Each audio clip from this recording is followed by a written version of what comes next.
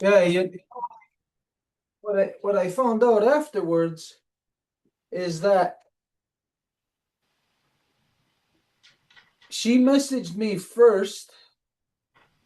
We were she was doing uh no, it was a phone Facebook a messenger phone call. So we were on a messenger phone call and then we went to the Zoom. So that's why we were hearing the sound when on the Zoom there was no sound. Okay, that's why we were hearing her even when the Zoom was done. And Yeah, then it was from your computer, then it explained everything. yeah, but I didn't realize that until afterwards. But nothing I would have been able to do anyways. Mm. It's I just didn't want to cut log or speak on top of everything, so I didn't say nothing. We are ready? okay, let's go.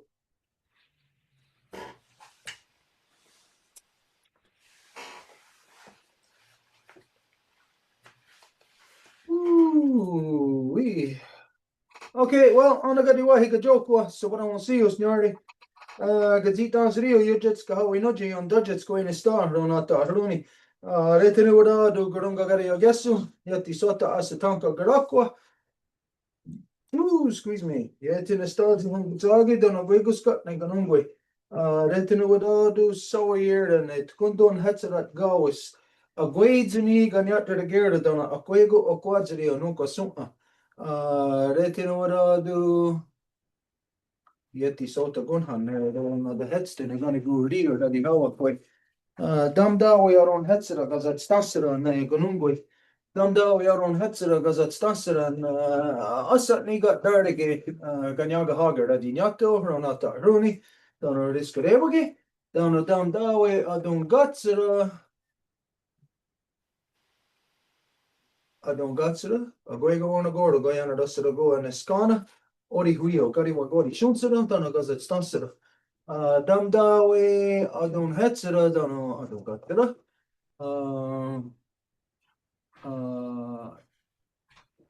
Jorakwan wisti hun zage. Et zage Guyana dasser is gonna go. Et zage gonna wida. Et zage jagonse. Damdawi, Gayandawana, Ganigugio. Okay, so as you know, that every time that we get together for council meeting, ceremony, anything of importance, we always have to carry out Honda Gari Wadekwa first. This is the words that come before all else. It's where we identify and give thanks to the things within creation that have created us and the things that we need to continue to sustain us. And so we always begin by giving our thanks to the great spiral of creation. When you look up into the nighttime sky, you're not looking into cold, dark, empty, lifeless space the way that non-native science would lead you to believe. No, instead, you are looking into the living, vibrant body of our great mother. And so we give thanks to her, to Sky Woman, as it is she who has given us spirit. From there, we give our thanks to the beating heart of our Mother Earth, to Grandma Moon. It's she who regulates the flow of the lifeblood in all things. And so we give thanks to her, to Grandma Moon, as it is she who has given us blood. From there, we give our thanks to our Mother Earth, regardless of what color you are, what language you speak, where you've grown up from Mother Earth, or more importantly today, what you imagine divides us. What enables you through those false divisions to be angry and harbor hate and resentment and towards others, towards your sisters and brothers, and to even to the degree of waging war upon them. Regardless of these things, we all come from the same mother, making us all one family, sisters, brothers, all relations, all together. And so we give thanks to her, to our Mother Earth, as it is she who has given us body. From there, we give our thanks to all the women from the newest born baby girl to the eldest grandmother as they carry the sacred title of life giver into the world and are to be honored and respected as such. We give thanks to them for in this world they give us purpose and direction. From there, we give our thanks to the spirit that connects all things together from the furthest reaching roots of the trees that's collecting all of the life energy from deep inside of our Mother Earth to up near the surface where the roots and the medicines are, to on the surface where people dwell, where the animals dwell, where up into the bush, the shrubs and the bushes, bugs, insects, the flying little winged ones into the trees, the birds, and into the upper atmosphere, the atmosphere which is filled with microbial life forms. We think there's nothing in the air when you're looking right now at your computer screen or your TV screen or whatever you're looking at. You can see your screen clearly, and so you believe there is nothing between you and that screen, but it is filled with microbial life forms. It is filled with life. The space between you and I, when you're looking at somebody, even if you're kissing your wife or your husband, and you're this close to them and your eyes are looking at each other and you can see clear, it appears like there's nothing there, but it is filled with life. The space between is filled with life. And so the microbial life forms that fill the air that we are breathing in all the time, the water that we are breathing in, and off of the earth, off of our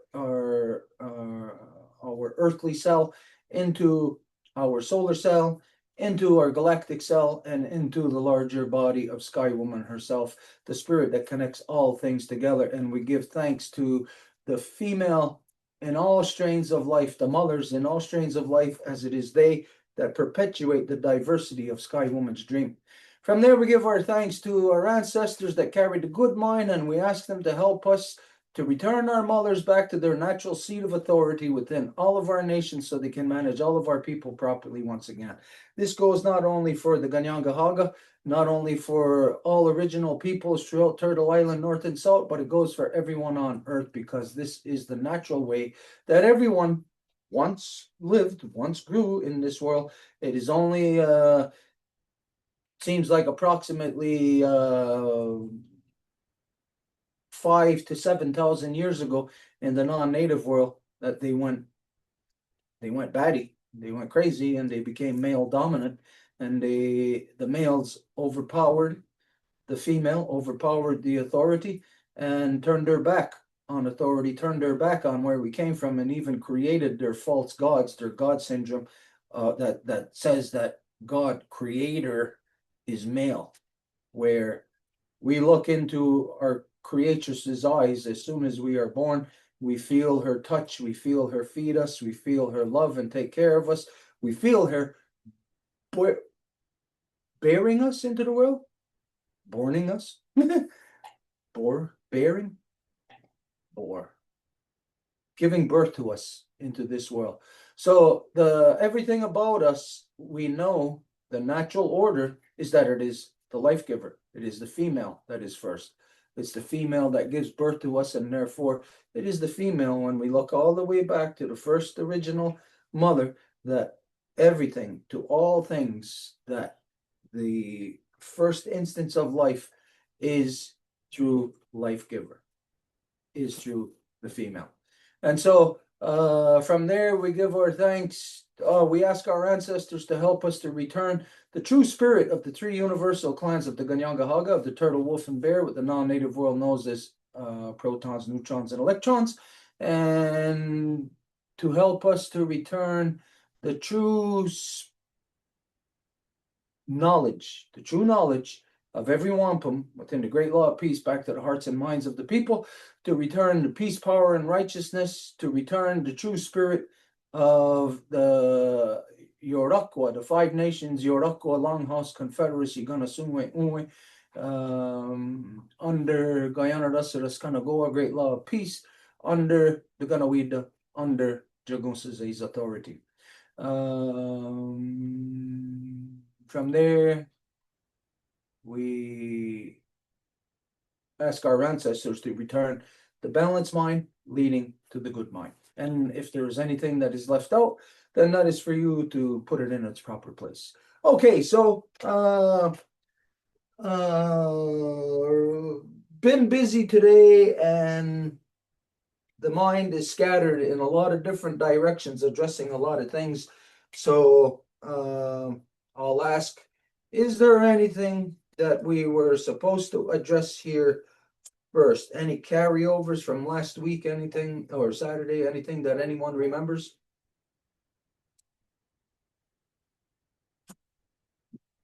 Okay, if there's nothing that anybody remembers, There is Roberta that was there last week. She is just arrived. who? Roberta, her name? You know, she was there and she was supposed to talk, but then we didn't Hi, have time. sorry. She's our friend that we just became friends. So maybe she just wants to explain a little bit like why she reached out to the land defenders and like just like a little bit of what we've been talking about personally. Ah, okay. All right. So, why don't you introduce her? Like how you came into contact with her. What's the connection? And then we'll go to her. This is our friend Roberta. She reached out to us through Messenger. Just I guess she's seen some of the land defender movement on Facebook, so she was curious to see like what we're all about, and she's always like wanted to get involved with the First Nations to help with like whatever's going on in the environment around her. They're spraying in the fields, and she's interested in the wind turbines and like what kind of pollution those may cause and like all different things and the lead and all that stuff. But she has all the information, so if she Uh, wants to share a little bit. okay, yeah, I remember. Yes, but we weren't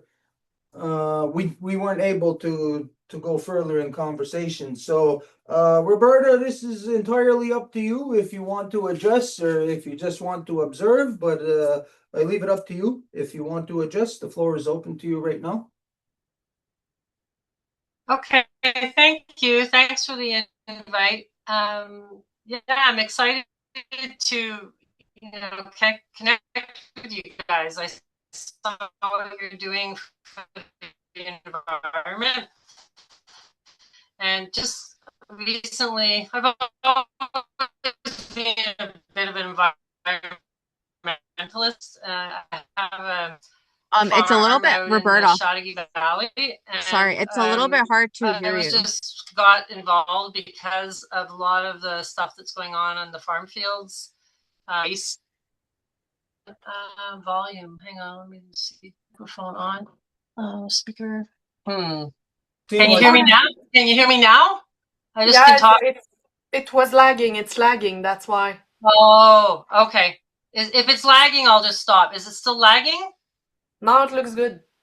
Okay. Yeah, my internet, I'm out in the country. So, yes, so because of some of the environmental things that are happening in the Haut Saint Laurent region, and they're pushing all these projects through, and I found out that the First Nations were involved, mainly your band council. So I reached out to your band council to show that I wanted to just talk to them, just to kind of find out what's going on with their connection with the energy movement. Because then I started researching and how the Canadian government is promoting energy programs for you guys. There's a lot of money available to you to do energy programs. So I have a feeling your quarry that you're doing, they have a program for that. They're obviously getting money from that, and also your band council is getting money from this program to install wind turbines.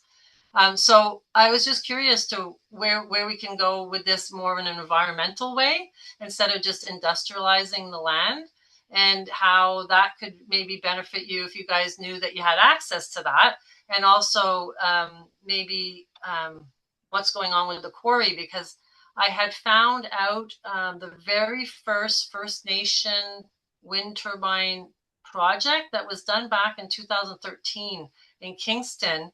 They had done it on an old quarry.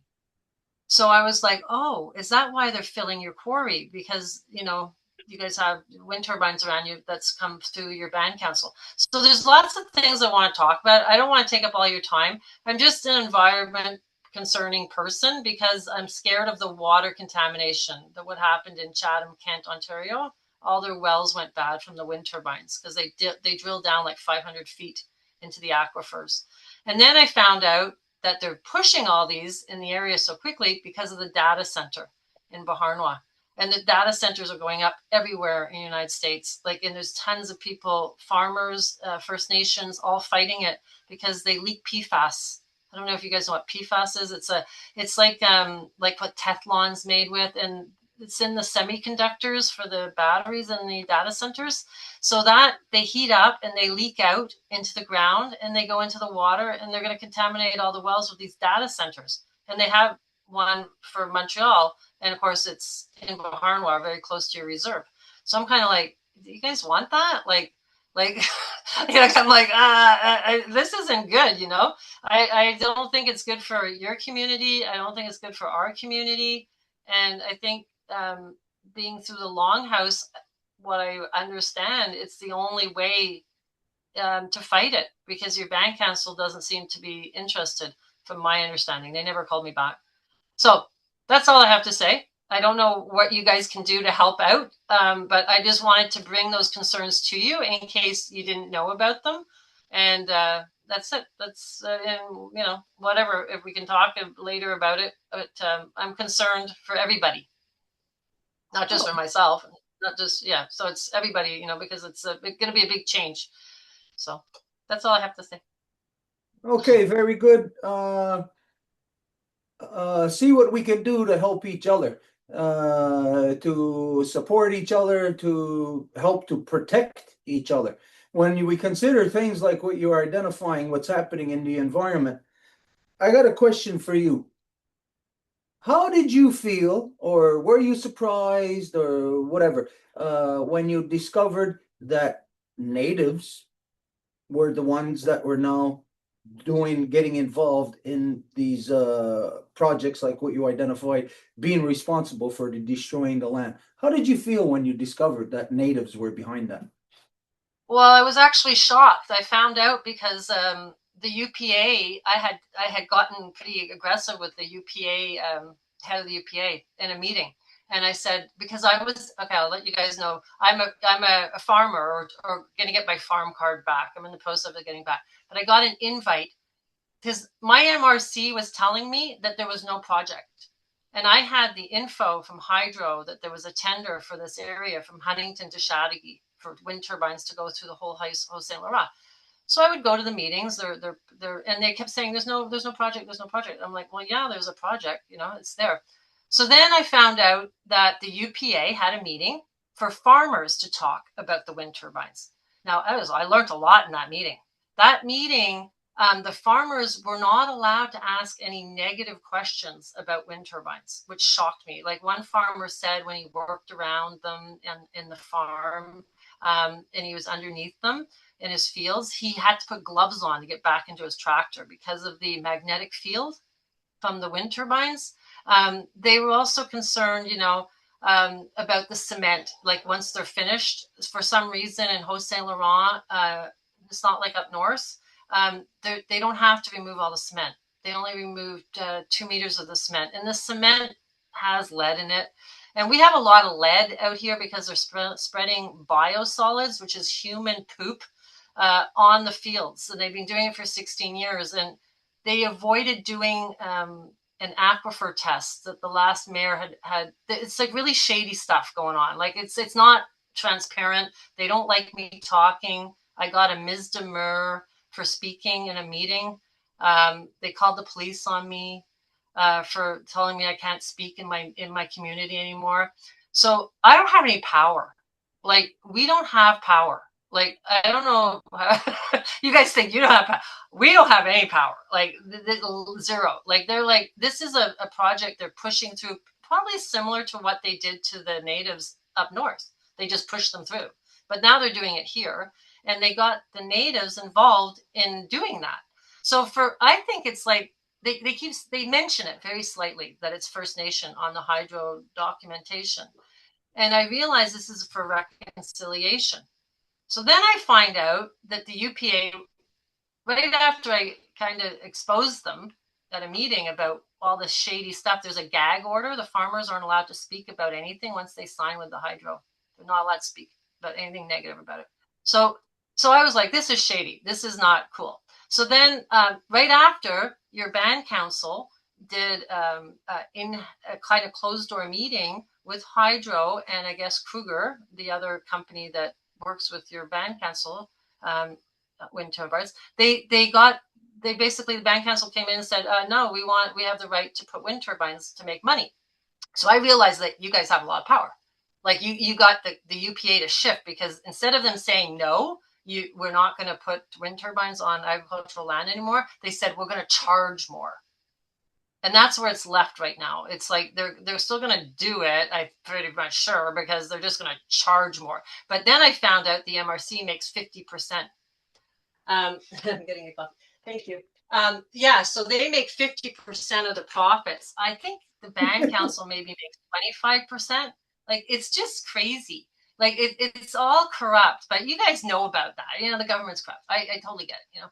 But what I'm saying is, it's not just for wind turbines, because they're doing this in the United States, in New York, and it's in a Quebec company that's forcing solar panels for the data centers down there, and they're taking the wetlands.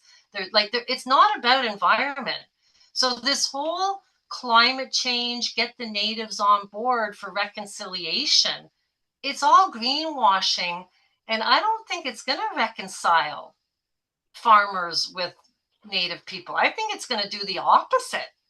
Like, I think it's going to, like, and I think we're being played by the government. That's what I kind of see. Like, they're just turning the tables, like what happened, like, 300 years ago or 400 years ago. They're just turning the tables now. So I kind of see it like we're all falling in a trap. And I think the only people that have power are the longhouses, from my understanding, what I've, in being environmentalists. Like, you guys can stop it. You guys have the power. Nobody else has the power. Like, we can't stop it. We've had a meeting at Baharnwa. I got up and said, like, this seems like it's about UNDRIP and United Nations, because when they did the big presentation in Baharnwa, where the data center is going to be, they had 250 people there complaining, and they had your First Nations up there. I said, well, where are they? Where's the First Nations? Why aren't they in this meeting? Where's the UPA? UPA is going to make a cut. I got mad. I said, the First Nations are making a cut. UPA is making a cut. The MRC is making a cut. But the small farmer is going to have potentially the land value depleted, and the potential of our wells being, like, who's paying for that when our wells go wonky, with poison or with dry, whatever, because they're going to use a lot of water. So they're doing the data center in Baharnwa. They're taking the St. Lawrence water. They like that because we have the water here in Hydro. Like, Quebec is going to be where all these AI data people want to come, because we're a cold climate. We have cheap hydro, but we won't have cheap hydro after a while, because those wind turbines are for when the data center takes up too much. And then we're going to get charged, because those wind turbines are privatized. They're not on a rate that hydro holds. So they can charge as much as they want. Well, for sure, your band council is going to make some money. For sure. I get that. That's great for you guys. But I just think there's other projects you could do that would bring your old ways back and make money, like doing hemp or something. Or there's all these, because it's all energy. Like, they see hemp as energy. So I'm thinking, like, why not do what your Corey's doing? Why not doing what your bank has? Or get the money from the taxpayers and use that to make yourself wealthier, even though you're working with the system, I know, but you could do like community groups to teach your old ways. So that's how you're going to get reconciliation, because, it's honorable. It's from good intent. But this isn't from good intent, what they're doing. I just think it's all backwards. That's my opinion. It's like they want to poison the land and blame it on First Nations. Like, that's how I see it. Like, you guys are, that's what's going to happen, because they're going to say, oh, well, it's the First Nations are making money. That's what the farmers are eventually going to say. They're going to get mad once they find out, but they keep it all hush hush. But it's there. the documentation's there, but they don't talk about it in the meetings. But people are going to find out that I don't think it's really ethical, you know, because they tell us that wind turbines are green, but they're not. They're toxic to the aquifers. So it's the same as the solar panels. They're toxic too. So it's all greenwashing to make a surveillance data center that basically it's the same as Carney's as, you know, what's it, the Bill C-22? It's all surveillance with their phones and that's all being recorded in those data centers. And I think they're going to use it for crypto, because I found a Vermont documentation calling the AI data centers crypto centers. So I think it's the whole new financial system. But it's toxic, you know. Let me ask you, where did you hear that? I got a documentation from Vermont. I was Googling it like to find out what was going in Vermont and in New York and how the natives were feeling there. Like there are other native communities protesting the data centers across the United States, but we don't hear about it in the news feed very often here. But now that I'm clicking on it, I get more, you know, but it's really crazy. So I have the documentation. It says right on the title, crypto centers. So they're calling them just like data centers, but this is for the money system that Trump wants to bring in, you know, the crypto. And I think Carney's part of it. Like they're doing like, it's like they're pretending the United States is all oil and gas and Canada is all green, but it's all for the same reason, because they just need power. They just need power to run the data centers because they're going to suck up so much energy and use so much water. Hey, we'll have to ask you to watch the language. Oh, sorry. What did I say? Suck up. Yeah, no, I just said suck up. I didn't say no. I just said suck up. Like suck up the energy. It's like they're just going to like use the energy from the planet, you know, to make the data centers run because they need to use water. And I'm concerned about the water. That's what I'm concerned about, and what's going to happen to the St. Lawrence River, because they're going to use the water, run it through pipes through this big giant data center in Beauharnois. It's 154 acres. But in the United States, there's 600 acres, these buildings. They're like giant refrigerators, and that refrigeration component is toxic. Sometimes they leak, you know, and then it gets into the ground, and they know that. They know that it's PFAS. And now Trump, you know, the PFAS, that's also in the human poop, which is spreading on the land, is in those data centers. And Trump just trying to pass a bill because he originally, I thought he was good. Like I thought he was a good guy because he passed a clean water bill. And I was like, wow, that's great.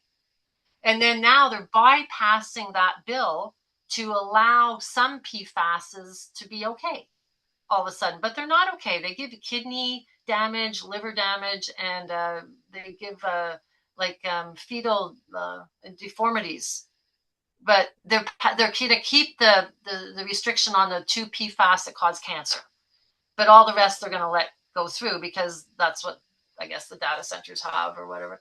So it's really disturbing because we have a lot of PFAS in the Great Lakes and in St. Lawrence River, and the CBC did a big article on it through the University of Montreal. Asave or something. He had done a big, and he says any PFAS is bad. It's like you can't just have low PFAS. It's like it's bad. It's like so they're going to heat the water up and put it back in St. Lawrence, heated.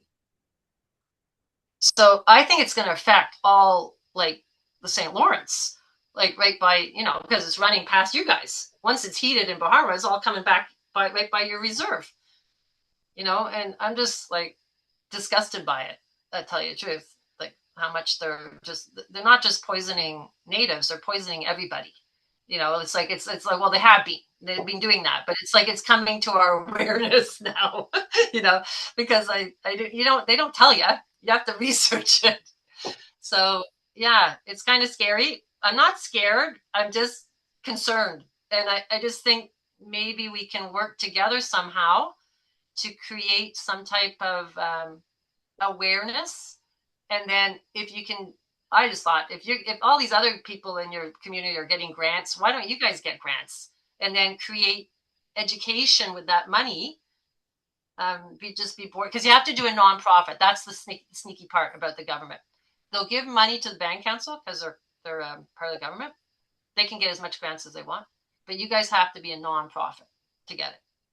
But the Longhouse is a nonprofit, and so if you wanted to do, you could do the sludge thing. If you don't want to do that, do hemp. Just rent some land with this guy. I think that you can get like 200,000 a year doing this. That's a lot of money. You can invest in a hemp company and then take some of the profits to teach your teachings, so that's how reconciliation is going to happen. Not by greedy people like white man is. We've done that route. It doesn't work. It's like, so I'm like, well, that's the way I see it. I'm trying to do the research to find out how you guys can benefit. And then you could probably fight the quarry because now you're an environmental nonprofit. You're actually being green, not just the fake green, because my understanding in the quarry, they're going to bury some contaminated soil in the center, but they're probably just filling it to put a wind turbines, because your band council wants to expand out, right? On your St.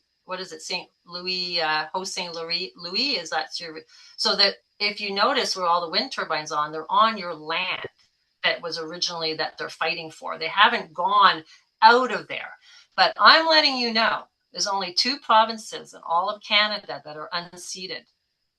And there's a lot going on in BC right now. That's the other province on unceded. You guys are on unceded land. You guys could have so much power over the Quebec government, and they don't even want you to know. Okay, because when I brought this up at the hydro big huge meeting, they didn't like it. I said, this is UNDRIP. And the new Governor General of Canada, she created UNDRIP. She helped create that. Now they're upset because some of the BC natives are making fuss about environments and they're using UNDRIP. And because it's not like the American, I think the natives in Alaska are going down and creating havoc about environmental stuff in BC. But they're allowed because UNDRIP isn't in a country. It's like there's no borders with UNDRIP. So they're legally allowed. So you guys could create protests here about all this. You could go into, the other reserve in Cornwall there, Akwesasne. You could go there. But Trump just gave them 3,500 acres of land. So I have a feeling he's keeping them quiet.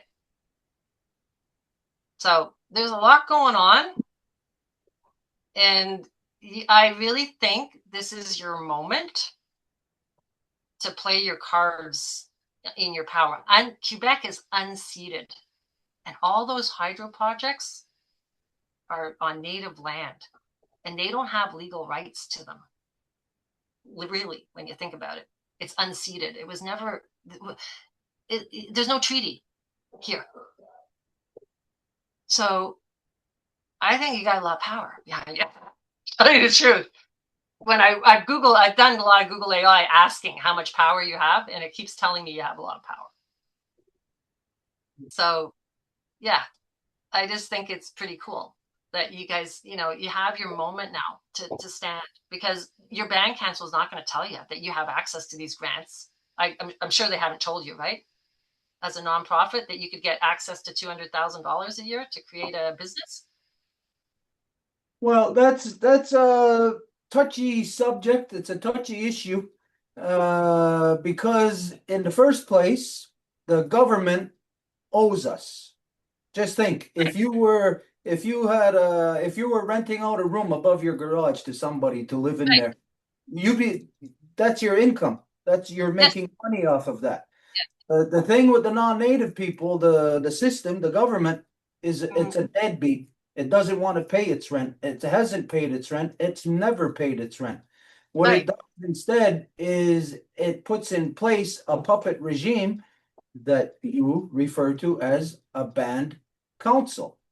Right. Because you think that it's native. It's not native. It's not native. Okay.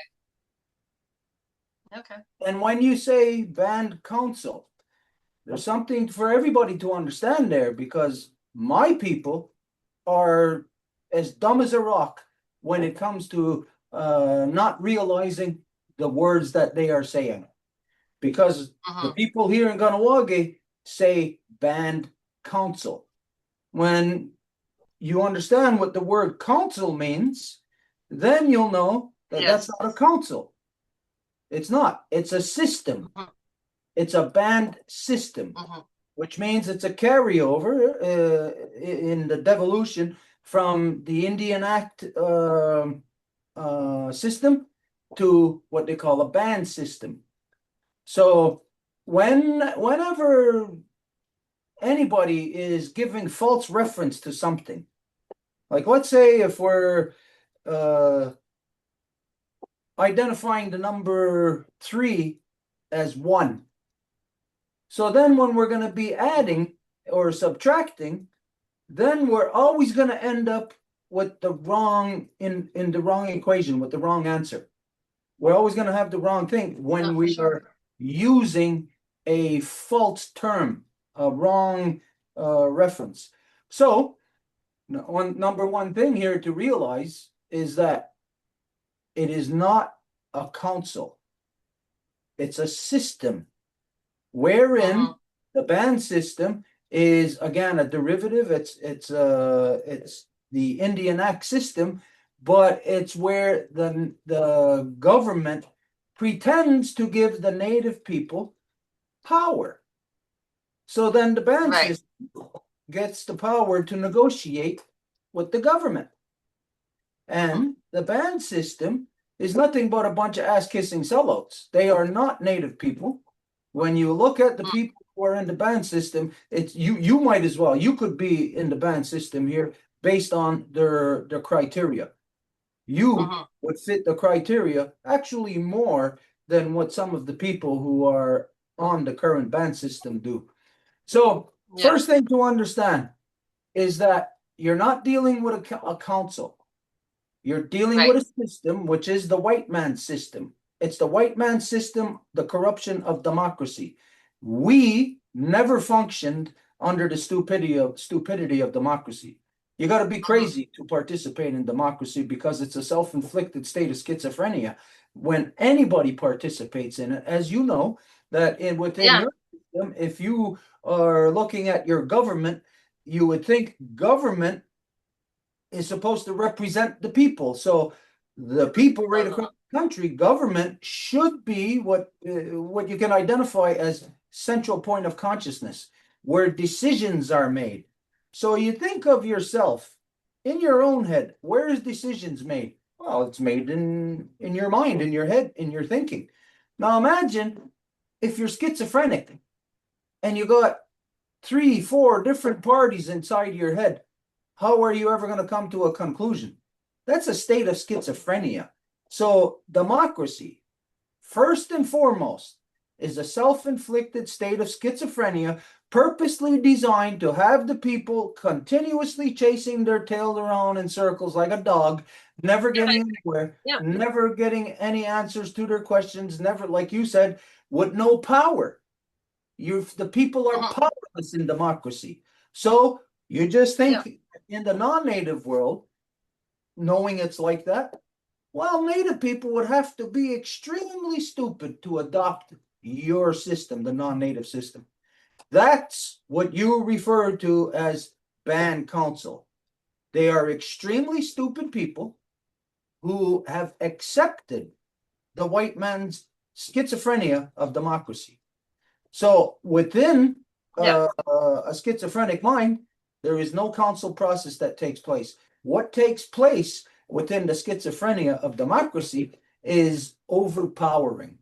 The ones who are the most brutal will be the ones who rise to power. The ones who are the most easiest to have no conscience, to hold their hand out and to sell out, to take money, to sell their people out. That's the people in the band system. These are low lifes. Only people who join the are low lifes. So for our people on the reserve that you think are representing our people? No way in hell. No way. Even by the terms of democracy, No. they do not represent, because they do not even have what you would call a quorum. They do not even have 51% of the community that participates. They got less than 10% of the community that participates in that system, but yet it's the exact same thing that the white man does. They assume to have power over everybody. So do not make the mistake of mislabeling No, I don't. corruption of the band system as a council. That's where people go wrong in the first place. That's where all my people go wrong. They keep up with the stupidity of saying band council, band council, band council. So when they say that, let's say a native person is referring to that to you, then you just don't even think about it. You just automatically say band council. Yeah. And then if you repeat that to your children or to somebody else, band council, then they're hearing the words that you're saying. And the word that you're saying, council, is implying something that they are a council, which they are not. So you would not be so what's the word here? So shocked to learn that the band system is doing these things. But you would be more shocked to find out that a band council is doing these things. So the right and proper terminologies is what's necessary for us to comprehend if we are going to help each other.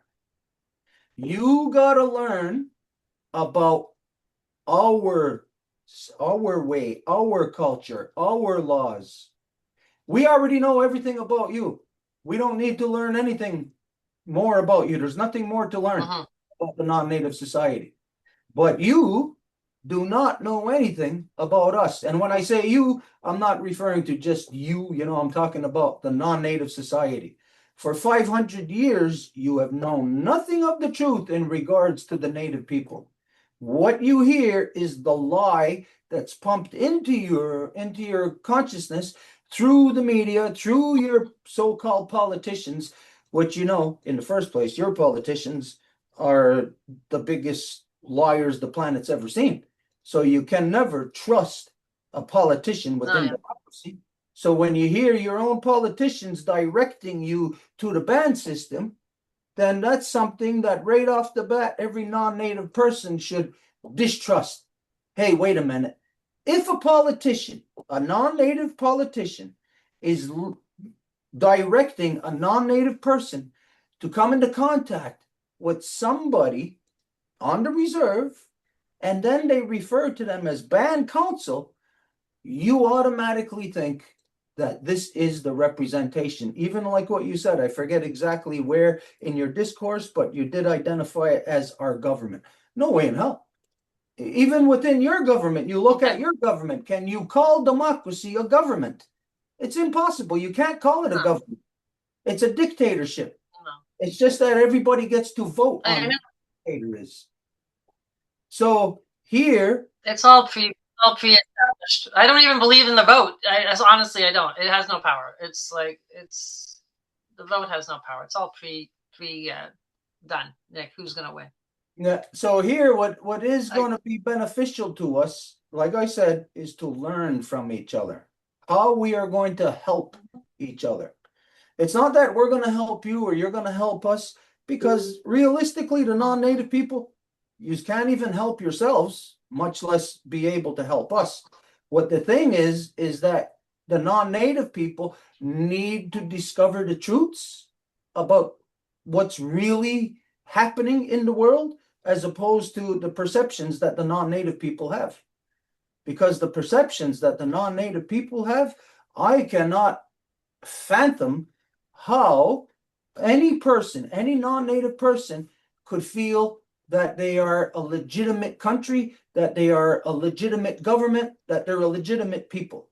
I cannot fathom how any non-native person believes any of that, because the reality is that so-called Canada, here so-called Quebec, so-called Montreal, Saint Remy, Saint Isidore, these are all colonial outposts. And within a colonial outpost, it's not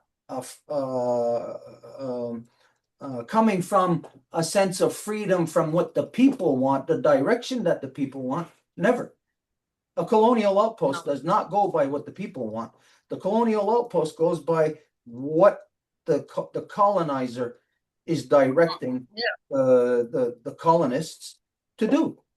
And so right from day one, from the moment that the non-native people stepped off the pirate ship, that everybody has been legally categorized as colonizer. There's no other identification in the non-native world. So when people are believing that they're citizens, a citizen has a sense that they have a power within their system, their government, their country. The reality is you carry no power unless you have $1 billion, if you're a millionaire, if you are a corporate entity, or if you are a nonprofit, then you have power within that system. But the only power you have is the power that's granted to you. When you consider why we do not go for these grants, because when you apply for a grant, it comes under the terms of the person who is granting it to you. So when it is granted to Native people, it's not granted, if there was a grant, say, it's not granted under the terms of the two-row wampum. It's granted under the terms of what the nonprofit must abide by. And so a Native group or Native person who's going to file or register as a nonprofit, they automatically lose their treaty rights, because as a nonprofit, they are registered under the province, which isn't even on a nation level. So the Native nation has a treaty right that puts the natives on the same level as your so-called. Okay. So you lose your treaty right. Treaty to what? Treaty to what? Pardon me? You said you lose your treaty right. Treaty to what? You're on unceded land. There is no treaty here. Well, you see, like I said, this is what you got to learn. This is what you think. Yeah. All of Turtle Island is under treaty. All of Turtle Island is under two-row wampum. But apparently you have this perception that treaty means ceded. Okay. That's not what it means.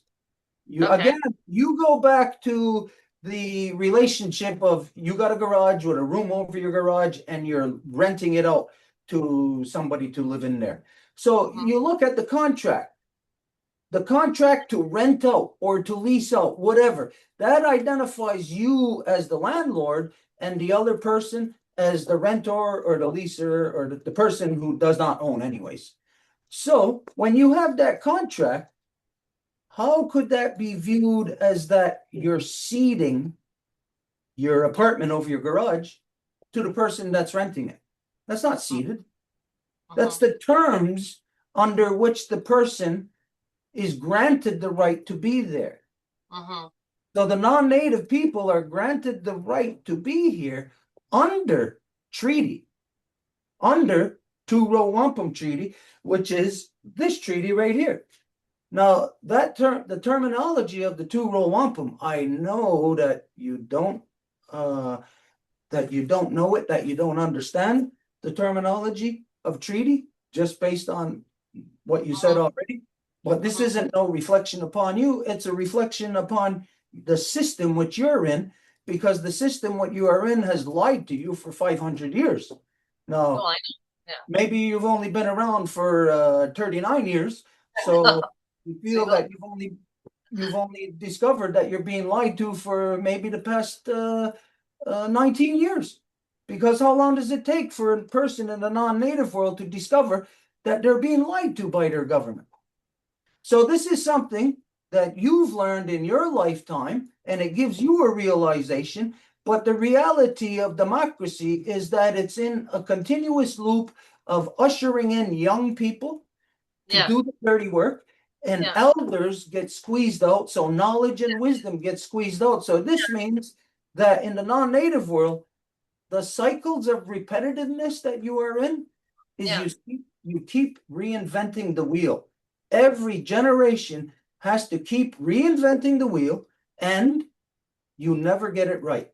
You can never actually reinvent the wheel because the system prevents you from having the knowledge of what how a wheel is constituted, how a wheel is made. It gives you a perception of how a wheel is made from within the restraints of the confines of being in a dictatorship. Again, because you're in a colonial outpost. So being in a No, but what do? We need a plan. This is where, like we said, that it's you, the non-native people, that have to listen.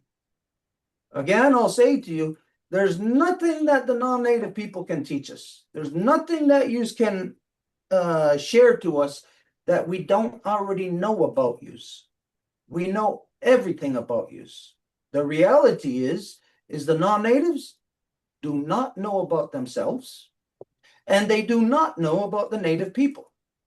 So here in an equation of where you don't know about yourself and there's other people, the native people, and you don't know about them, then the realities is that the world you're living in, you haven't got a clue of any of the truths, what any of the truths are.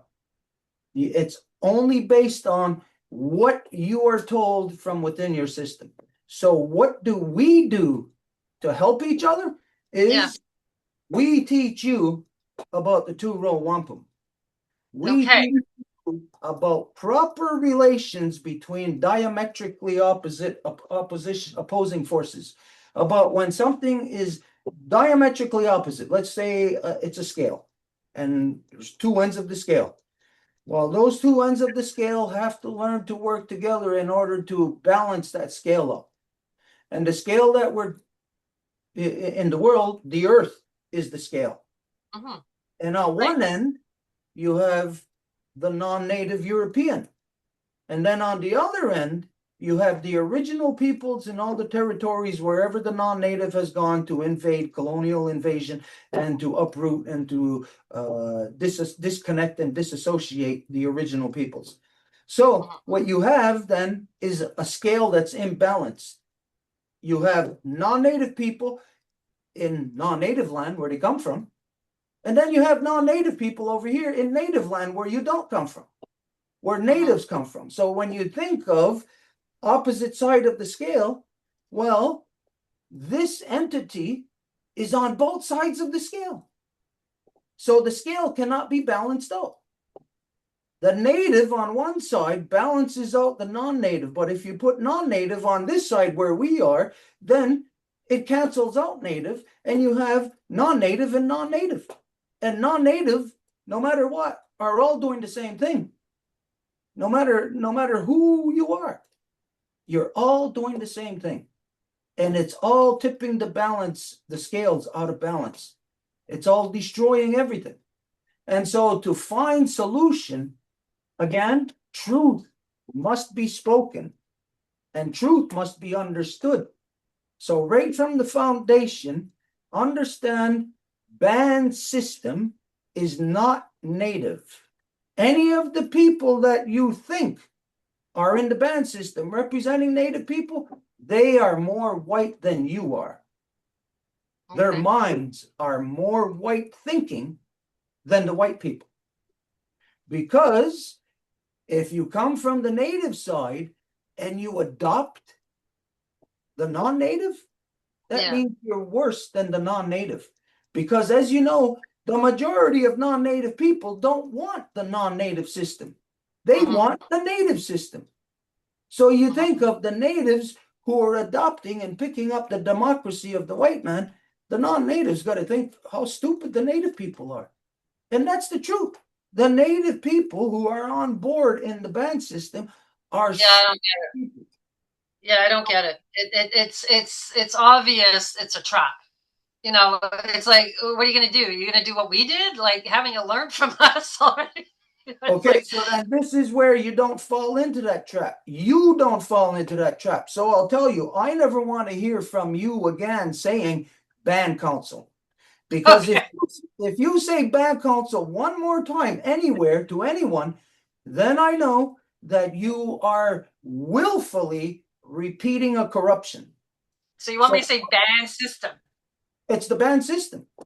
And the Okay, band I'll see that. I'm okay with that. That's fine. I'm and good the with that. band system is the white man's system, because the band system of democracy is the exact same stupidity that you do out there in any city hall under Robert's Rules of Order. The band system is just as stupid as that.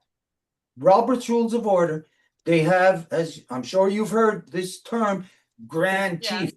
Grand Chief, supposedly. What the hell is that?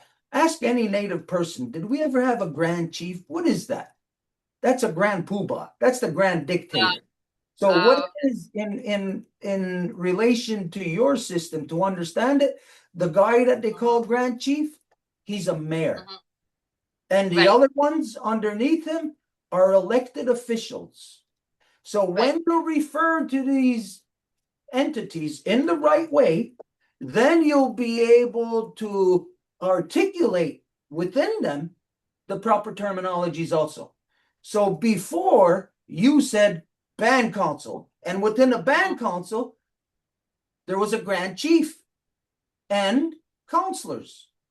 Hey, but within the band system, there's a mayor and elected officials. So you see the difference in the understanding? A mayor and a grand chief. To non-native people, the terminology of grand chief, it sounds, I would imagine to you, it sounds kind of legitimate. A grand chief, what a big chief, like it's the big chief of the nation. No, it's a mayor of a community that participates in the corruption of democracy.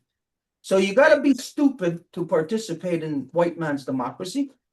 And even if it's natives who adopt it, then the natives are even more stupid than the non-native people who are just growing up in this and not thinking anything, you just fall right into it. You eventually, as you get older, you discover the corruptions of your system. Here, within the reserve, the people discover the corruptions, but they see it as how they could benefit from it personally. And so everybody who goes into the band system are a bunch of ass-kissing sellouts out to put their hand in the till, to steal, to take what they can. And as a matter of fact, this is what happens within the band system. They are a bunch of thieves, every one of them, that are within there because they suck from the community. Money, resources that belong to the community, not to them. And what they do is they take money stolen from us and they invest it in business. Can your mayor do that? Can the mayor of Saint Remy or Saint Isidore, can the mayor take money from taxpayer dollars and invest it in a business? You can't do that. No, but they're going to take the hydro money and they're going to, they're not telling us we're getting any. We asked them, well, do we get lower hydro? What do we get out of this? Nothing. So they're going to do what your ban system is doing. They're going to now do that in the MRC. You see, it's growing. It's you think our system's bad? It's getting worse. It's like it's obvious that they're going to get very wealthy off this, and it's not going to the citizens or anything for us. Well, I don't know how long you've been around in the area, but if you remember, what was this? Maybe about 12, 15 years ago when Highway 30 came through. Okay, prior to Highway 30 coming through where it is now, if you recall, Highway 30 was scheduled to be on the 132. Right.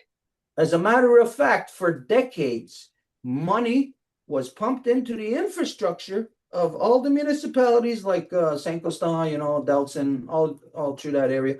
that money was pumped in to create an infrastructure to support the highway expansion. Right. As you know, if even today when you drive through there, you look at where these big stores are, like Walmart or Super C or something. They're very far off of the 132, very way in, and that was to accommodate the space of a 6-lane highway. There was supposed to be a 6-lane highway there. So that's where Highway 30 was supposed to be. Now, if you know that, if you're a farmer and you know farmers in the area, you know that all the farmers were pissed off when Highway 30 came through, because according to the so-called laws of Quebec, that you could not put a highway through the greenbelt. The greenbelt could not be touched. Oh. So they made a deal. The province made a deal with the ass-kissing sellout mayor here in Kahnawake. His name, I always only can remember him. I only think of him as the belly, because he had a big fat belly. Curry, do you remember his name? I think we lost everybody. Oh, he was a DeLille. He was a DeLille. What the hell was it? Mike DeLille? Anyways, he was the mayor of Kahnawake, and the province went into negotiations with the band system here to put Highway 30 where it is now in the Greenbelt. Because, like what you said earlier, that's all part of the land that is claimed, supposedly, by the band system. Now, think of this. How could the band system claim any kind of land when the band system has only been around for not even 100 years? And that they've only are in power because of their great white father. So they don't represent anything. They cannot claim anything. But this is what they were claiming, that there was a seigneury land claim. And because of that seigneury land claim, the province negotiated with the mayor of Kahnawake to put Highway 30 there right through the farmlands. And I know farmers in that area. And when that happened, they all felt betrayed by the native people. They all felt like the native people were a bunch of stupid assholes because that they were not protecting the land. Right. They made a deal with the province to sell out the land.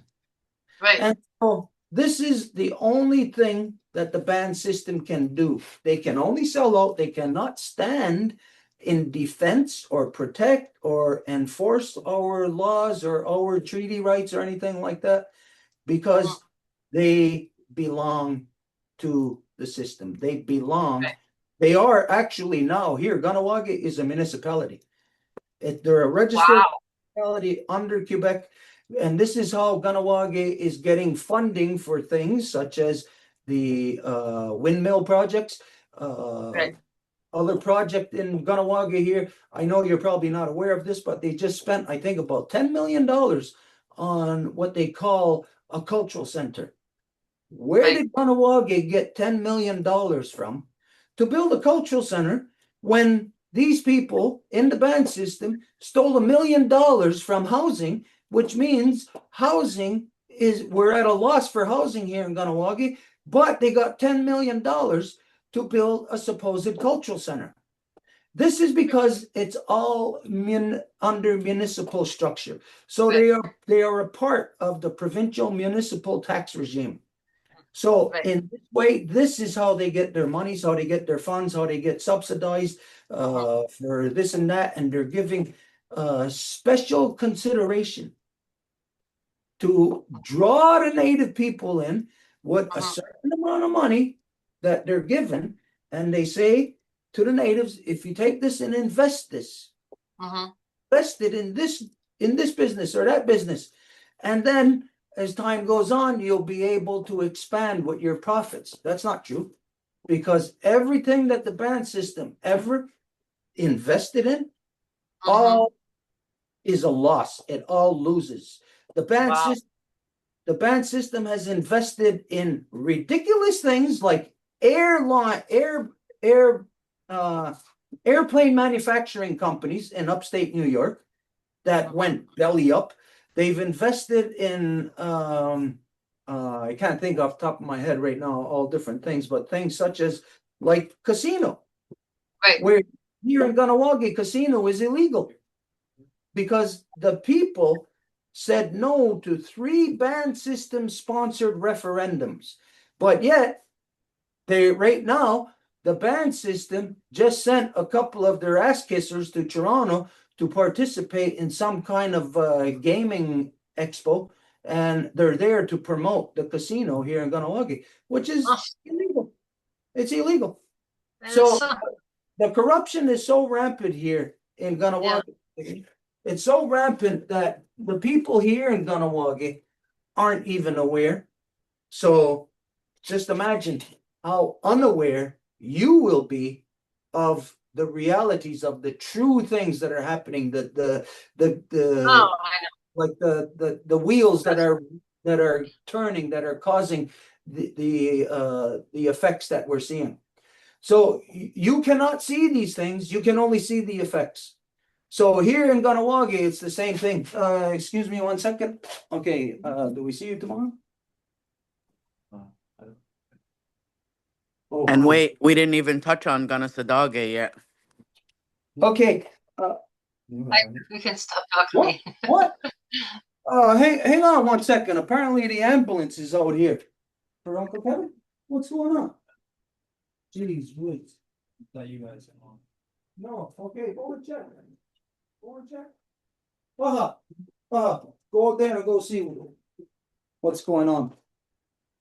Okay, those of you who know or don't know, I got a reoccurring nightmare out here in my front yard, and right now the ambulance is here. I didn't know.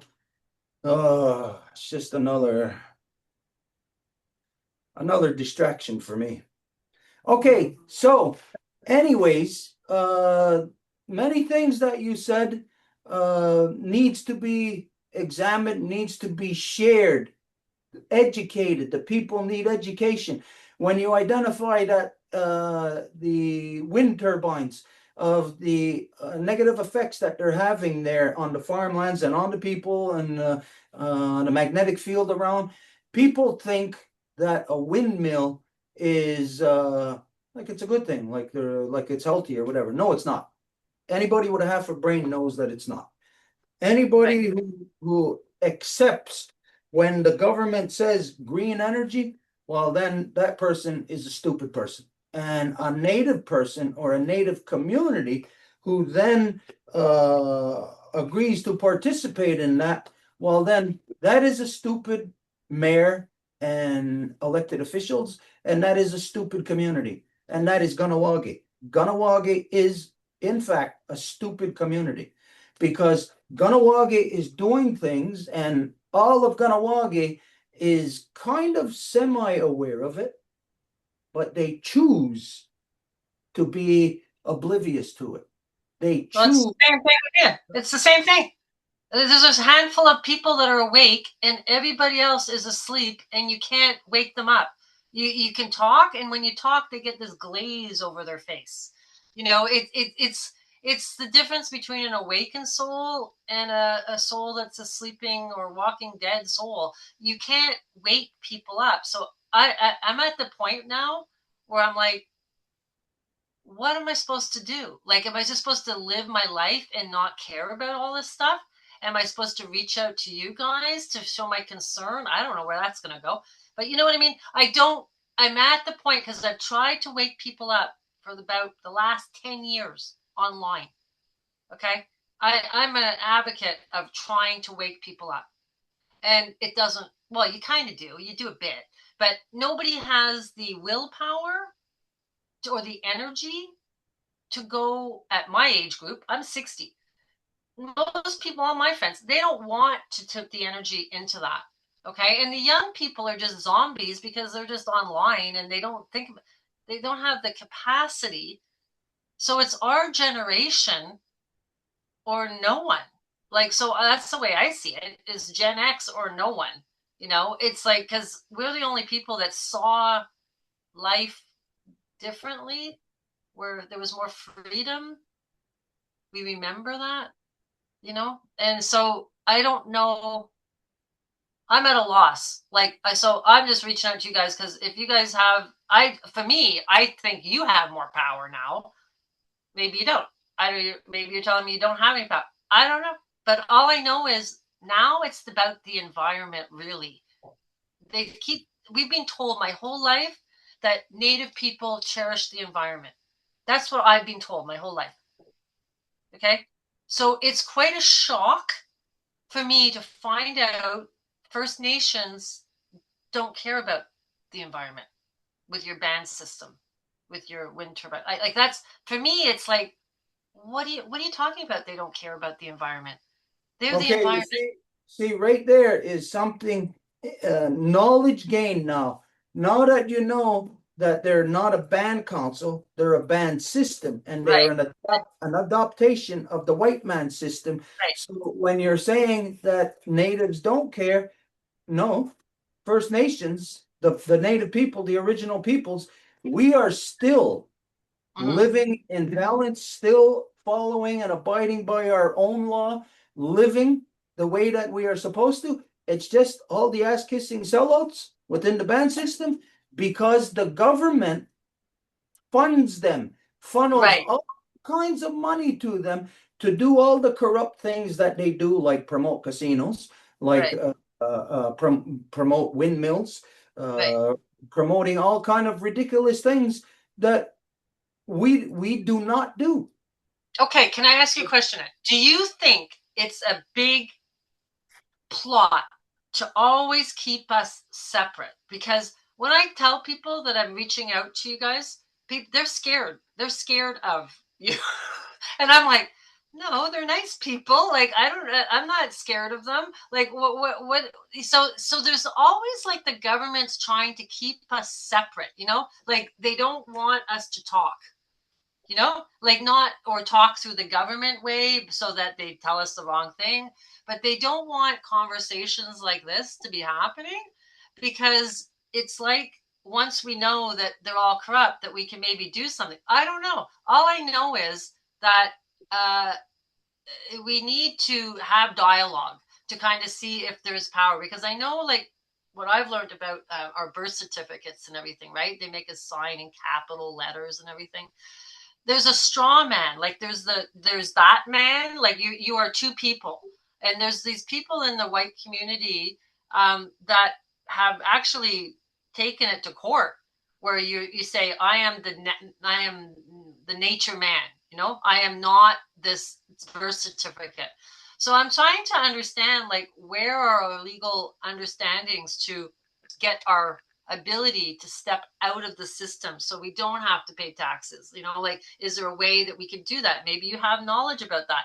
I don't know. Maybe I can find more knowledge about that from my people, but there's certain things that we're missing. We're not being educated about that. There's my dog. That we need to understand, because there must be a way to get out of this system or live outside of this system. So that what all the surveillance and smart televisions that they want to take all our tracking, all our stuff, like I don't want anything to do with that. I want to live off grid. I don't want any of this. You want to do that? Yeah, we'll talk together. Anyhow, but there has to be information how we can make change and make a community that has power. This is your information. Okay. This is the information that you are looking for. Right. Because this is the communication. The two-row wampum is there as a tool.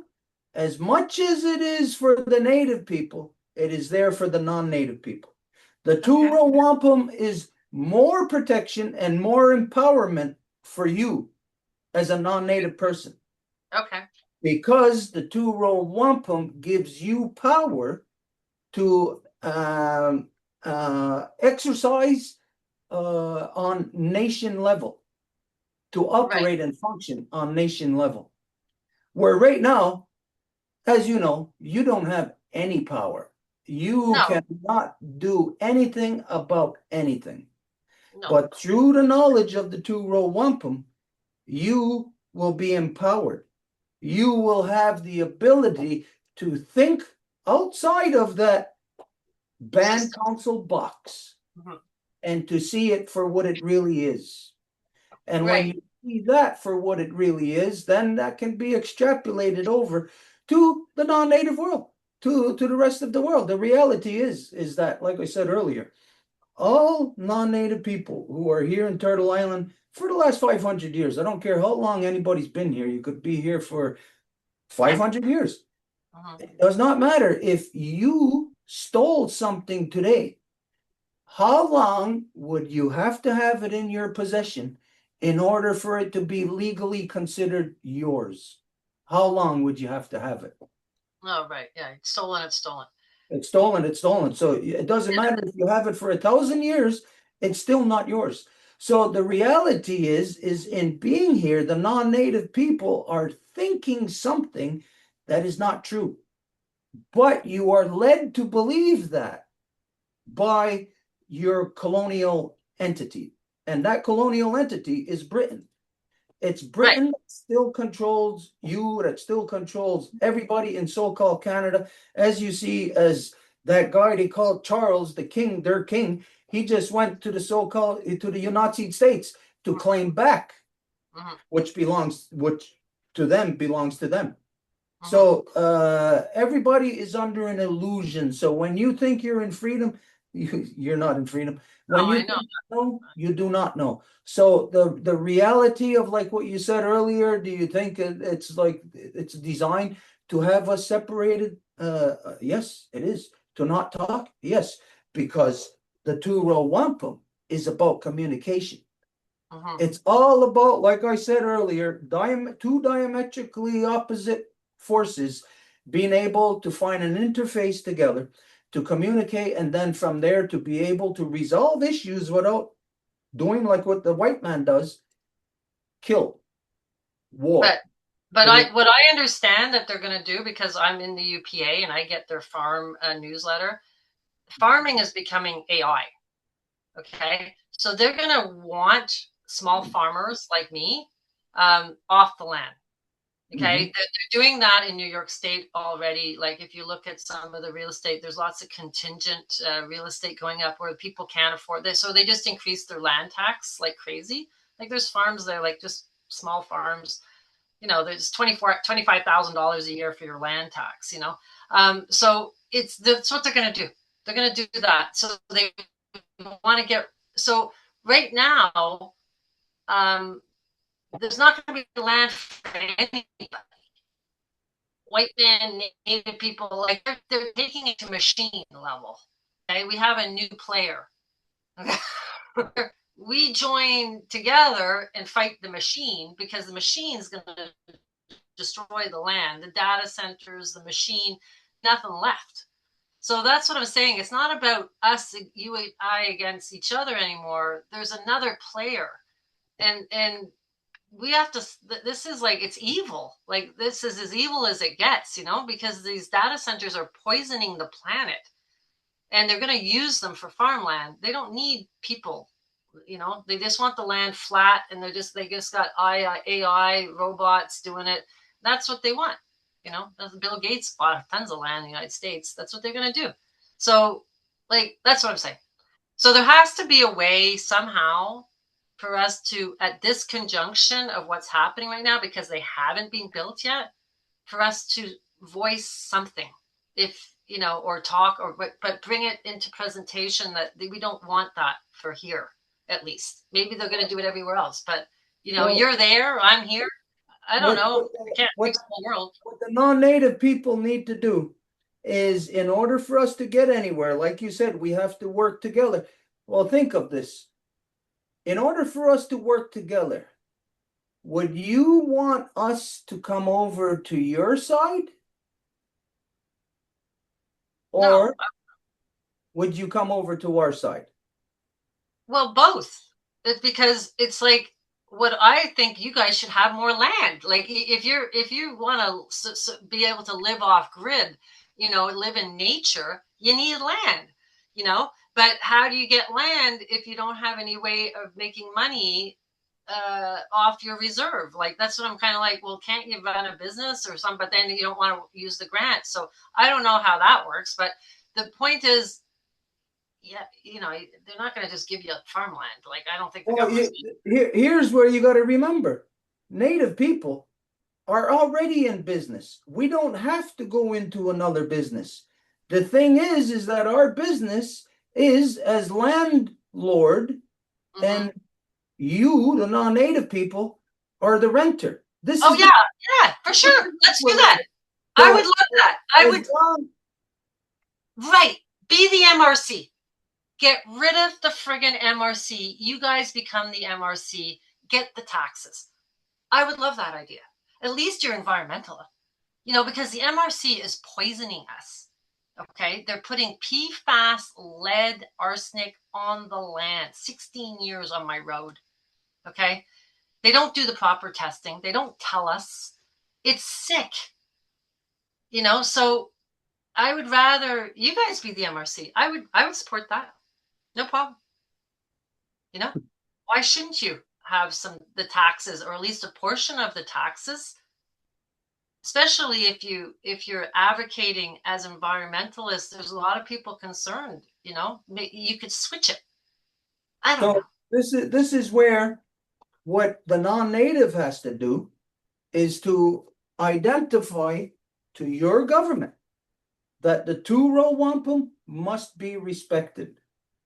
That from your side, as a non-native person, let's say I'm a non-native person speaking to my government, we must respect the two-row wampum.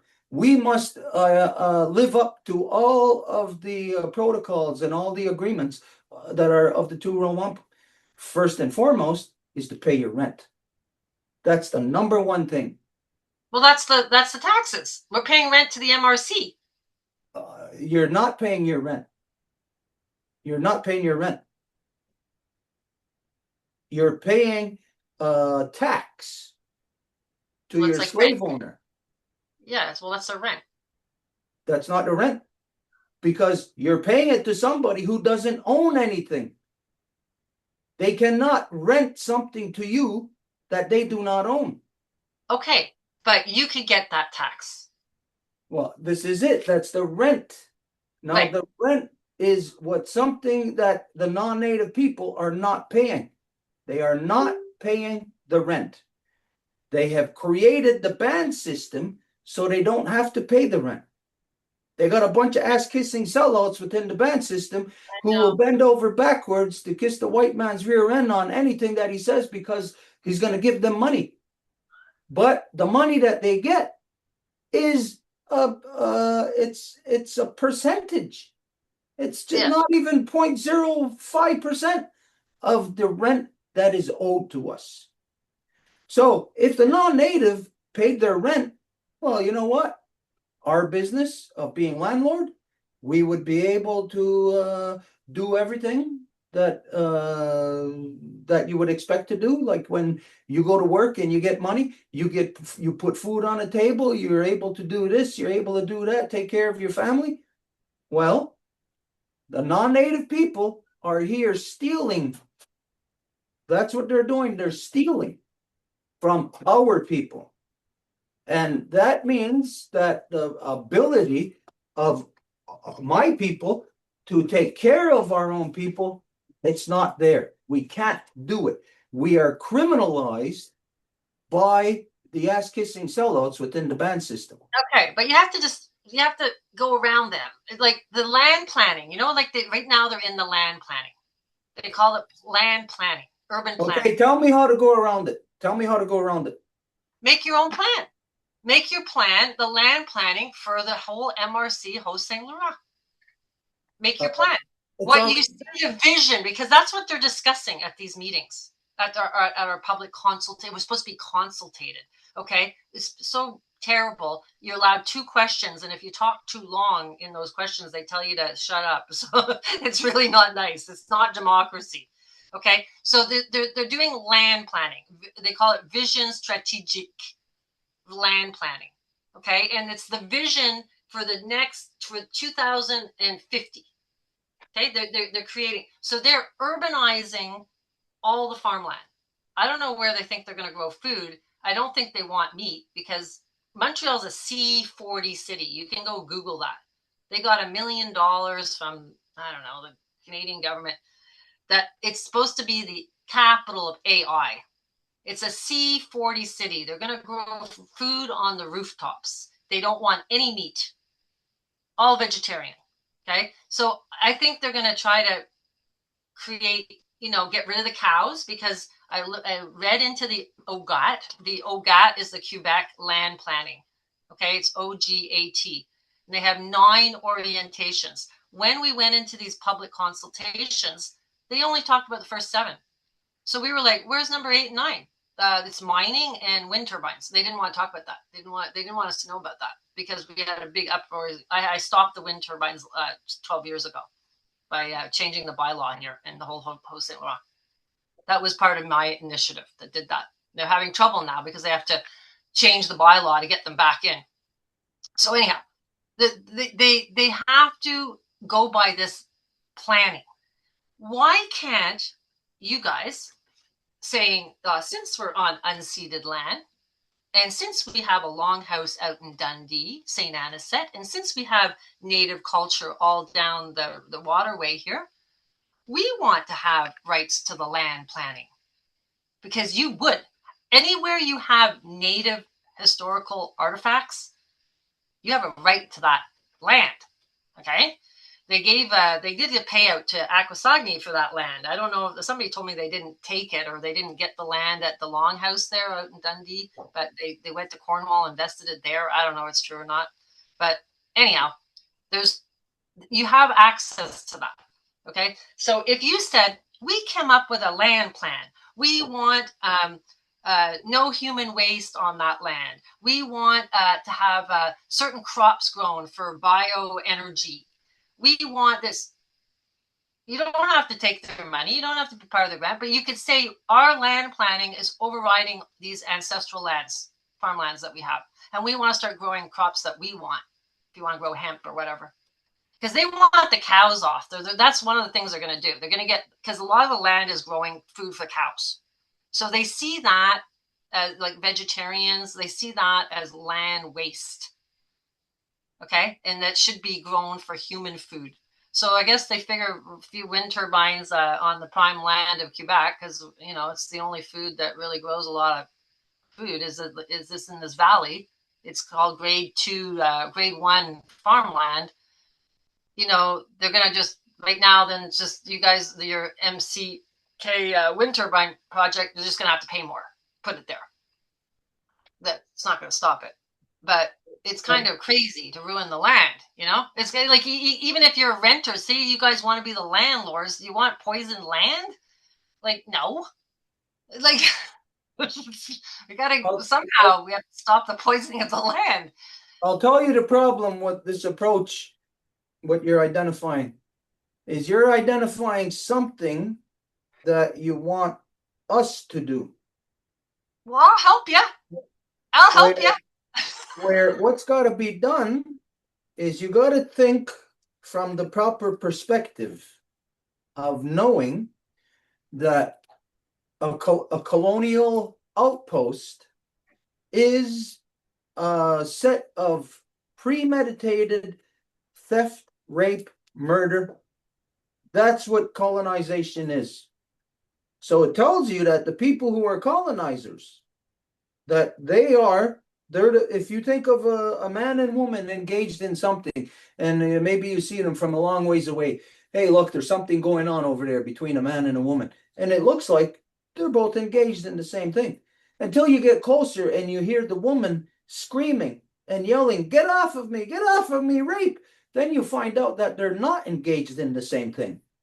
Then you find out that one is a rapist and the other one is a victim. So, from that perspective, which one has to do the work? The victim, the rape victim, or the rapist? Okay. So you want me to do the land planning? No. This is where I said education. where you gotta listen to get the proper education to know what you gotta do. What you gotta do whenever you go into these consultations or whatever's there, what you gotta identify is, does this comply with the two-row wampum?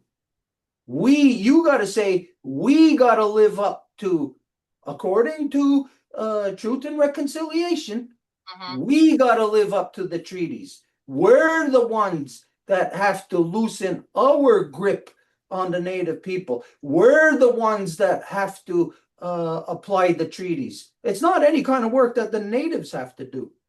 It's what the non-natives have to do. Yeah. Well, I could probably, but they're going to think I'm just crazy. If there's nobody standing beside me that's native, they're going to just think I've lost my mind, because they actually have tried to tell me in when they did a misdemeanor to me that I'm crazy and I have no facts, and they tried to shut me up. So well, this is why a proper education, you must be educated in the proper things to know how to address these things.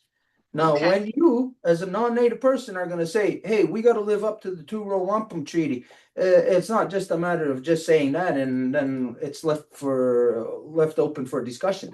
No, it's how you build up to it. It's how you substantiate it beforehand, so there is no type of like argument against it, no legitimate argument. What you got to do is identify, well, according to our own laws, according to our own Charter of Rights, that Section 35, which every non-native person should know, Section 35 identifies that native treaty rights are hereby recognized and affirmed. And so this is where you say, we call upon the Charter of Rights, which the non-native thinks that it's like it's a constitution or something, because whenever you're in court and they say that they'll identify constitutional challenges. Right. To have a constitutional challenge, you have to have a constitution. So-called Canada does not have a constitution. You have a charter. Yes, I know. And yeah. And the Queen never signed it. Well, that's the thing, to know that a charter is not something that is your right. A charter is something that is granted to you. So when you speak from that level of their Charter of Rights, Section 35, treaty rights are supposed to be recognized and affirmed, then we must be abiding by and living up to all the protocols of the two-row wampum. So if and when there's a something happening about the windmills and you're at a meeting there, then this is where you present that, and then you identify that if you choose to overlook this, then you will find yourself in a constitutional challenge, in a constitutional argument, because they will be breaking their own Charter of Rights. Right, that's what I'm saying. It's all hypocritical, because they're trying to use the First Nations as if this is reconciling something. Like, they're using you guys, like they're using your name. This is the hydro is working with the First Nations. The hydro is, and I'm like, what do you mean? The First Nations want to pollute the land? It didn't make sense to me. So they're putting themselves, like, it's like there's a door there that they've left open that I know is weak. Okay, because they can't talk out of both sides of their mouth. Like, this is for First Nations reconciliation, and then at the same time pollute the land. Like, it's not, it doesn't match, like, I'm sorry, that all they do is preach to us that First Nations want to protect the land. That's all they say to us in school, everything, that's it's been programmed in, like, really intensely. So it's not making sense. It's crazy. It's like, it's insanity. So it's like, so that I think there's a window there that I can kind of, because when I brought up the First Nations at that big meeting, and when the hydro was there, he goes, well, these are very complex social, problems, that we have to look into, or, they know what they're doing. This is where you, with the proper education, would say these are not complex social issues. These are very simplistic treaty issues. The two-row wampum is very simplistic. And so what you got to then, what you would then identify is that what makes it complicated, where your politicians can never answer and want to avoid, is because they are dealing with a non-treaty status entity, the ban Right. system. They do not Right. have treaty status. So Right. They wouldn't answer me. They wouldn't answer me. Yeah. And I said, Okay. "You're not going to answer me?" And then they're like, you know, and I was like, I was just trying to like cause trouble. I was like, you know, where's my cut in this? You know, like everybody's making money, but I lose my farm and I lose my well water. Like, where's my cut? You know, I was kind of putting them on the spot, and they wouldn't answer. I said, it's not right what you're doing, you know?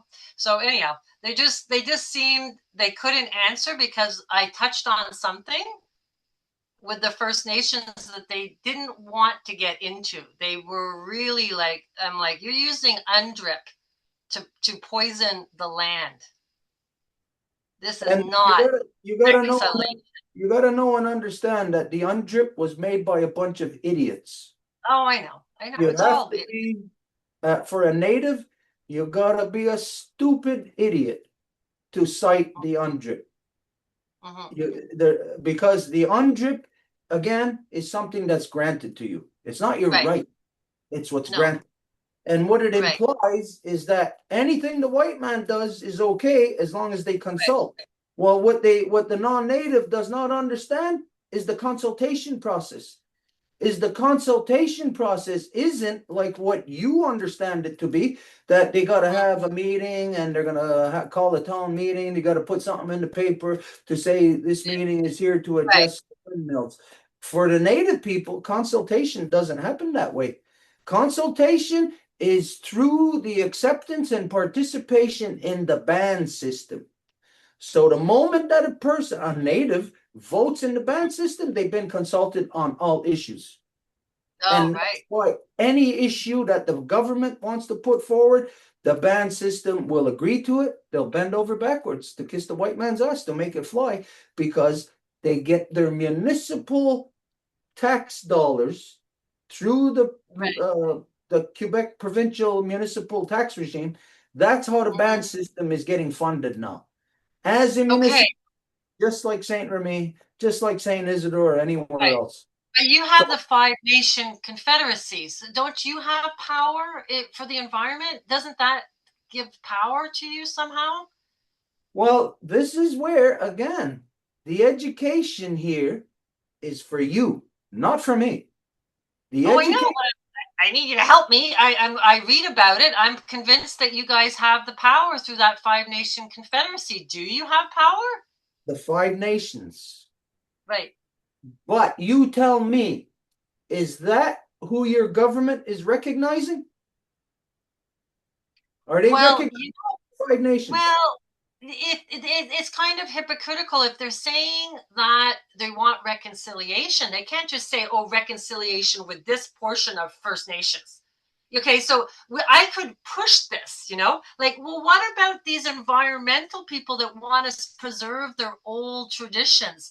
This is what we want to reconcile with and learn from these people. We want to learn their tradition. That's what they're terrified of. Okay, what you are suggesting is that you have an option, that the non-native people have an option.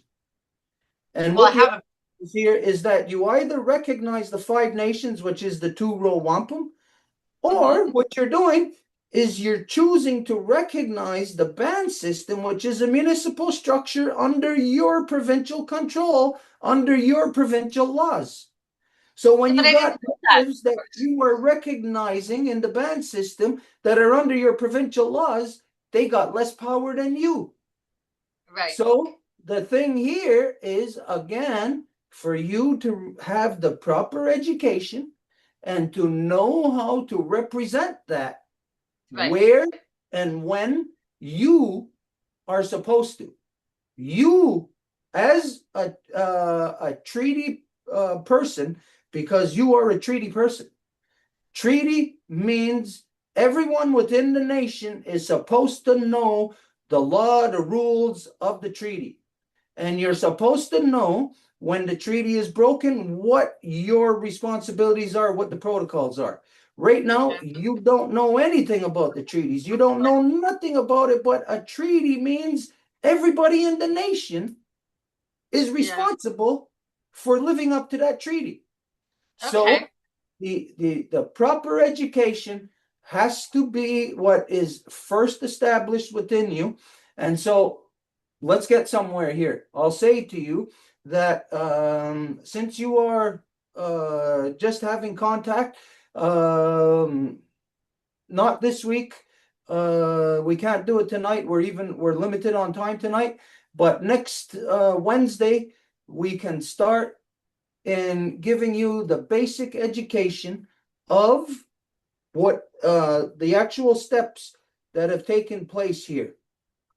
So this means the historical, not the history, the herstory. Yeah. That you will learn the herstory of what actually took place here, and then to know that, again, democracy is schizophrenia. And so through the non-natives application or recognition of the band system, you are forcing upon the native people a state of schizophrenia. That means the non-native people are guilty. You, every non-native person, is guilty of breaking the treaty. That is the only thing that's going to protect you. So you're first breaking the thing that's going to protect you, and then after it's broken, and then you want protection, you're asking that thing for protection. That's putting. You're talking about the two-row wampum. That's what you're talking about. That's putting the cart before the horse. And so in this way, I'll tell you something. You are nothing new to us. We have seen you generation after generation. And what has happened, there's always been somebody just like you who rose up and said the exact same things as you. But because you're in a democracy, you don't know about that. You don't know the one just before you, the one 20 years ago who was speaking like what you're speaking. You don't know the one 30 years ago. There's no consistency on the non-native side. The only consistency is in the corruption. And so for tonight, we'll have to leave it here. I'll say to you that next Wednesday, we will begin with the proper education that you need, that every non-native person needs to understand that if you want to deal with your corruption of taxation, your solution is two-row wampum. Because your taxes are not supposed to be the way that it is. You are not even supposed to be paying income tax. Income tax is a war measures provision. And that was instituted here in so-called Canada and the United States in World War II. They kept it in place, which means you have been at war ever since World War II. You think World War II ended? No, wait, because your War Measures Act is still in place. Oh, I know. I know. So the war that you are involved in is the war against the native people. Right. It is a physical, actual war that you are carrying out right now. And one of the ways that you carried it out by quite simply saying band council. I'm sorry. So now you know one thing different. You have been educated in one thing, that you are never to say band council again. You are right to identify it properly as a band system with an elected mayor and elected officials, just like any other municipality. This way, when you're talking to them or about them in the MRC or whatever, any kind of consultation, you identify that they do not have any kind of special provisions or protection. They do not have access to any treaty. They are nothing but another municipality. When you bring them to that level, then your politicians can't lie to you about saying that, well, it's complicated. The relations are complicated. No, it's not. What's complicated is the lie. The lie has been told over and over and over so much that it's so complicated that there's no white person any longer who even knows the truth of the lies that they've been telling. No. They don't even know what the lies are any longer. No. They're living the lie now. Yeah. Okay, so look, we do have to move on, Sorry. but for tonight, this is a really good start. It's this kind of discussion, debate back and forth that the people need to see. They need to be exposed to it. My people need it more because my people are more lost than the non-native people. Because think about this. Here we had the great law of peace for over 1,500 years before the great darkness of the white man came here. And now for the last 500 years, we've been observing the white man. We know everything about him.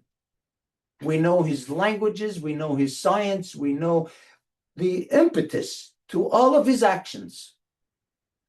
But the non-native doesn't know nothing about us. They don't know nothing about the truth of the last 500 years. So for tonight, this is a good start. We broke the ice.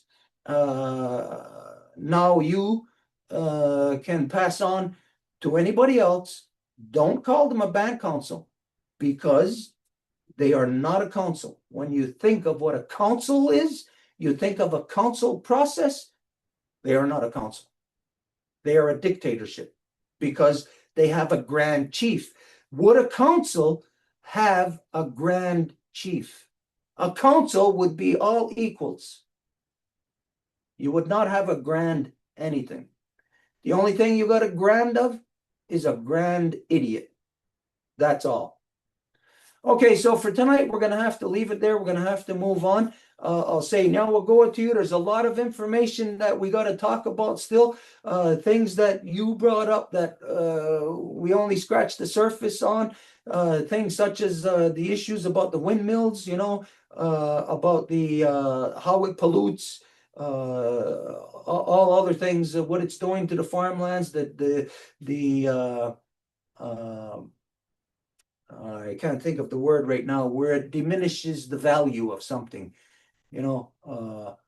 When you put a certain categorization on the land, it diminishes the value of it. So the farmlands are being diminished in value because the value of it is being changed. The value is being changed to what can you do with that farmland other than plant potatoes to make money? So the value is now not in something that sustains humanity. It's in something that destroys humanity. No value in that. It's complete reverse backwardsness. Okay, so anyways, for tonight, Neil will go. I'll just ask you any final closing words for tonight, and we welcome you back next week, of course, to begin this dialogue. But for tonight, any final closing words on anything? The floor is yours.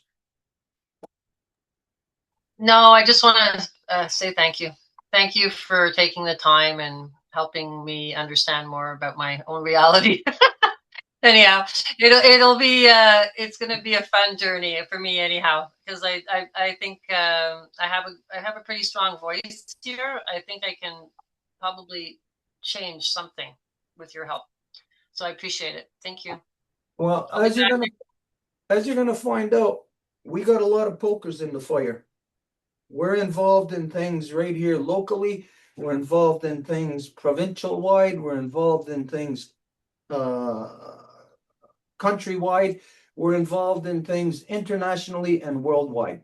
So we got a lot of pokers in the fire addressing everything that you could imagine, which the two-row wampum encompasses all.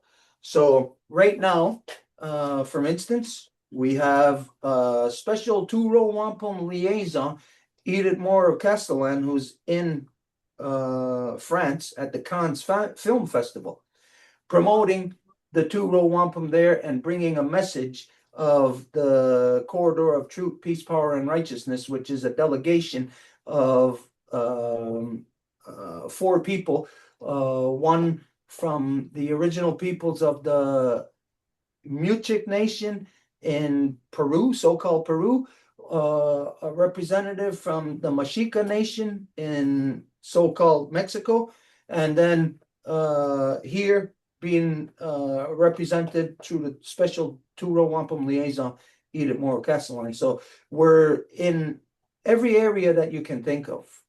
Wow. We are not dormant. We are not doing anything. We are the only people who are actually proactive and addressing things on every level that you would expect natives to be addressing things on. Okay, so thank you very much. But before, just in case I see somebody's hand up, I don't know who it is. I don't know if they got a question for you or whatever. So just maybe hang on 1 second and we'll find out what it's about. It's me. I'm Angèle, daughter of Jeanne Mance, granddaughter of Jeanne Aimée. I'm the Turtle Clan temporary representative in the Light Givers Nation. And of course, it's a subject that touches everybody, but I live in the Arthabasca MRC, and it's exactly the same. They want to push the windmill everywhere. And because it's like plains, so they could have data center pretty easily, and the thing that we have to do is to touch the farmers, the other farmers, the big ones that they are like this with that. They need our help because that's how they get them. And also, I just wanted to say that there's a new subsidy from, I don't know how new, I just learned about it, from Hydro-Quebec that wants to push solar onto our house so that we become, let's say, self-sufficient so that they can use all the electricity for these. That's what I understand, because why would they give us money to put solar if it's because they want to increase the consumption of everything that we don't need as people. So there's already a movement against the windmill, like it's in French. I don't know if you speak French, but there's a group in like the whole province that is getting together. I didn't contact them, but I just know about that, and I think we have to, like the Longhouse said, we have to go to these meetings and talk about the Turu Wampum because it's pretty powerful when you learn about it.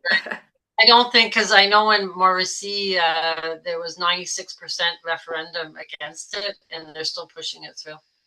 So they're not listening, because Hydro has a clause of social acceptability. They said that they wouldn't push them when people didn't want them, but they're still pushing them. So I think it's because it's for the new financial system, but in a way, it's like they're just tricking the farmers, because we brought it up in the meeting that the capital gains, because when you're a farmer and you make more money off, not from farming, you get stuck paying the capital gains. If you've owned the farm for 20, 30 years, you can almost lose your farm trying to sell it, like you can lose all the profit. So we mentioned that. And so I think they're trying to change that. They're saying, because at one point, if a farmer said one, if he agreed to one, Hydro could put 40. So it's like they don't give them a limit. So we brought that up in the meeting, and I think now they're allowed to say we only want one. So we're trying to make the farmers understand it's a trap for them too.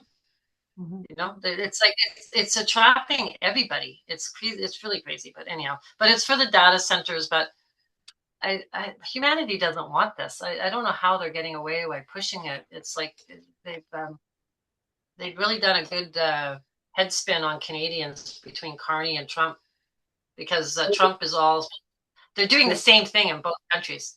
They get away to the corruption of democracy. Everybody wonders, how could this stuff happen? How could Trump start wars? How could so-called Canada be supporting the genocide in Palestine? How could all of the negatives be happening? You know how? You know why? Because of democracy. Through democracy. Everybody will swear up and down that democracy is the greatest thing since sliced bread. No. Democracy is war. It's male dominance. Now, if you like war and you like male dominance, then democracy is for you. Yeah. Well, they call it demon. It's in the word. It's in the spelling. It's demon. It's Okay. you know, One anyhow. last thing that I think of here, Angel. Why don't you tell her about the Life Givers Nation? um, Life Givers Nation was founded in 2019. It stems from the 2017 recital. It started there. That there was a women's declaration that was written in there. We can share it to you if you want. It's translated in Spanish, French, I think German, and Arab even. I don't remember exactly there. And it was founded because, as explained by the Longhouse, is that when we non-native arrived here, we were presented with the Turu Wampum, which we accepted. And it was identified by the Longhouse that it was not presented to the proper people because it was males. At the time, they didn't know that it was male-dominant society. And it's to correct this that it was we founded the Life Givers Nation to learn about the protocols of the Great Law of Peace, of course, but also to correct and to receive the Turu Wampum. So we are since then learning the protocols and exercising each moon a council on which we discuss about issues. We are currently working on because the power starts from within at first. So we have to us life givers at first connect to this sacred power, and so then we are able to have access to this sacred authority, like was said in the opening. So I'm the Turtle Clan temporary representative. It's temporary because I was not born into the native and ancestral knowledge. And this is the belt that was created by one of the member, and it represents the grandmother, the mother, and the daughter, and with the two great pine as a symbol of peace, and in like surrounding it is the symbol of the two lines of the Turu Wampum. So it's a perfect like representation of what we are, and yeah, we could explain like the three clans and stuff, but that's basically it. That's really awesome. Thank you. Thanks for sharing that with me. Yeah, I have a lot to learn, but I've always been fascinated with the native culture because I'm fascinated with ley lines, you know, the energetic lines through the planet. And I realized they stole that knowledge from the natives for the churches, you know. So I was always like baffled by all the crossroads, and I have all the maps of all across Eastern Canada and all the history that happened on them, and like how they use numbers even and dates, and they repeat the same trauma into these ley lines. It's really fascinating, but I think they're trying to keep us always in a lower frequency, you know, to not escape into our own trueness. There's something they're blocking us. Something's blocking us from finding out who we really are, you know, from our soul. Like that's what all the taxes and everything, it's all that to just keep us in prison. It's like an imprisonment. But this AI system, the crypto system, if they're doing the financial system through that, it's going to really lock in the frequency of the planet, because all that electromagnetic field is going to be everywhere. It's already bad enough, but it's going to get even worse. It freaks me out because I'm like, nobody cares. It seems like, and the white people anyhow, they'll think I'm crazy, but I know it's super important. But Well, to see what we it's coincidental that you speak of the ley lines and that you speak of frequency, because when we think of what these ley lines are, is these are not something that is like unknown to people. When we think of the what science identifies to us of the Earth's magnetic field, well, the Earth's magnetic field is what creates those so-called ley lines. So those ley lines are just places, like points on the land, that are subjected to and receive their power through the Earth's magnetic field, which is affected through frequency. And so we're going to move on now into addressing something about frequencies, as it is intertwined into this discussion. Recently, we were joined by a person who was working in the field in the area with these frequency machines that run on frequency and that are supposed to help or assist to a person's health or healing any health issues or improving their health or improving their mental capacities. So anyways, in the last couple of weeks, we discussed this. Somebody actually purchased the machine and already done some like kind of like self-experimentation with it, like to use it on themselves. So this is what we're going to address right now. We don't have much time to address this, so we're going to have to go straight into it. I don't know, is Mary Claude here? I can't see. Okay. Yes, yes. Mary Claude, just take it away. You know what's got to be addressed, so just go ahead. Nyangoa, Scanagoa. I am Marie-Claude, great granddaughter of Marie-Louise, granddaughter of Yvette, and daughter of Francine. I'm here in support of the Turo Wampum, the Great Law of Peace, the Longhouse, the Life Givers Nation, the original people. And yes, so the last, on that Zoom, it was April 16th.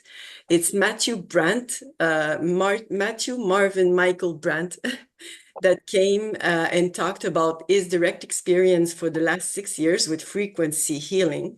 And I was very interested because mainly for my mom, but I mean, it concerns everyone. My mom suffers from heavy emphysema and she has very short breath. So when I heard that, I said, well, I looked on the website that Matthew provided, and they were giving a 30-day guarantee, money back guarantee. So I say, hey, I'm going to test that. So the next day I actually ordered it. So there's two machines really that I can briefly talk about. My experience is pretty limited, but I think quite meaningful. So I bought, the first thing was a AHA Halo. It's one that his sister was with him, and she was also confirming having benefited a lot from the machine. So they were both saying, this is, we're going to put the link. So I bought that. It's called AHA Halo. It cost me $700 Canadian. Do you have it on hand to show it?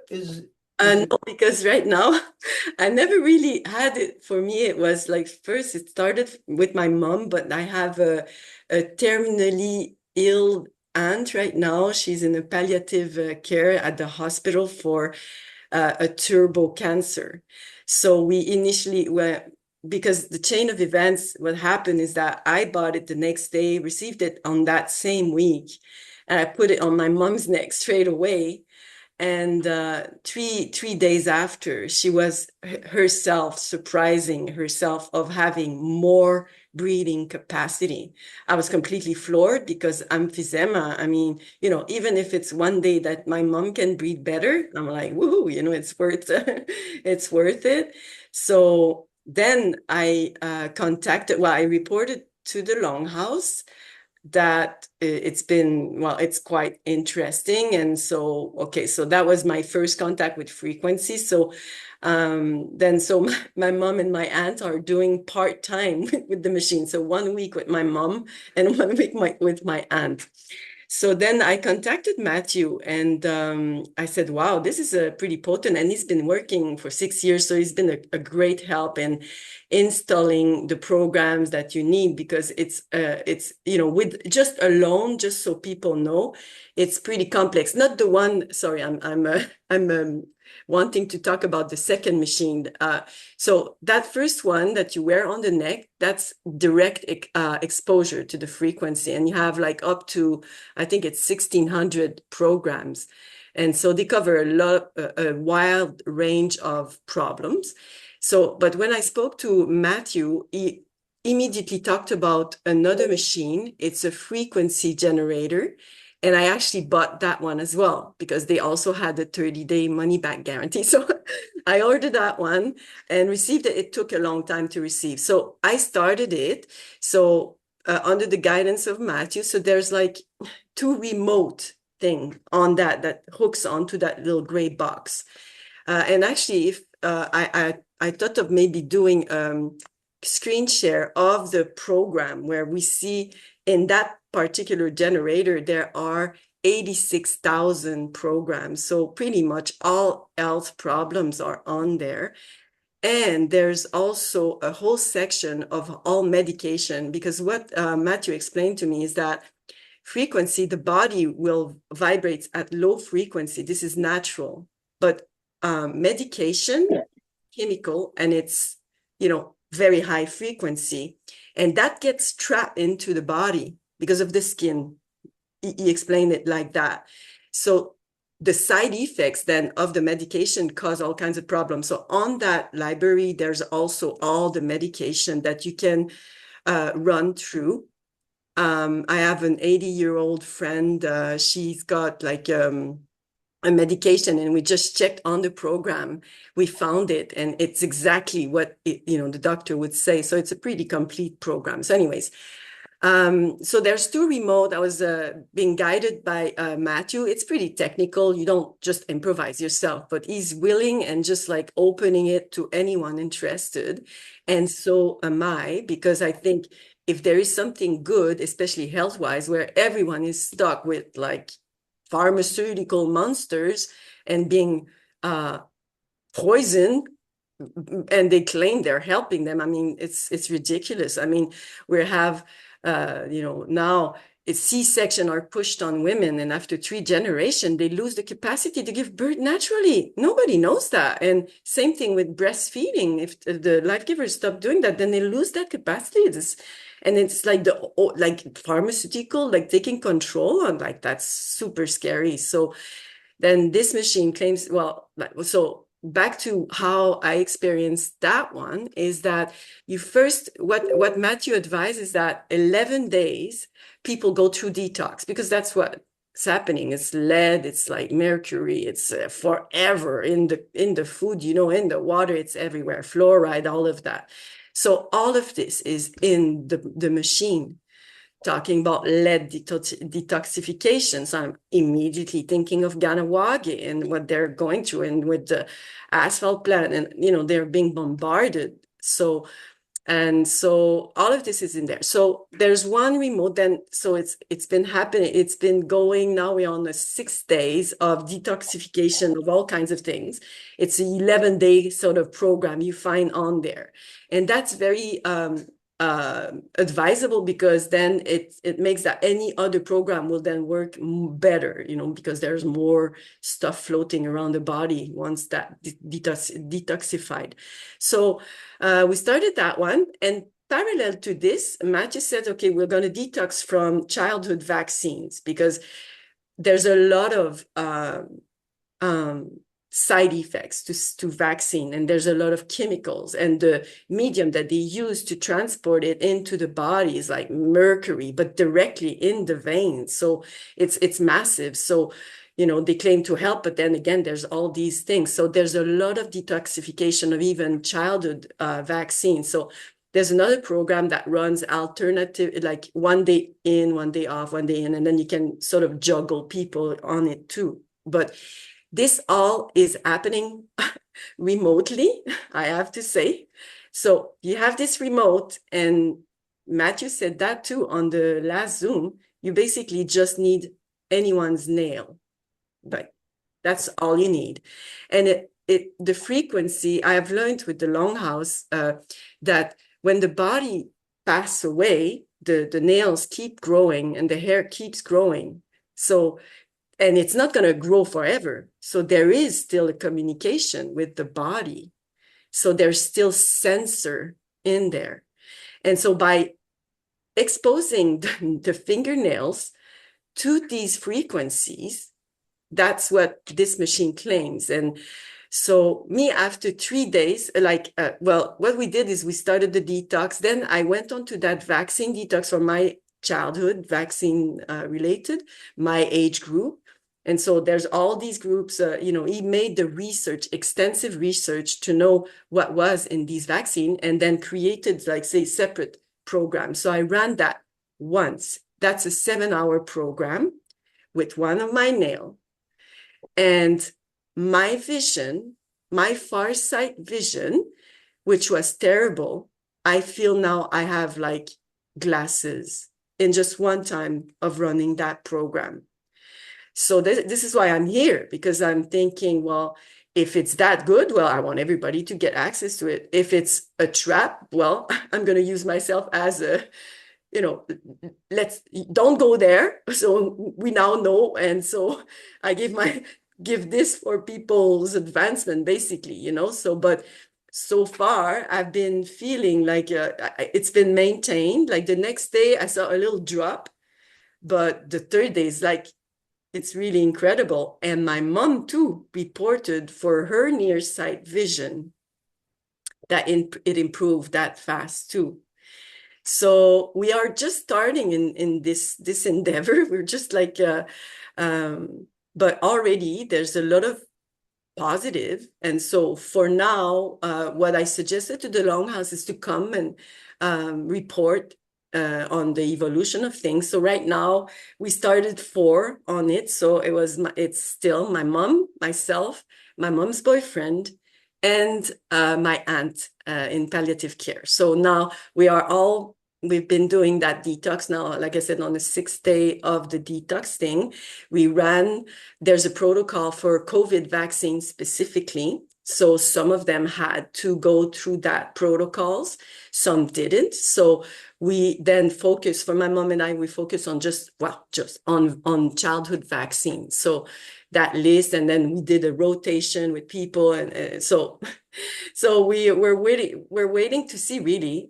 Time will tell. So, but I'm just willing to share because I think it's pretty, and I felt like detox symptoms as well. So I really believe there's something happening. And you see, I can share if I'm allowed to share, I can share it's called Spooky 2, the other generator that I bought. That one cost me $1,100, and I had it, basically $1,100, you have it in your house. I'm just saying so people know. I mean, I'm not there to promote. Nobody's making money. I just think like I said, in sharing the information. So I'm just going to share just so people have an idea of what it looks like. So this is the library. And so, hang on, I'm just going to remove this here. Okay, so you see, it's not even at the beginning. I don't see if you see my mouse. And so here at the bottom, you've got 86,103. So that's how many programs are on there. So, and then it installs very quickly on your laptop. I've got an old laptop and it works. So if I just hit here, that bar, you will see it go down and down and down and down. It's just like alphabetically put, like in alphabetical order. And so far, I mean, I found everything that anyone would want to like say, and the good thing is that say you click on, okay, influenza digestive. Well, there's a little information here. It tells you how long the program runs for, but say I'll try to find one with more influenza respiratory. No, okay. Normally the extra have a lot of information you can learn also on these. See here. So influenza vaccine, what you need to know, why get vaccinated, blah, blah, blah. So they explain a lot of things. So even just by reading through, like it's very informative. And at the top here, there's these tabs. So now we are in programs. And so here at the bottom, I'm not going to touch it because I actually have my programs running. But this is where you load the programs by double clicking it. They go on that little list below. And so if you go to control, you see here my 2 remote machine are running. So they're number 4 and number 5. So if I click, it tells me what I'm actually now detoxing. So there's all these program now loaded. The other one is the 11-day detox here. So now we are in parasites and liver function. So, and then you've got the estimated total runtime. So you can rotate the people depending on how many people you have. But Matthew claims that I could run with these little remotes, with what I have right now, I could run even up to 40 people in that one tiny remote. So I'm thinking, so because it's just a question of time, I want to put everyone in there. And I've seen if it works, of course, and if it doesn't, as I said, I'm not here to make a promotion of this. I wasn't looking for that. And then Matthew is saying that he's been at it for 6 years, and he has his own like programs and library of things that he's seen over the years, and he just organized it so well. So have a protocols for a cancer. Well, he already he researched a lot of these things and put that together. He's got like a channel on Telegram. So it's very, someone just starting, just buying the machine. I don't think like it's going to take a long time, but since he created that, well, he's basically offering it to anyone to access it. So, and the base of that, maybe, I don't know if we still have time, Stuart, like where it comes from, the frequency thing. Do you want me to share a little bit about that, or? Yeah, go ahead. How it depends. How long is that going to take? No, it's not going to be long. It's basically it's in 1921. There's this doctor called Dr. Royal Raymond Rife, and he seems to be he was a very good guy because he had an intuition about something and he followed through, and he actually proved his theory to be right. And when you see documentaries of him, you see that he wanted to give that to the people, what he discovered. And where it started is that he made the hypothesis that the microorganism of the cancer were too small to be seen on a microscope. So basically, the microscope wasn't potent enough. So he went on and taken a special formation, like in a university for microscope, and ended up developing an extremely potent microscope, and proved that the cancer cell were extremely small and therefore couldn't be seen, and he could see them. So, and then he hooked a camera onto this, and he started playing these frequency to these cells. So you could see the cell, and you've got video footage online, and I can share on the comments on the Longhouse page. I could share the links, but it's all over the place. It's not like very hidden. Anyways, if you search Google, you'll find him easy. And so you see the microorganism, and then all of a sudden it just explodes, and you see that everything around it is just healthy. And so again, because the low frequency is basically our body, everything is like grounded. But the higher frequency, from what I understand, is that then it's chemicals or it's a virus and things like that, and they get affected because the frequency affects them, and not it doesn't affect the right things, like it just improves things basically. So, and he started, he went for like, I think 10 years, just blasting frequency to different ailment, and built a library that is now the library I just shown, that evolved into these 86,000 different programs. So, but not just from him. I mean, now you see there's a lot of people contributing to it. And this company, Spooky 2 is the name of the generator that I bought, and that's what I'm describing to you. So the company sells, I think it's like something like 50,000 generators per year. So it's not small either, so it's like pretty. So there's something happening there. Like they were founded in 2013, and they say that this is exactly what they're using.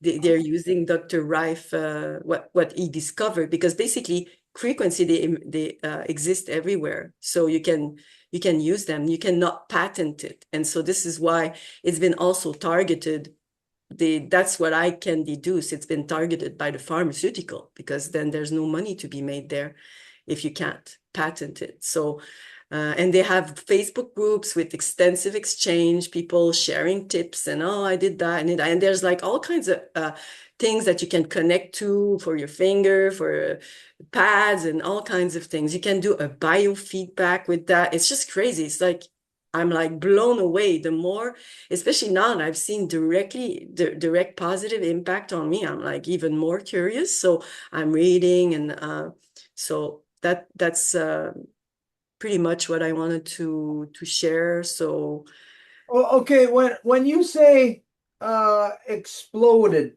the frequency exploded the cancers, right? Like the individual cancer cell?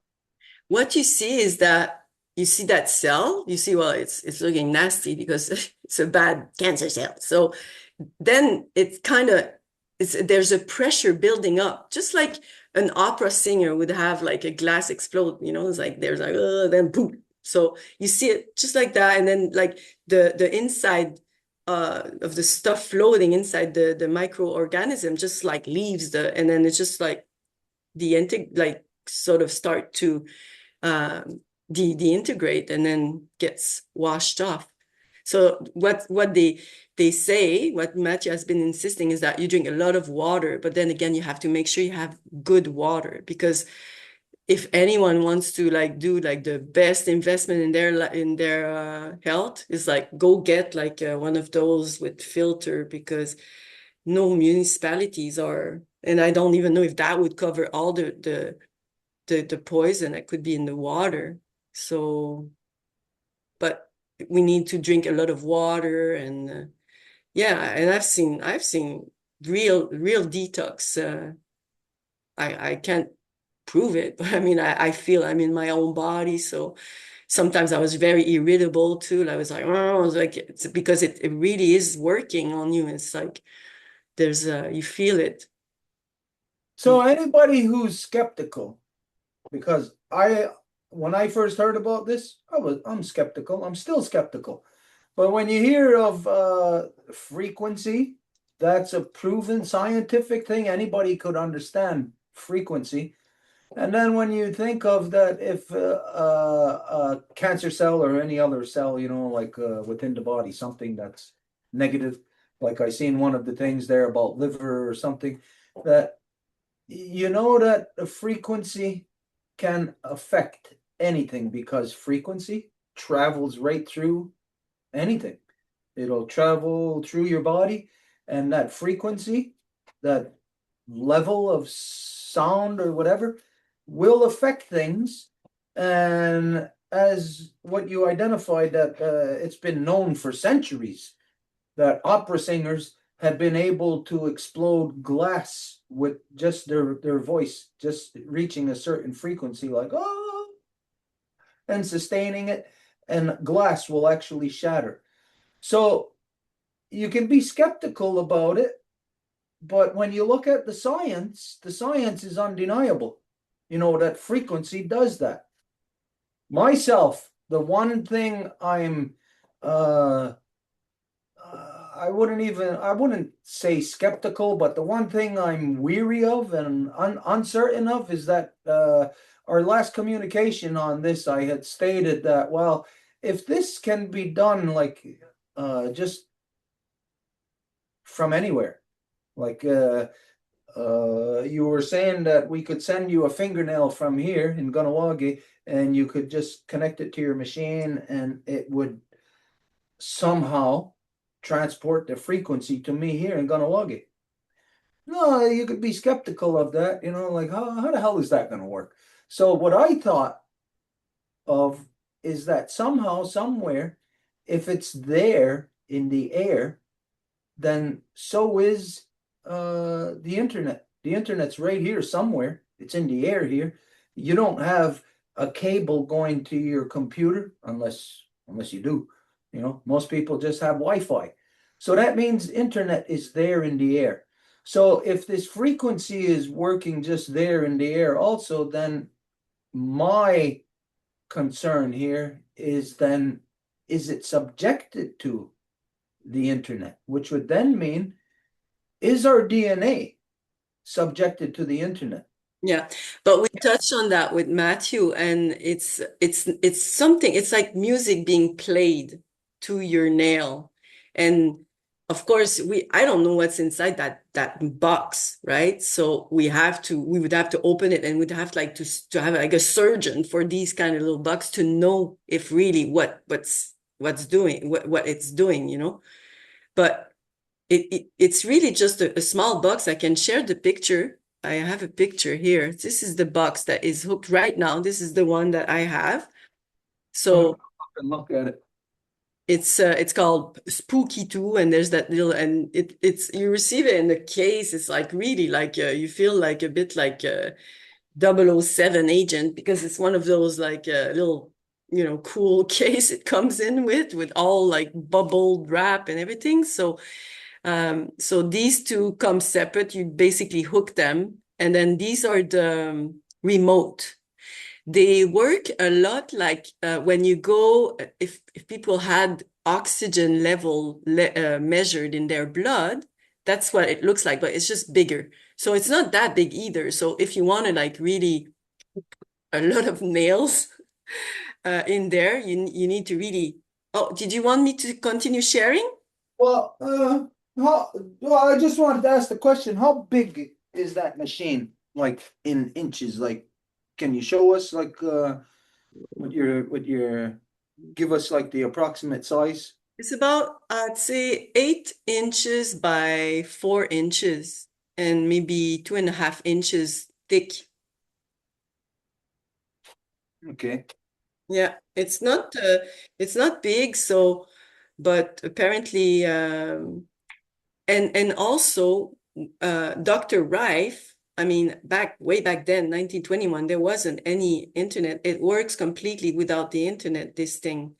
Me, I have it hooked onto my laptop, so I'm on the internet. So, but it's not because I want to be on the internet connected to that. That machine is completely independent. You can basically, a bit like you would put music on your whatever iPod, I think they call it. So you load the programs on the machine, and then you could let it run that way. It's just that you have to load it on the machine, kind of thing. But it's not the program that was installed. It didn't like last. I mean, it took maybe 30 minutes to install on my old laptop. So I don't know if you're really, but I see what you mean, because that's the technology. It's a bit like everybody with like $1 could be doing bad and good, or same with the knife, or same with I don't know, like, but I don't think there's like, again, I don't have any experience with that. I come here, I share, and I'm open to anyone like that experienced that or read somewhere. This is the great forum that the Turu Wampum working group is to bring in information, and then we just deliberate, and then by exposing it like this to the public, everybody would have then information that they can bring back to us.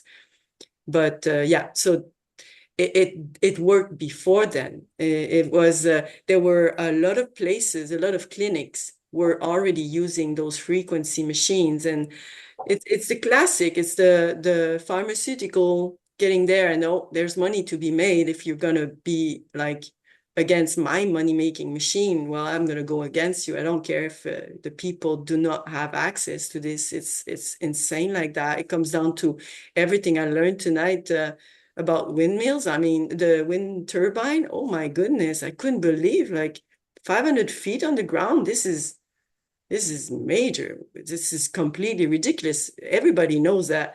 I mean, they don't even give back much. They just sit there, and they take a lot of work to maintain too, huh? They're highly pollutant, and they vibrate, they destroy all the things around. People hear it. So it's like, what? They want to put that? Come on, they're not being creative at all. I mean, like you were saying, and the Longhouse has been saying, and Roberta and Life Givers Nation, and everyone is like, hemp need to be planted everywhere. So that's it's gonna. Okay, for the results. So you and your mom are both feeling benefits. You're both feeling improvements. What about your mom's boyfriend? What about your aunt? Is there any feedback from them? Okay, so my aunt, well, the day we went and brought the Aha Halo, because she's now both on, like she's on both, like my mom and my mom's boyfriend. But when we just brought the Aha Halo, it was just that. So she was open, and the next day she was like, because they have a thread, all the families just like, of course, they want to be in contact with her, and we're all going through this, because they were saying to her she's in the final stage of cancer. There's one lung that completely collapsed, so she's on oxygen right now. So, and the next day, like, she's on that Facebook thread and she says, wow, I had the best night like in like a long time. Like, she was really saying that. So we think that this was the first thing but she's she's got a very serious condition. And so we're doing it. I run all the programs. I go as I'm explain I should go, because you have to let the person recover. It's not like, okay, there's a lung cancer, you just go lung cancer, because the way Matthew explained it is like a little bit like a child that comes and say, mom, mom, mom, mom, mom, mom. And then it's like it starts to like anyways, it's counterproductive.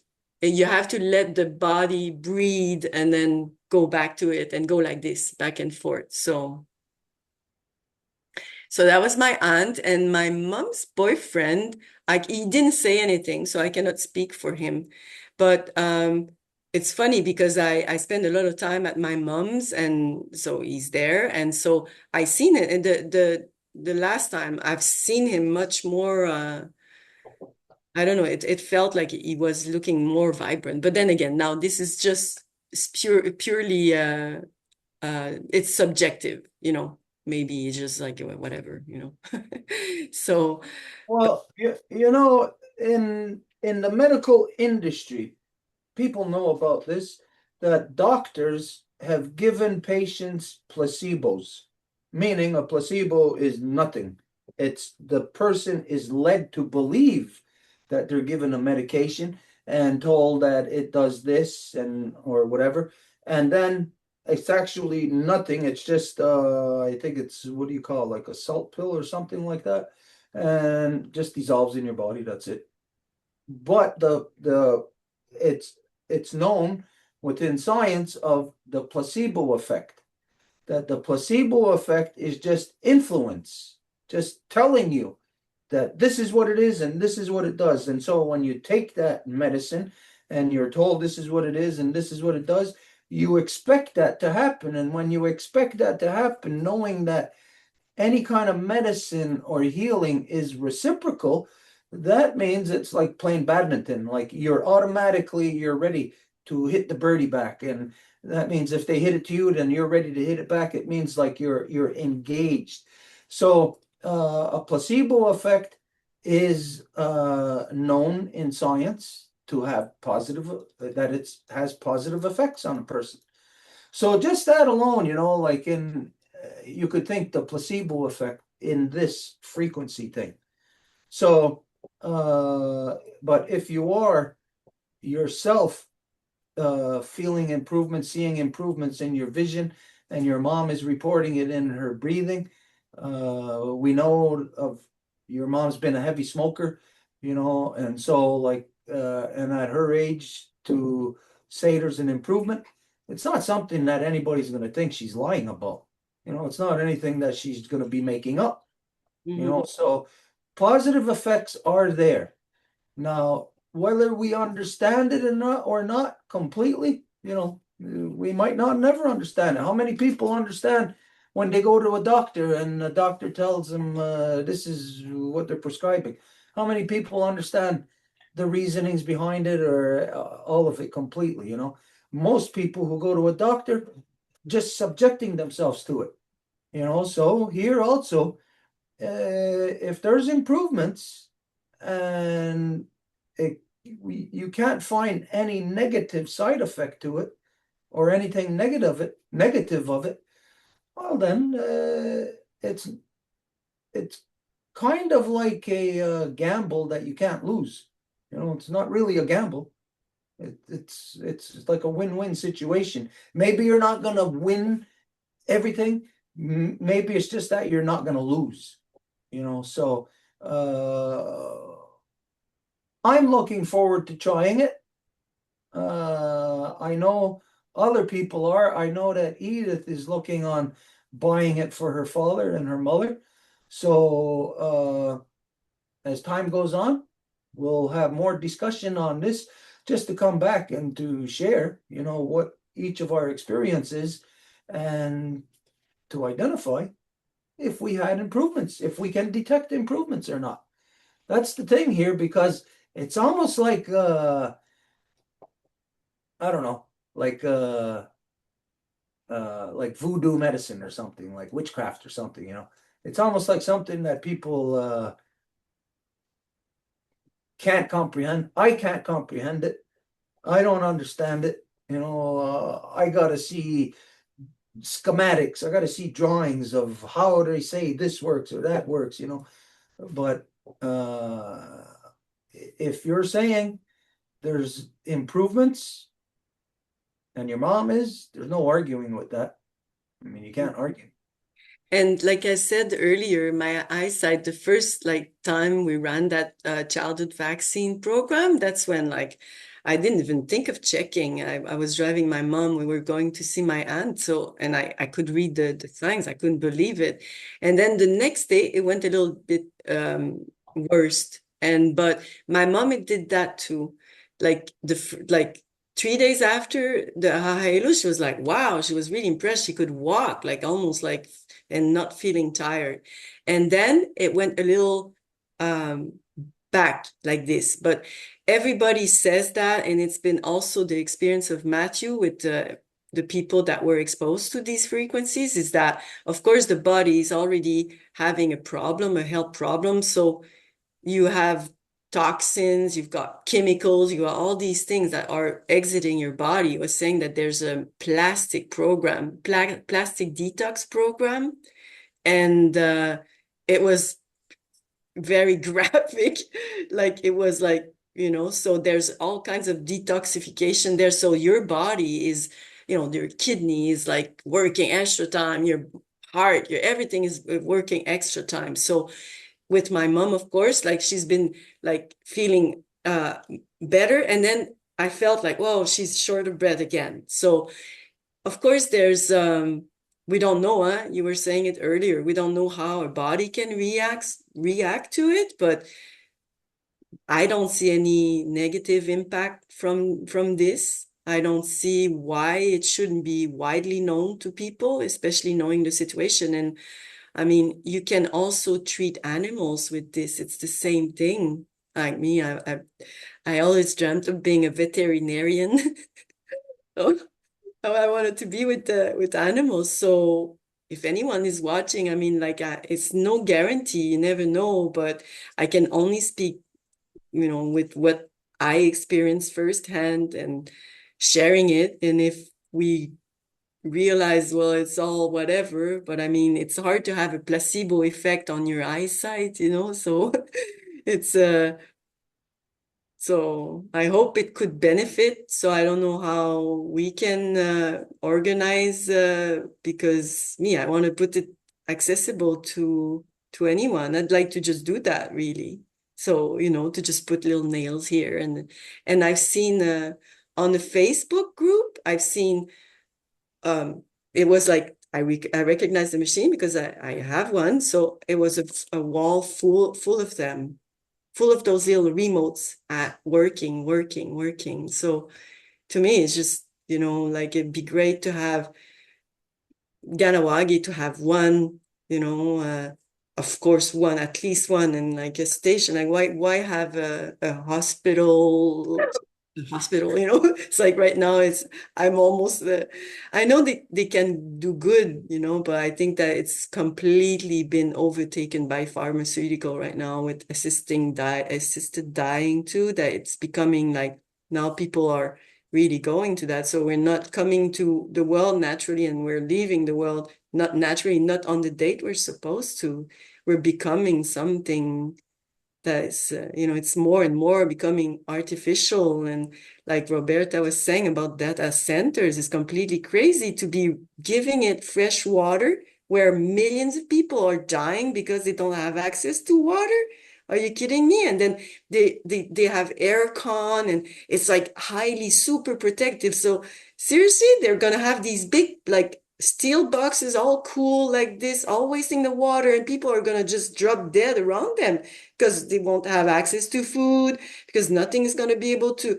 It's major. There's like something extremely wrong. And I've also started writing a book, which is to me is really helpful to integrate everything that the Longhouse has been teaching for years and exposing their teachings for years to anyone and everyone. And I feel this urgency seeing everything happening, like to share it to also through that book. Okay, so then we'll share more of this. Maybe we'll come back and look at this statistics, maybe every 2 weeks, something like that, like give a little bit of time for data to collect them to see how people are feeling, and say what their experience is with it. I know that I think within that time, Edith will have that machine, and she'll have it at her mom and dad's place, and we'll get some feedback there also.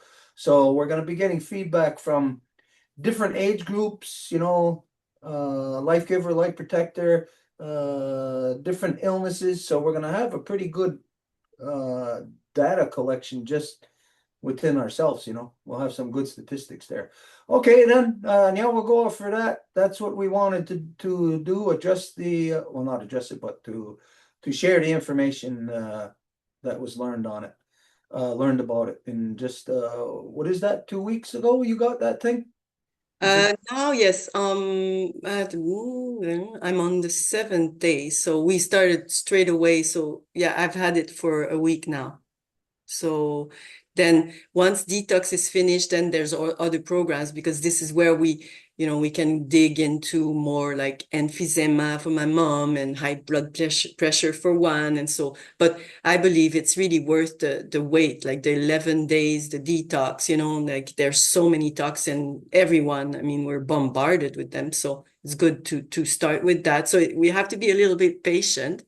Not that it wouldn't work if we just jump right into it. Somebody might, work. But if we start like this, like, and especially if people just like eat it, if a couple of people are buying them, like, 40 people at a time, I mean, that's a lot of people. So that's like 40 people, 12 days later, 11 days later, well, they're ready to experiment something else. So I agree, we're going to have a lot of data. It's going to speak for itself at one point. We're going to see where, because, yeah. So Nyawagoa for all the good work that everyone is doing. Okay, from the time that you ordered it, how long did it take you to get it? The first one was very fast, like really crazy fast. I think it was like about 5-6 days, because it comes from China. I have to say that too. So anyways, well, the first one, the second one wasn't clear, but it has to go through customs. So you receive a call or a text, whatever the communication is established there. So you have to pay customs. So you have to make sure that it doesn't delay there. So this, maybe $20 and for customs, and then Is that us? with the other one. Sorry. Hello? Oh, Yes, it's you, Longhouse. Is it my internet here? Is Yep. anybody there? Can you hear me? Yes, but you can. Can you? Okay, yeah, we cut out for a minute. Okay, we'll end off on that then. Like I said, we'll come back in about 2 weeks, and just to give updates, if there is. If there's nothing to give updates on, if we're still in the same place statistic-wise, there won't be any reason for us to come back and talk. the second one, it took a long time just to finish off. Like the second generator, it took a good, it delayed, because I think it was stuck at the custom too. Like they can inspect it and whatever. So anyways, just to conclude on this. So it could be maybe that one, I think it took a good 10 days, 11 days, maybe more. I didn't even check, but it was long. That's it. So, Okay, all right. So anybody who's interested in this, or if anybody is has knowledge about this, if you've done it, if you got one, these frequency machines, then share with us. Let us know what your experience has been. If it's been positive, negative, and that way we could just get a broader perspective. So yeah, okay. All right, we're gonna have to move on. Is Edith with us? Did she No, join? she didn't join. She didn't Okay. join. She didn't Was text there either. anything? As far as anybody knows, was there anything else that we were supposed to address tonight? Was there anybody scheduled We to had a text from the Life Givers Nation to present, but if you judge it's too late, we can do it on Saturday too. Well, Whatever. nobody's got their hand up, right? Okay, No. so I guess there's nothing that nobody wanted to bring up or anything. Okay, so yeah, it's up to you if you want to present that. Let's do that now, then. Yeah. Uh, I'll share it. Oh, there's Lisa that raised her hand. Lisa Gibson is here. Oh, okay. I can't see who's here, so yeah, whenever anybody gets here, you should let us know, and if you want to adjust something, that way we will be able to get to you. Okay, Lisa, go ahead. The floor is yours. Okay, so I just can you hear me? Yep. Okay. So just bringing the issue of what we had talked about on Facebook. Just the things that I'm seeing within our own communities. The communities that I've tried to travel in my journey of trying to find help with my situation and everything that I'm going through right now. Coming on to great confusions of who knows what, who's doing what, not getting real answers of where to turn, what to do, just not getting the right guidance, really. Hmm. We are in a time of confusion, that's for Yeah. certain. And just for everybody to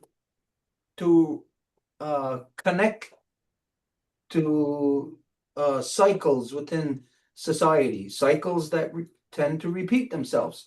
And as everybody knows, things repeat. If you are not aware of your past, you're doomed to repeat it.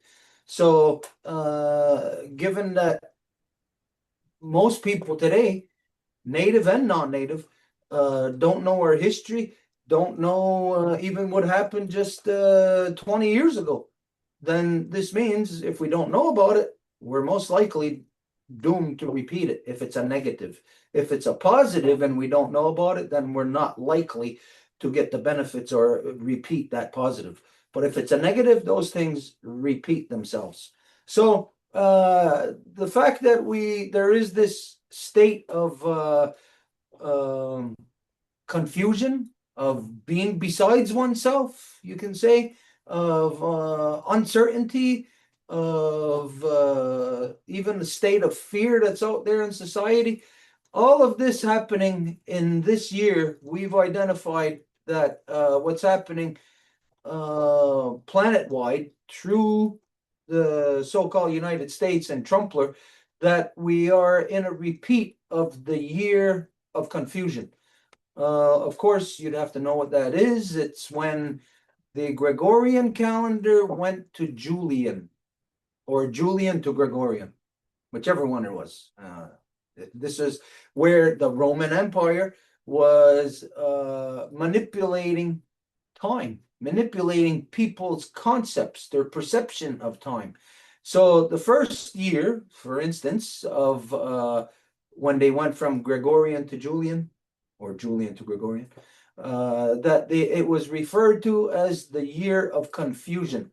And that 1 year, they inflicted upon the people that a year was 440, I think 43 days.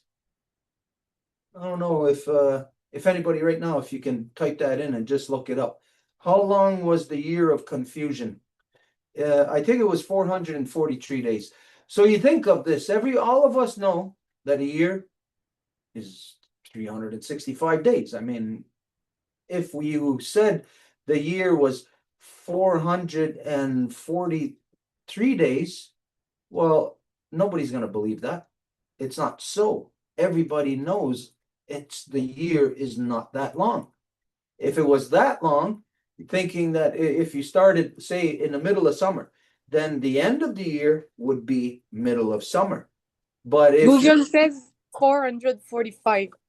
445 days, Yeah. 2 days That's off. what Google says. Okay, so try to convince somebody that a year is 445 days. It's physically impossible. Because, like I said, if you're starting at any given point in the year, if you're starting in the middle of the summer, starting in the middle of the winter, no matter what, you're going to end up back where you started. So if you start at middle of summer, the end of the year will be middle of summer.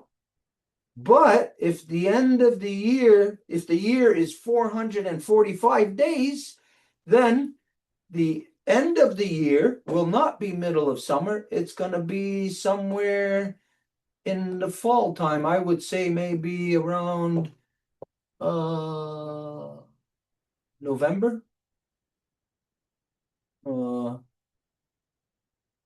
Yeah, let's say if you started on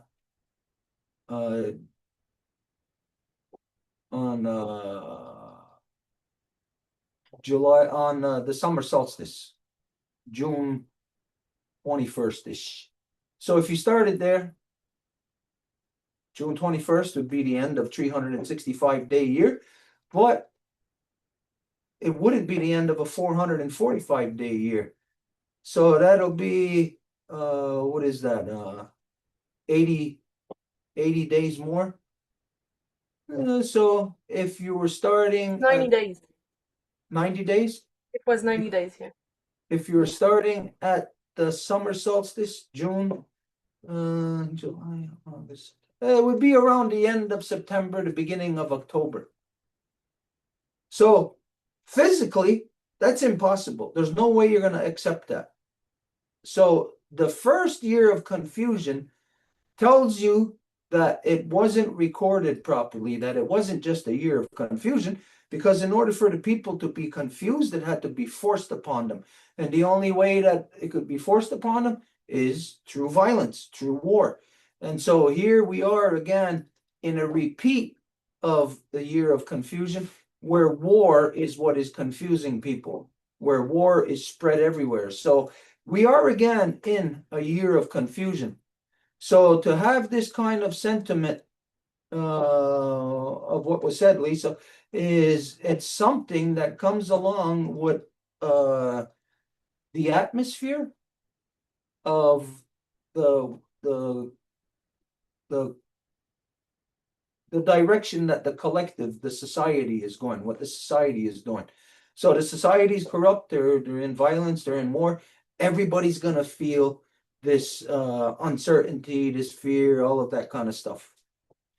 But it's not just about creating a year of confusion. It's about male dominance. It's about war.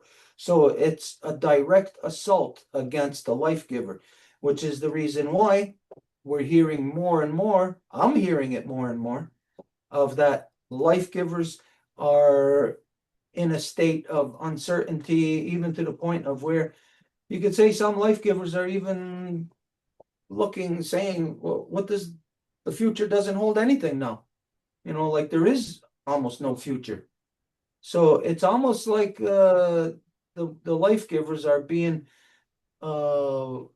forced into a corner of having no options. which is where you would have no future.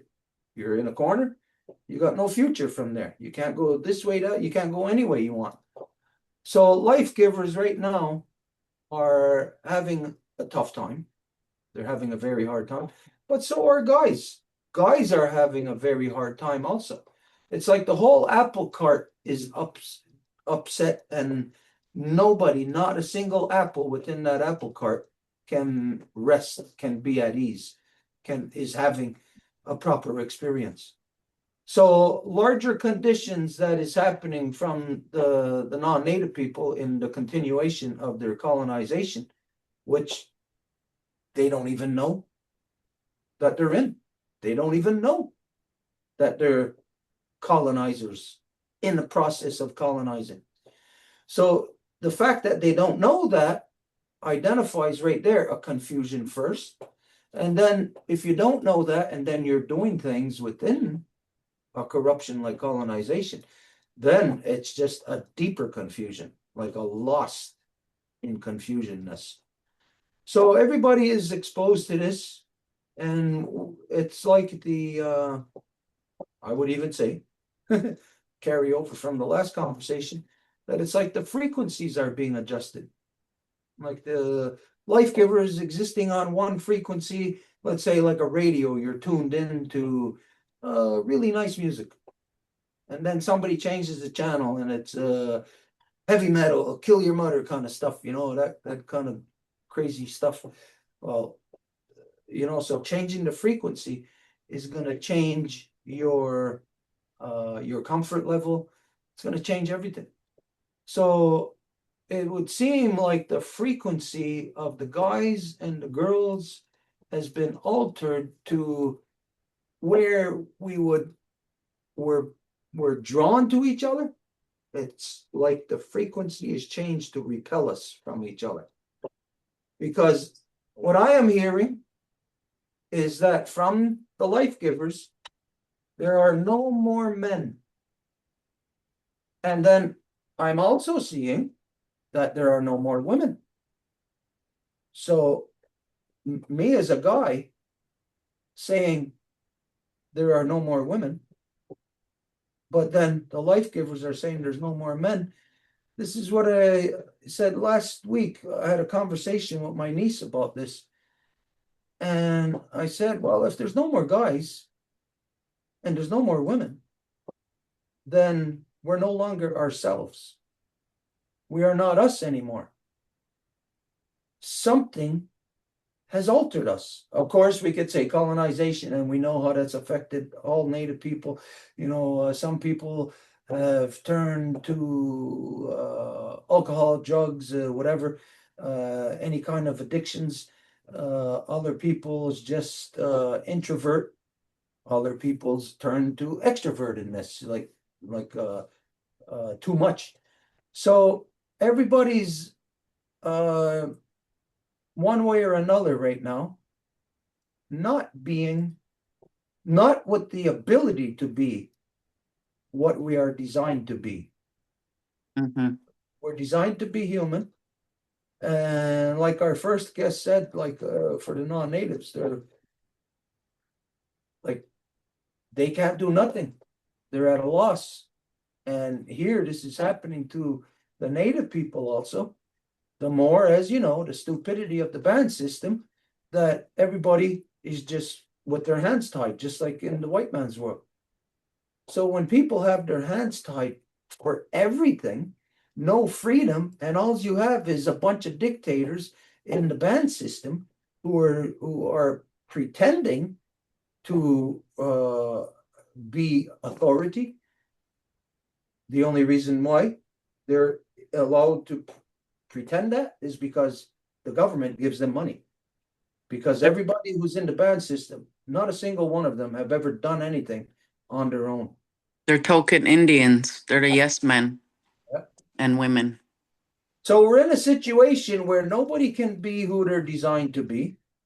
Because it seems like it. That's what I'm getting at, is that it seems like it's the more we resist, it's against the law. Like right now, resisting their systems. So my kids and I escaped the craziness of Gunnasadage. We fled for safety, to find safety. We left community, we left family, we left the reserve. We came out here off reserve, and then we had to deal with new problems. Now we have to deal with the white man system, because now they're going to make us accountable to them. It doesn't matter if we're Ungwehue out here. That don't matter. They kidnapped my son. They took him and placed him in a group home where he was assaulted. They almost made it as if I couldn't do anything about it, but I fought. We fled to BC to get away from them until I could figure out what the next steps were. Now they're trying to come back in my life again. And I'm still out here trying to figure it out, trying to survive out here. And it's not easy at all. And I'm away from family. I'm away from proper support. There's no support out here for our people, for our families that are struggling. There's no support. And that's the reality. Yeah, it makes me think of that. I had a friend who, I don't know if I think it was maybe about 15 years ago. She did the same thing. She was living here in Ganawagi. She had a little girl at the time. Her daughter was young, just a little kid, and she was fed up with this community, which anybody could understand. You know, people in the community are fed up with the community. People on the outside, non-native people, can see how disgusting things are here in the community, how backwards they are, how much of a lie everything is. So non-native people are looking in the community here who know us, and they're disgusted with the community themselves. So it was no surprise that the friend that I'm talking about, that she left also. She went to BC also. It was an escape. Yeah. Think about that. Why would anybody have to escape Ganawagi or Ganasadagi? Well, the people who are living in Ganawagi and Ganasadagi, well, we know all the corruption here, all the lies of the band system, of the corruption of the people, the greed of the people. They are greedier than the white man. They are more corrupt than the white man. Everything that native people say about the white man, it is worse here in Ganawagi with our own people. It is worse in Ganasadagi. So if it is that way, then what chance does a life giver have? What chance does a life giver have with young children? If she is, whether she is married or not, whether she's with the husband, the father of her children or not. Because the reality is that most of the time, everything falls on the mother, you know, like most of the time, the fathers are not around. And these are circumstances created through all of this confusion. It creates confusion in the minds of a young girl looking falsely in the wrong area for love. And that love isn't love, it's sex. And that sex comes at a cost. It's bought and sold now on the reserves. And so those young girls are manipulated by older guys in the band system. And Ganawagi is known for that. It's known for that. Older guys impregnating young girls. Young girls is like 14 years old having babies here in Ganawagi, in Ganasadagi, in every reserve. And when you think of it, the people, the guys who are the fathers, are they 14 years old? No. The fathers, you know what? On 14-year-old girls, they're in their late 20s. And some even in their 30s when they impregnate 14-year-old girls. that's Ganawagi. Now here in Ganawagi, I'm sure if anybody's listening, you could probably think of at least 3 or 4 girls who were pregnant at 14 years old by somebody who was in their late 20s. Here in Ganawagi, anybody could think of at least 3 or 4 girls. I could think right off the top of my head, 3 girls that I know of who had children when they were children. So Yeah. what does that create? What does that do? What does it perpetuate? It creates a circumstance that the young girl is first a victim of, and then she perpetuates her own victim. She victimizes herself after this. We get caught in a perpetual loop of, again, repeating corruption. So in an atmosphere like this, we say, from Native people, we got to look at it and say, well, how the hell did this happen? We come from a society that is matrilineal, that there is never a homeless woman. There is never a woman who has to raise her children on her own, even if the father isn't there. Never mind if he's just absent or if he's dead. A woman in the longhouse never has to raise her children on her own. She always has a roof over her head. She doesn't have to be concerned about being able to pay rent and if she's going to lose the home for her and her children.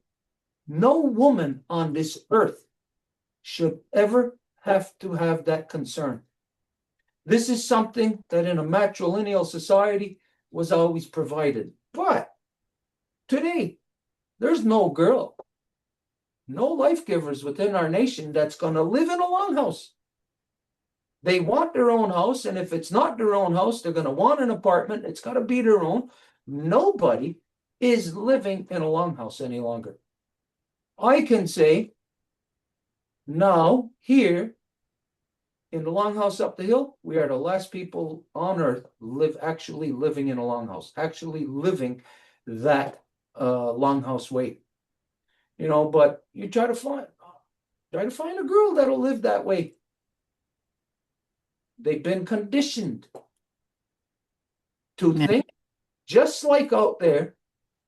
They want their own house, and to have that, it means that they got to do all the same things that the white man does. And so when they think that way, it actually creates the physical circumstances of them oppressing their own selves. So where does the cycle of oppression begin and end? Where it begins and ends is with the person who does not accept it, with the person who does not duplicate the conduct. So if we seen it in somebody else, I must stop it.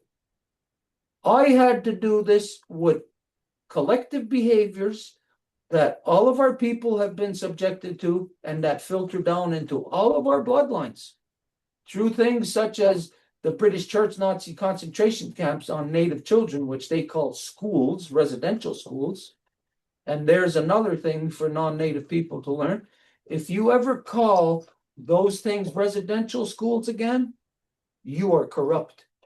If you're a non-Native person and you refer to that as residential schools, you are the corruption. And you are most definitely not a friend to the Native people. Because what those things were the British Church Nazis concentration camps on Native children. That's what they were, concentration camps, designed to either kill the person or to break them and to subjugate them. So when we think of examples of that one little Anishinaabe boy, something, was it Teddy One Jack or something like that? He was a 9-year-old boy, and he left the concentration camp because the priests were abusing them in the middle of the night, in the middle of the winter, and he ran down the railroad tracks until he froze to death.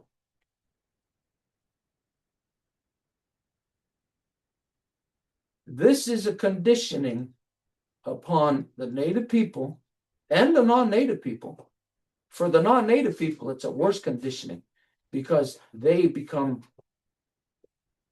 the worst examples of humans. They are now kidnappers. They're now child rapists. They're child murderers. Even if they were not physically there themselves, they are supporting a system that does that. So it makes every so-called person in so-called Canada, every non-native person, a child kidnapper, a terrorizer of children, a rapist of children, and a murderer of children. Every non-native person in so-called Canada. That's your identity. Now, on the native side, then it alters the identity also. It hardens us because we think of, how could this happen? You got to think of this little boy who actually froze to death there. What was his last thoughts? The two people who were supposed to protect him in this world did not protect him. They couldn't. The mother and the father failed. But what could a single mother and a single father do against a system, against a society of child kidnappers, child rapists, child murderers? What could one family do against that? So it conditions. What it done is it turned in at the flashpoint. A lot of guys were confronted by the mothers, and not that it wasn't just the attacks. It wasn't fair, but the circumstances. You just think if you're a mother and your child is gone, the craziness that ensues. Not thinking straight, just thinking, where's my child? The father's there. Where's the child? What did the father do? These are the exact same circumstances as what was done to the white British non-native Europeans during the witch hunts. Because during the witch hunts, they would kill the mother right in front of the children and right in front of the fathers, in the public, in the streets, in the town square. So it's the exact same psychological conditioning. What does it do to those who remain? What it does to those who remain is you didn't protect me. My mother and father are looked at as that they were not proper mothers and fathers. What this done immediately between the actual mother and father, the mother lashing out at the father, what could the father do? What could he do? But he only hears this from the mother, turns to alcohol. Not that it was the norm, but it happened a lot. And there was a lot of mothers who turned to alcohol. And when that happens in a male-dominant society, then you know what happens to those women. They become abused. They become violated. They become looked down, spit upon by the guys who actually created that circumstance. But then the guys feel the same thing. They feel abandoned by the life givers. Because one of the things that I say right in the here and now, in today, which everybody knows to be true, I say that there are no life givers here in Ganawagi, Ganasadagi, Akwesasne, all throughout every reserve.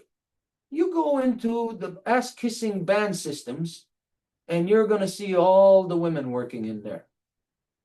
All women. Not that it's all just women. Of course, there's guys in there too, but you're going to see the majority of the low-paying jobs, which are still pretty high-paying to entice people. you're going to see the lower level workers, most of them, all the bureaucrats are women.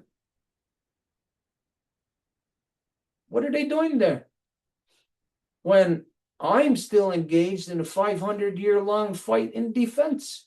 And any other guy coming up who wants to do that also is going to see that there's no girls.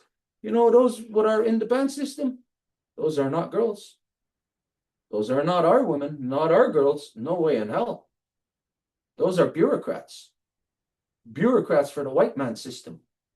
What kind of girl is that? Well, myself, I'll tell you, where I was 30 years ago, I had arrived at the place of knowing that there's no more women within our nation. No life givers. 30 years ago, I relegated myself to knowing that I would be alone for the rest of my life. I was set in that. And then I met the mother of my children, and we came together to create the children. And then, boom, apart again. Because of the circumstances, the general overall circumstances that are there, separating, dividing. We don't see it. It is a wedge that is being driven between the life giver and the life protector, men and women, whether it's out here under reserve, non-natives are subjected to it even more, but out there they got more reason, economics to stay together. Here, we don't have that reason really, economics, you know, like we could fall back on family or whatever. So here what's happening is guys and girls coming together, separating, coming together, separating. And what's happening is the children are paying the price, and we're creating a society in the future of inbreds, where they're going to be mating with their own sisters and brothers, and they won't even know it. And for here in Ganawage, we know that these conditions, these circumstances have already happened. It happened in my time when I was a teenager, not with me, but anybody who was a teenager around my time, and maybe 2 to 3 years younger, you know of the example here in Ganawage, where two people came together, fell in love, had physical, intimate relations, and then discovered that they were brother and sister. So you just think of what all of this craziness does. It hardens us. It hardens a woman against a guy against a woman. It hardens us to not just to not be in that proper relationship anymore. For myself, I know I could never be with anybody within Ganawagi. I knew it for 30 years. I always said, being with a girl in Ganawagi, it would be like me having sex with the mayor. I won't do that. I can't do that. So I was relegated 30 years ago that there's no girls, relegated to not being with a girl from Ganawagi, not being with a Mohawk girl. A Ganyanga, forget about a Ganyangahaga girl. They just do not exist. So the circumstances, what I'm saying, I know that you, Lisa, I know that you can say the exact same thing, that there's no guys out there. And both of us would be legitimate in what we're identifying. Yeah. And So- I find it's very hard out here to resist to do this work, to do this resisting. And another thing is that even if I wanted to live on a territory, or reserves as they put them, or concentration camps as we call them, they're getting smaller. There's nowhere to go, even if we wanted to. But the choice is, like you said, they're all the same. They're all corrupted. I don't want to. It's to the point where we're choosing the lesser evil. Yeah. So do I stay where our own people are taking over the oppressors, what he's been doing to us? So now they're oppressing their own people and they're getting paid for it, and it's hard not to be a part of that system, to jump back into it and to be a part of it when you see everything that's going on and there's no making sense of it. And if I just go to work every day, go work 8 hours, go chase that money, the money's never going to be enough. We're constantly chasing the money. We never get enough. And then we get to the age of 60 where it's time to retire. And okay, maybe now you can enjoy life. But even now, everything's gone up so much in price that people are still having to work beyond the age of 60. So what are we really doing here? It's an insanity cycle. And then we have these systems where we're putting these people in places of power and they're not being able to change anything. And then we have our traditional side where I was seeking out to see, where's my clan mother? Where's my leaders? What are they doing? Can they help me? The only one that reached out to me was you. Nobody else has, like, I've been talking to other people, but they're trying to put me back into that system. Okay, well, go back. This is what you have to do. Go back into that system. You have to get a job. You have to send your son to white school. You have to do, you know what I mean? Like, there's no real resisting. There's no not living that way and not having repercussions. Well, here in Ganawagi, it is complete acquiescence to colonial oppression.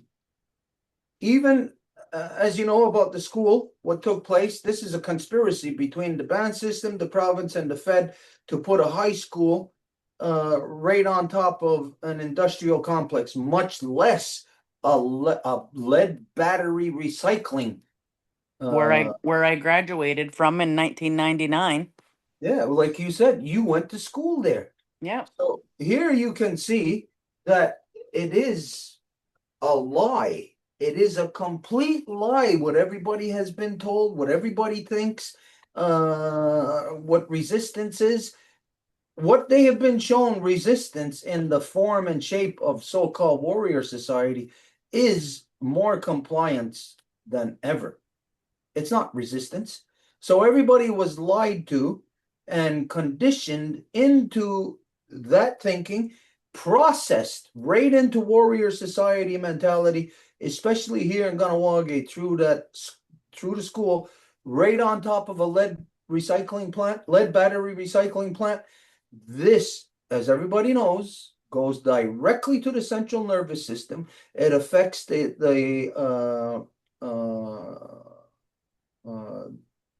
psyche, the ability to think proper. It breaks down rationale, everything. So the people were, as a result of the conspiracy between the province, the Fed, and the band system, who sold out the people in putting that school there, that was known social engineering. The society was engineered to fail, to be nothing but a bunch of dumbasses who will take the bait. And the bait is money. And the government has always thrown tons of money, specifically at Ganawagi. Always tons of money here to divide the people, to get the people separated, so that policies such as Ganawagi Survival School will go undisputed. And then the social engineering is there. The people are radicalized right from high school. As this was said before, as you know, that try to find another community anywhere where teenage boys own an AK-47 before they even own a car, before they even have a girlfriend. They own an AK-47. Imagine that. Wow. The people who went through that, who were raised in that, for them, they don't see any issue with it. But when you think of a teenage boy who, instead of buying an AK-47, would have bought his first car, which would have got him maybe his first girlfriend, or which would have got him to his first concert, or to hang out with his friends. But an AK-47 doesn't get you all of that stuff. It puts you in a different mindset to hang out with other guys that have AK-47s.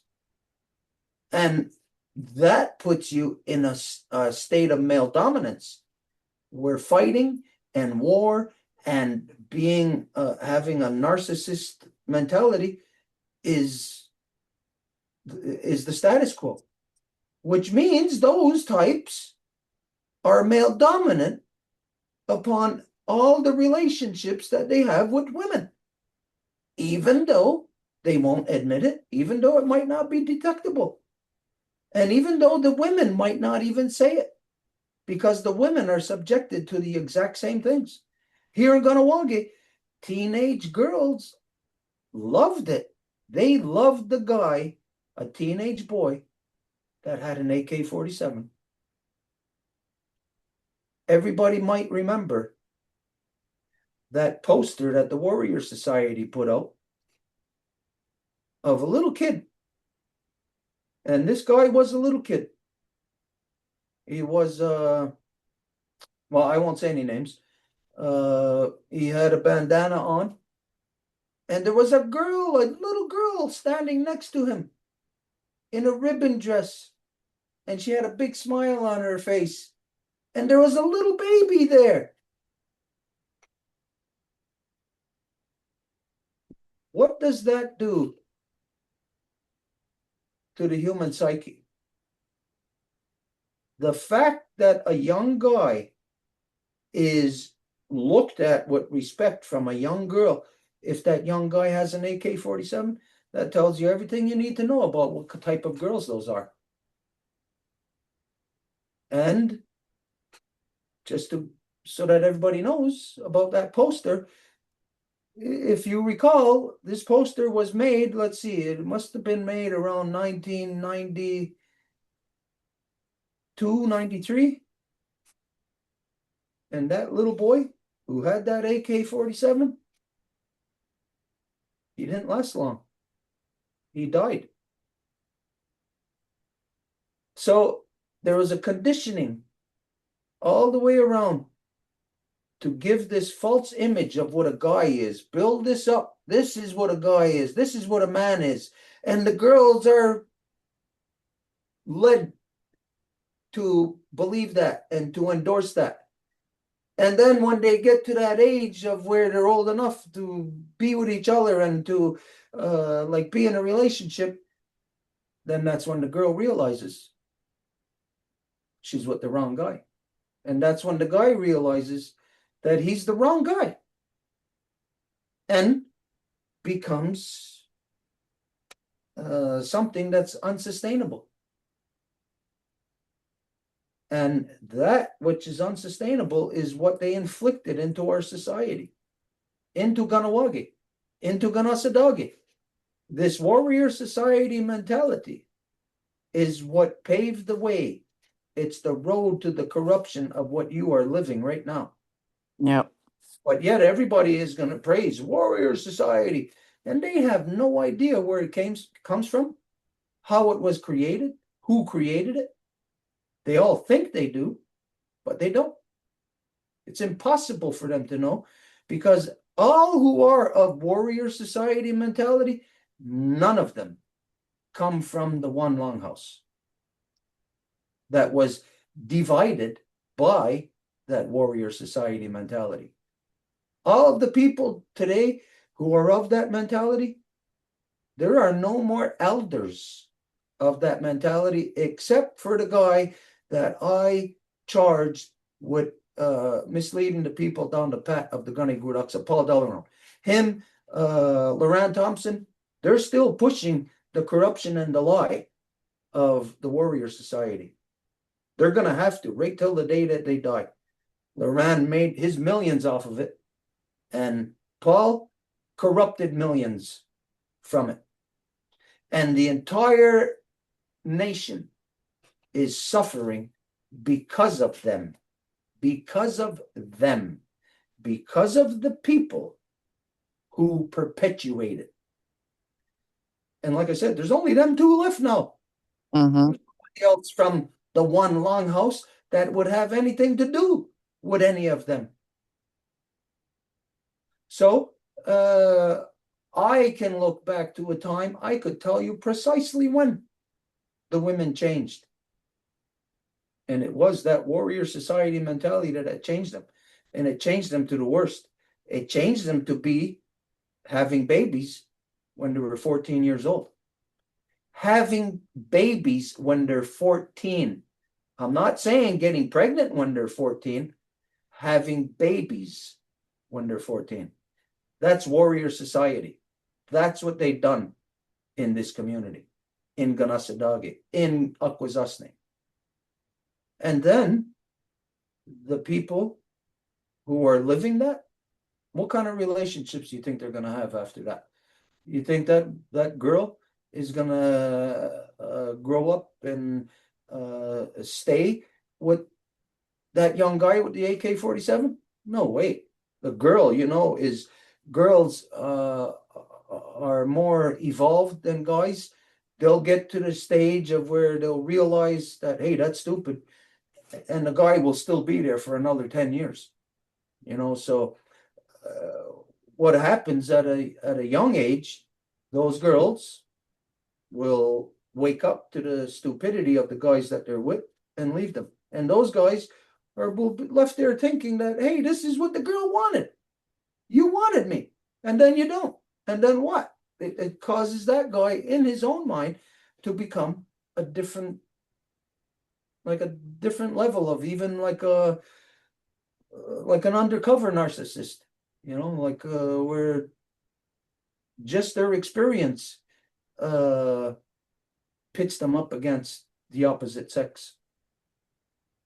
Nahawi.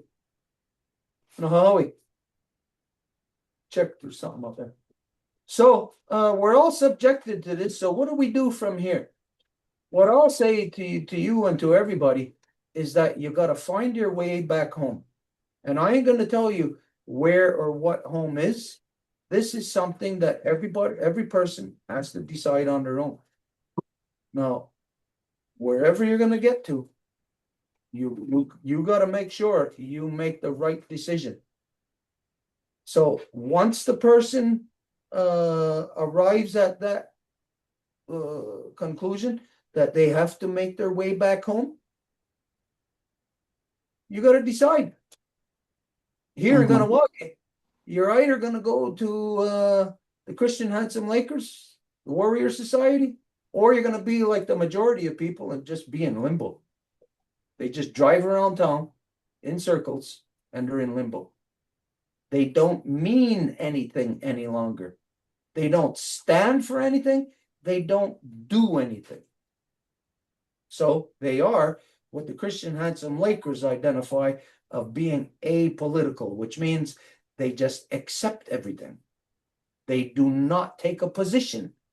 So that means everybody is just accepting what the band system does, what the band system rams down their throat. So let's see, if you go to the Christian Handsome Lakers, that's what you're getting. You go to the 207, they all work for the band system anyways. They're all the band system, the Warrior Society. So what would you say about our other nations then too, of our 5 nations and the Central Fire that's Okay, supposed to be holding Grand Council, that's supposed to be, this whole thing is supposed to be, when was the last Grand Council? The last Grand Council was August 1989, the last legal Grand Council. Because that's when officially the Warrior Society under Dale Diome took a chartered bus full of people from Ganawagi who did not carry clans.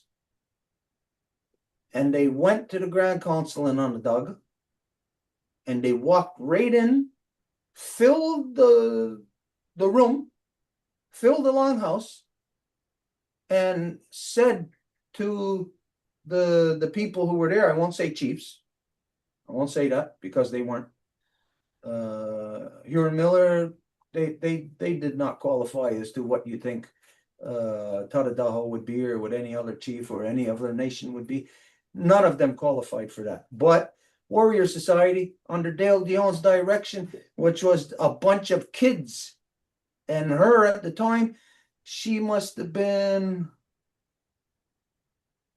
30, early 30s. And she directed a bunch of teenagers who didn't have clans, Warrior Society, to go and to threaten that council. And that council, and they said, if you don't address our issues, this is what Dale said, Dale Diome. If you don't address our issues of tobacco and bingo, then we are going to remove yous and replace yous with people who will address these things. Imagine that. Who could Dale Dione have replaced those people with? All those clanless people, those clanless children that she was guiding? Wow. So that was the last legal one, because what they chose to do, what Huron did, is he took a break for lunch, come back after lunch, and he said, well, we never thought this would happen. We knew this day was coming, but we're not going to allow this to happen. He said, we're not going to allow this to happen. And he closed down the council. My father and I and my brother Keith were the only ones who were present, who stood up and who protested and who said, no, this council has to proceed. I said in the council floor, I'm here to deal with those people.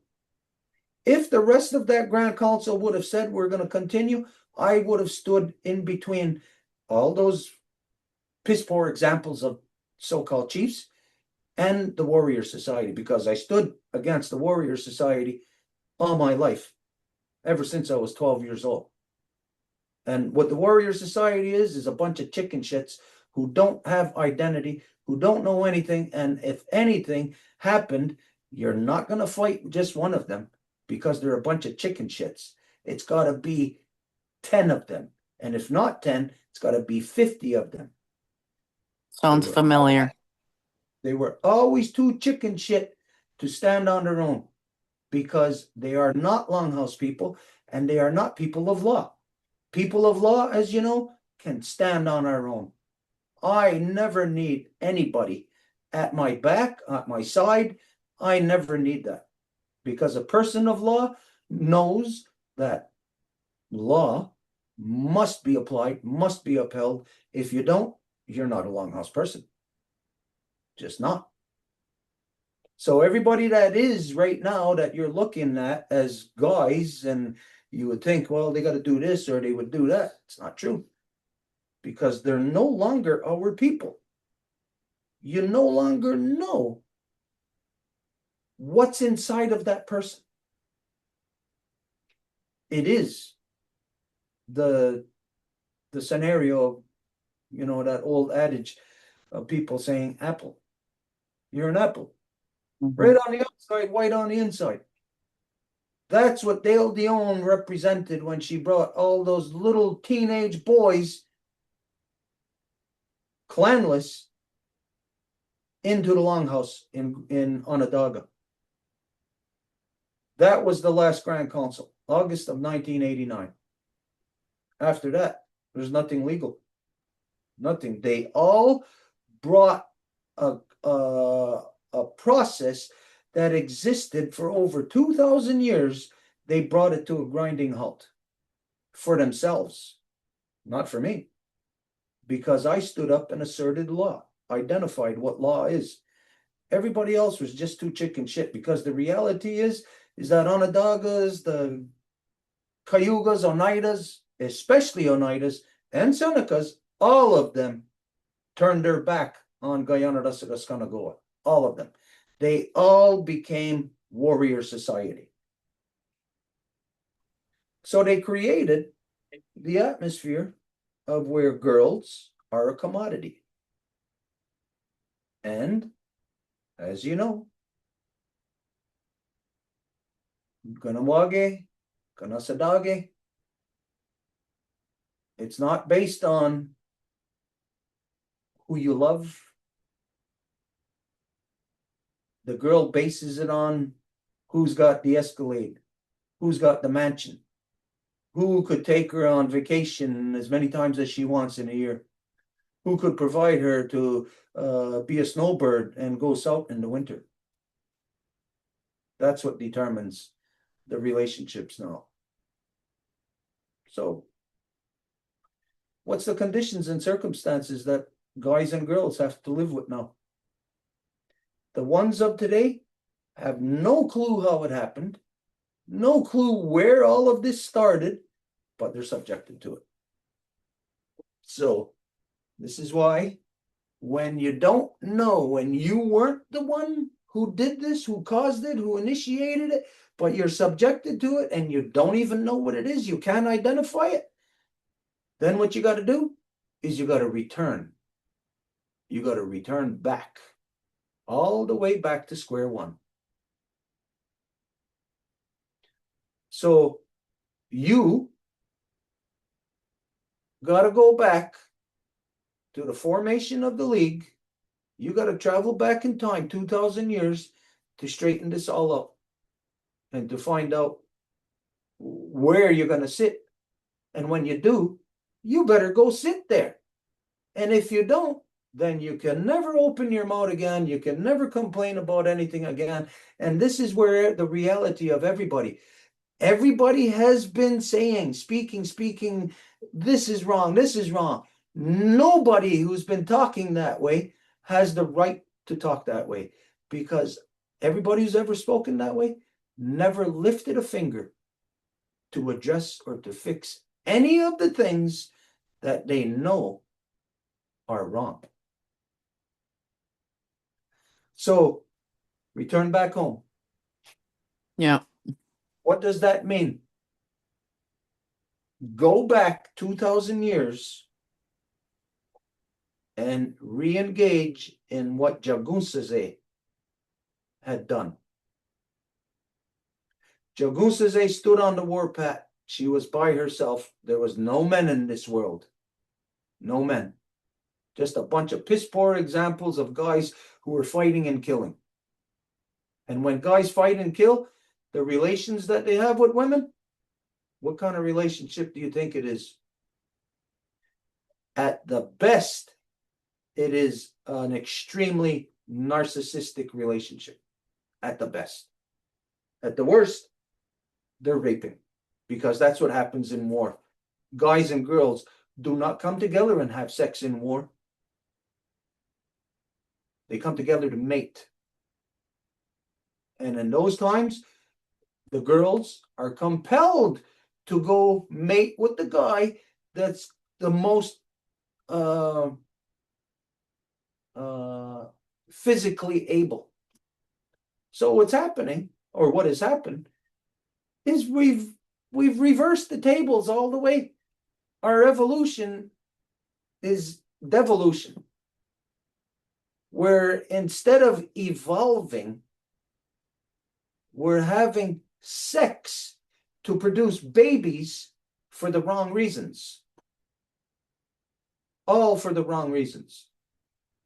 So what it means is that the children in this world, what's their purpose? Just like in the non-native world, what is the purpose of that person? What do they do? What do they represent in this world? Dude, The whites coming back. have become the natives. The natives have become the whites. So everything is all confuddled, everything's backwards and upside down. Get back home. So that means we're gonna have to sacrifice. I gotta sacrifice, you gotta sacrifice. For the most part, you know what it means? We're gonna settle.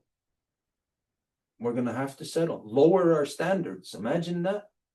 I know that the girl doesn't exist for me. So what do I gotta do? I gotta lower my standards.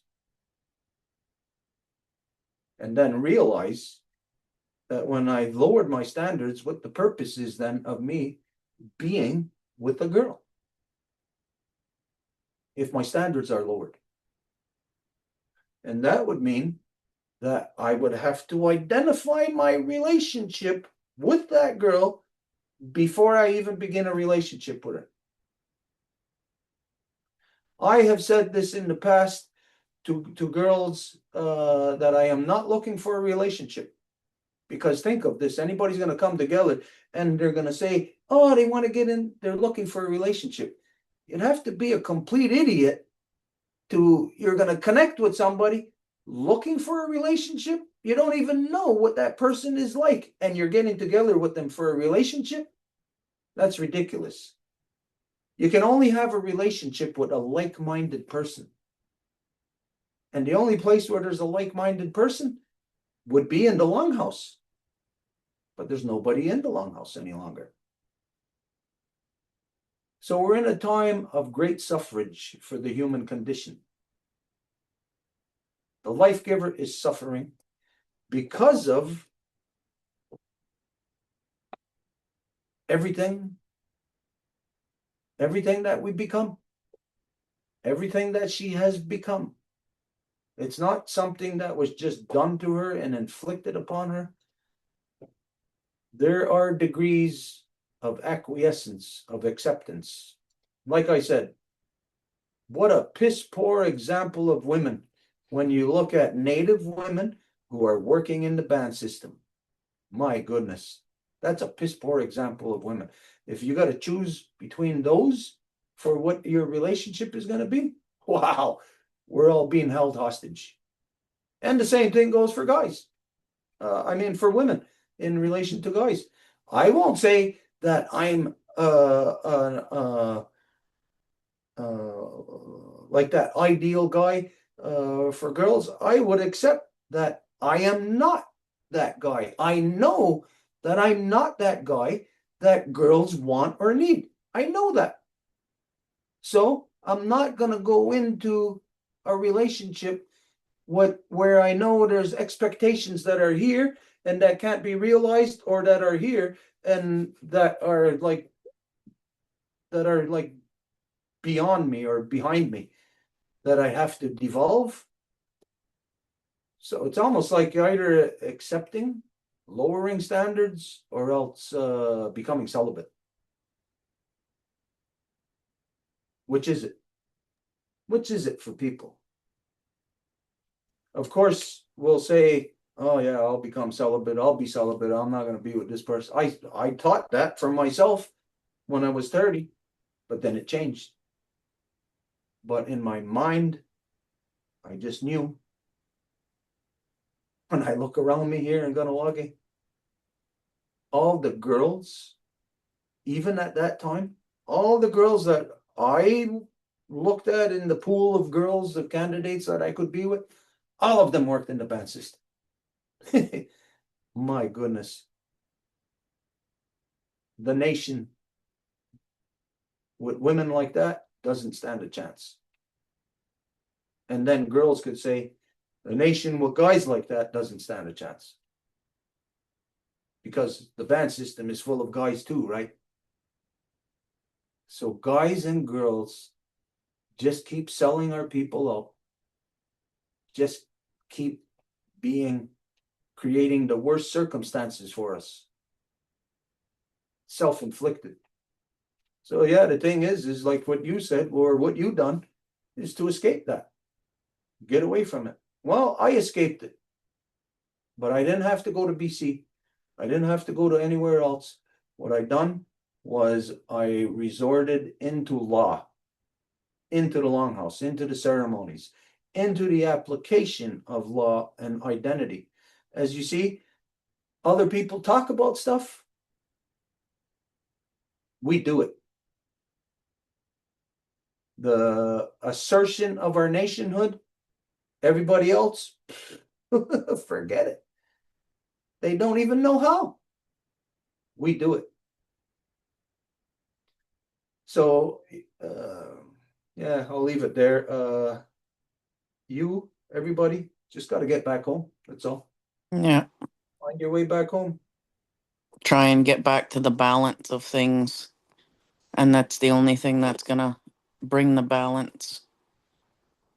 It's a tough situation, but like we said, in genocide, there's something that's going to happen at the end. Something happens at the end of genocide. You know, it's a completion of the process. And times are only gonna get worse with everything that's going on the world stage and everything. Times are just gonna get worse.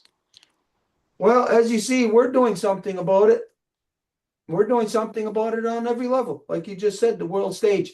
I don't know if Edith is here yet. Is Edith here yet? No, huh? No, I didn't see her.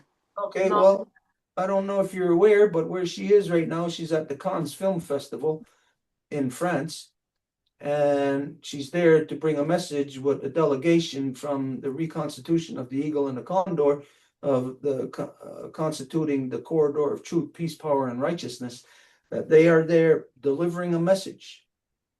And that message is being received with wide open ears, and action will come about. And that action in that field of arts, entertainment industry, movies, all of that. You know, just like that movie, Dances with Wolves, or Thunderheart. It changed a lot of things. It changed a lot of people. It put a lot of Native people on track. It woke up a lot of non-Native people. So there in that area, right now, what they're doing, as a matter of fact, right now, tonight, they're at an event where they're networking with all this week. She was meeting with different producers, documentarians,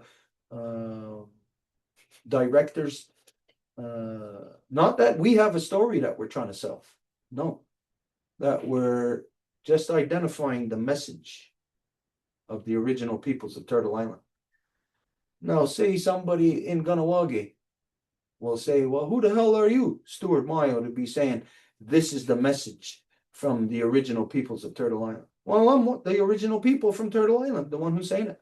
And the other people here in Ganawagi, they are not the original people. They are the sellouts.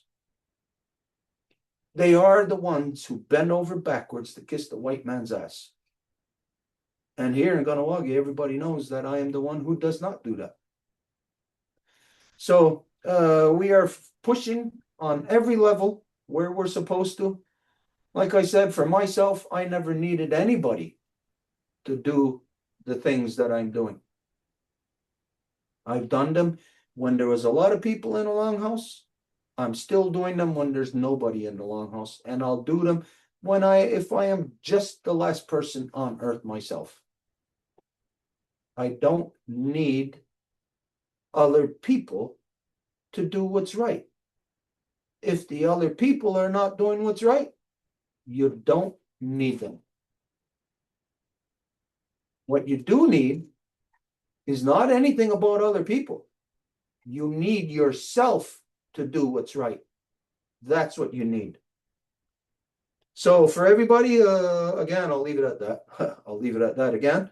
To do what's right, you got to get back home. You got to find your way to the base of the tree. And then you got to follow the instruction. And the instruction is creation story. It is the in-between times. It's the DNA of our Mother Earth, the growth of the land itself and people. It's the dark times of war. It's the formation of the League, and it's the law itself. And then it's the living history of the last 2,000 years. And here, just like in Ganawagi or Ganasadagi, how many people know the history of just the past 50 years? How the hell are they going to know anything about the last 2,000 years? You got to be in a longhouse to know that stuff. The people do not have access to that. Oh, all right. Lisa, if you got anything, any final closing statements, anything you want to identify? And What about all of our archives? the archives are here. But the Yep. way that the wampum belts, all of, isn't there's other wampum belts too, right? Like a lot more than. Okay, well, wampum belts, these things are, let's see, they're equivalent to, what did they say in the white man's religions? Thou shalt not worship false idols. The wampum belts that they've created are those false idols. When you think that they put so much emphasis in a wampum belt, that this is where their power comes from, this is what the power is. And then, like here in Ganawagi, as you see, they build a museum to put these things under glass. And then once it's under glass, those wampum belts being the source of their power, they got no way back to coming back to life. Wampum belts are nothing but record. Mhm. That's all they are. The living record is, as you know, in oration. Yeah. So when people place so much emphasis on this wampum or that wampum, what they're telling you is that they don't know. Because you then have to have a special wampum belt reader, somebody who just reads the wampum belts. You got to have somebody who's the wampum belt carrier. You got to have a fate keeper where, hey, wait a minute, the law was everybody knows it because it's taught to everybody. And there isn't an object that is the source of power. The source of power is the mothers, the life giver. So when people put emphasis on wampum belts or this or that, like say, like for instance, a condolence cane. I'm sure you heard of that, right? What the Yeah. hell is a condolence cane? People look at it like as if it's a part of law. Condolence cane was just some dummy who couldn't remember. And so he made this the same way that you would write on a piece of paper, hey, this is what happened. This is what happened. A condolence cane is not law. It's not a part of law. But when people create those objects and place value within them, they don't realize how they get lost within them. Mhm. And then when those things cannot be deciphered by anyone any longer, they're placed under glass. And when you're under glass, what the effect is that when you're underneath, you can't see out because it's a mirror effect. You're stuck in a world that isn't real after that. And you got no way out after that. This is what happened to the Anishinaabe with their belts that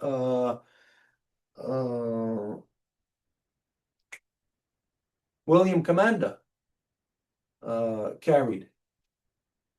And he himself identified that those belts, he was not the rightful owner of them, but he sure as hell did not give them back to the families that they belonged to. And so he himself attributed or contributed to the separation of the people from their power by placing some kind of fake like a white man's holiness to those belts. Like they became something so sacred, something so important that the people couldn't live without it. And then when the people couldn't read it anymore, then the people actually couldn't exist without it anymore. And that's where the Anishinaabe are. That's why they've been in the circumstance that they've been in ever since 1971. That's when William Commanda's longhouse floated away. So when we place these emphasis on these wampum belts, they are nothing but record. When you talk about wampum, it's the onagordo of that particular set of laws or rules within the longhouse. Those are onagordos. They're not wampum belts. So onagordos are just a reminder, if necessary. But when you have 48 chieftainship titles, then you got 48 people there to speak the law, to recite the law. Becomes very easy because 48 people to remember stuff. Hey, somebody's bound to remember something, Mm-hmm. And then, as you know, those 48 are duplicated to another 48. So of those 96 people, you got, when you got law recital, it's just flowing from everybody. And this is the reason why you don't have law recital anymore today. The only place that you have law recital, the only place it happens is here, Longhouse up the hill. Nobody else has law recital. They'll have an event that they'll call a law recital. And it'll last a weekend. But anybody who's ever been to a law recital knows that anybody who's going to say a law recital in a weekend, you're going to be laughing at them. Those people are fools. To say that's a law recital? Impossible. Our shortest one, the shortest one that I've ever participated in was the first one that we were called upon to do for the opposite side warrior society, the late Aunt Jock in Akwesasne. She asked my father and I to do law recital for her family, saying that it's her family, her children who need it. And that was in 1987. We did that in 5 days. But that's where it was my first one of taking the bull by the horns. And this is where right away in that one session, the first day was about direction. And that's where it blew my mind, and it got me on track of being a law person, of learning of the directions of Mother Earth, learning of the true up and down. Where right now, as you know, everybody on Earth has this perception. When you're looking at a globe, like for instance, wait, I'll give you an example. Okay, so when you're looking at this,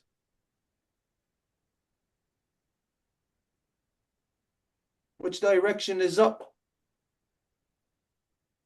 The top of it. Yeah, where's that? What direction? North. That's what everybody on Earth says. Mm-hmm.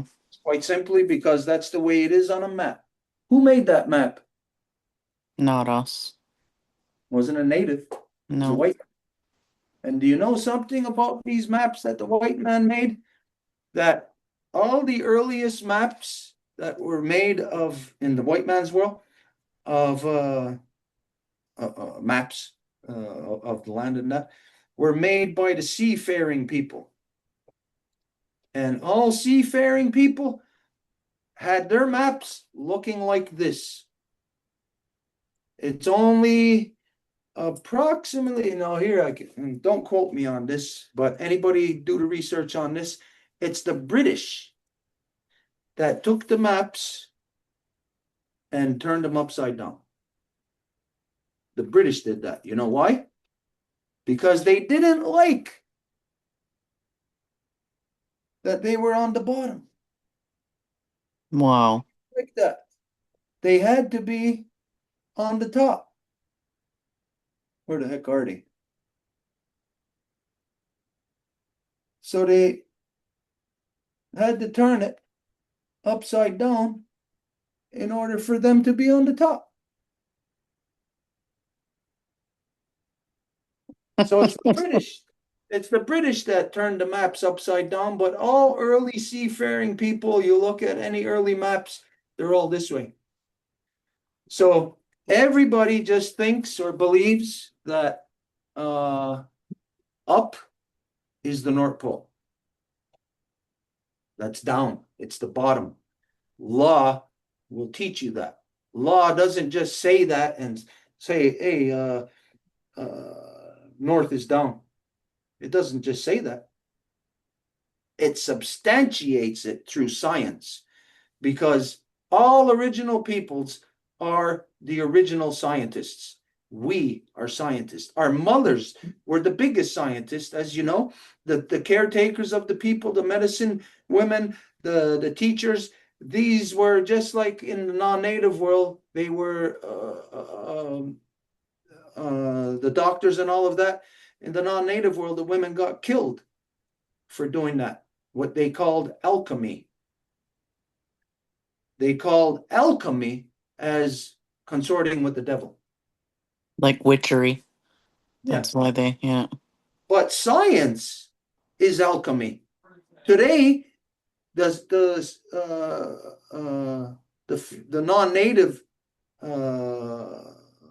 science, that's alchemy. What are they doing at CERN? At CERN, they identified that they were conjuring up elements that do not exist naturally in the world. Hey, what is that? That's alchemy. Because you take this thing, mix it with that thing. That's alchemy. That's why they killed the women. And then the guys end up turning around and controlling that. So, anyways, the women here were the same thing all over the earth.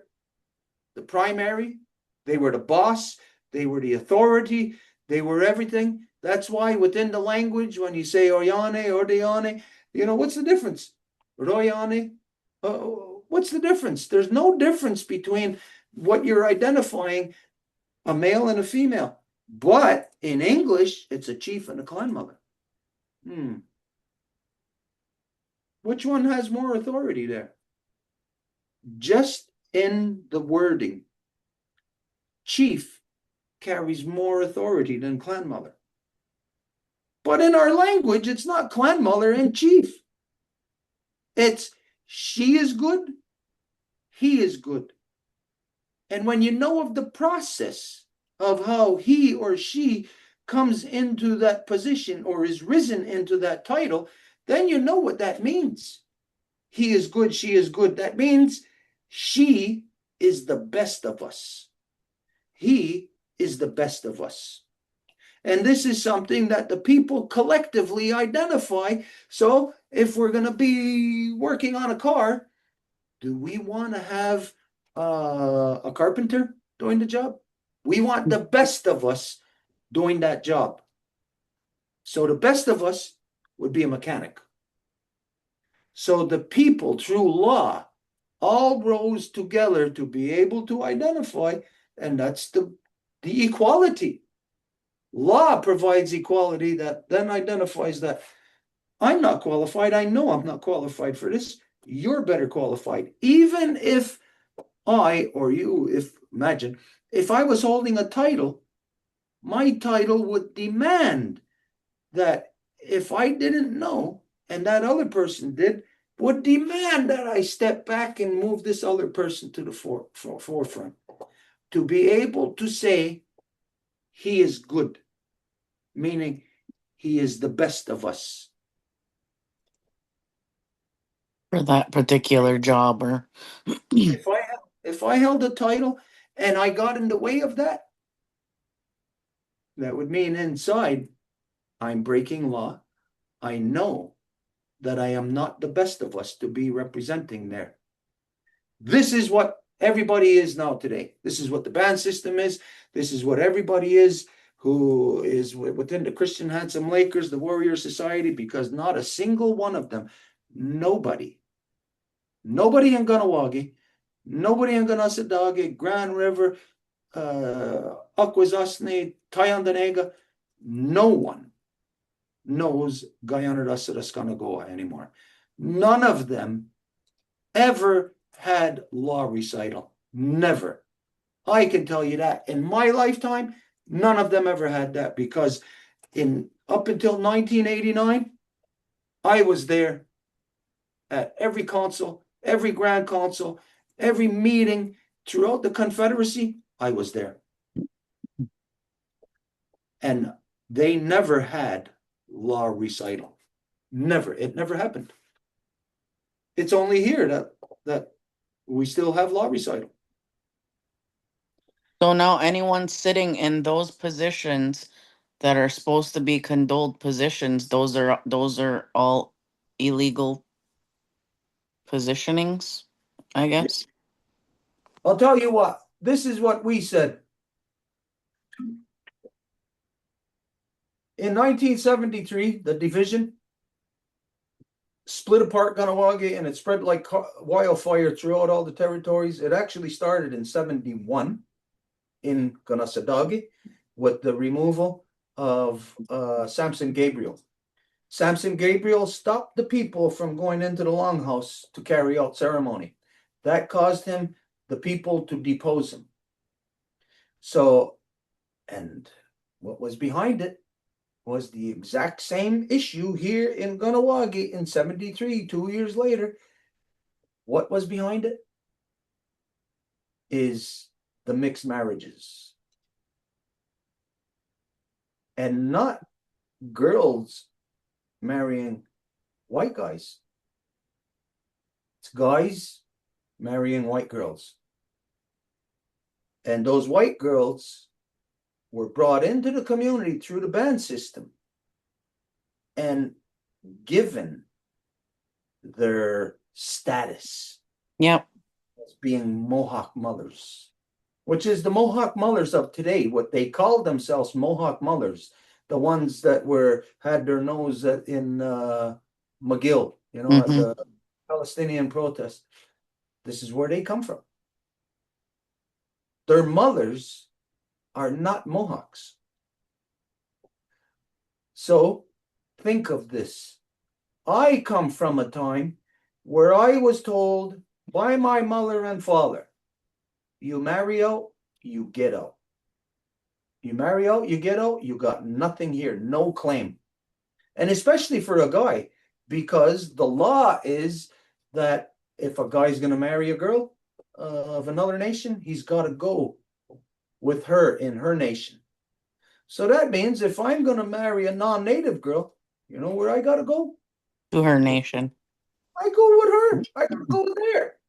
Yeah.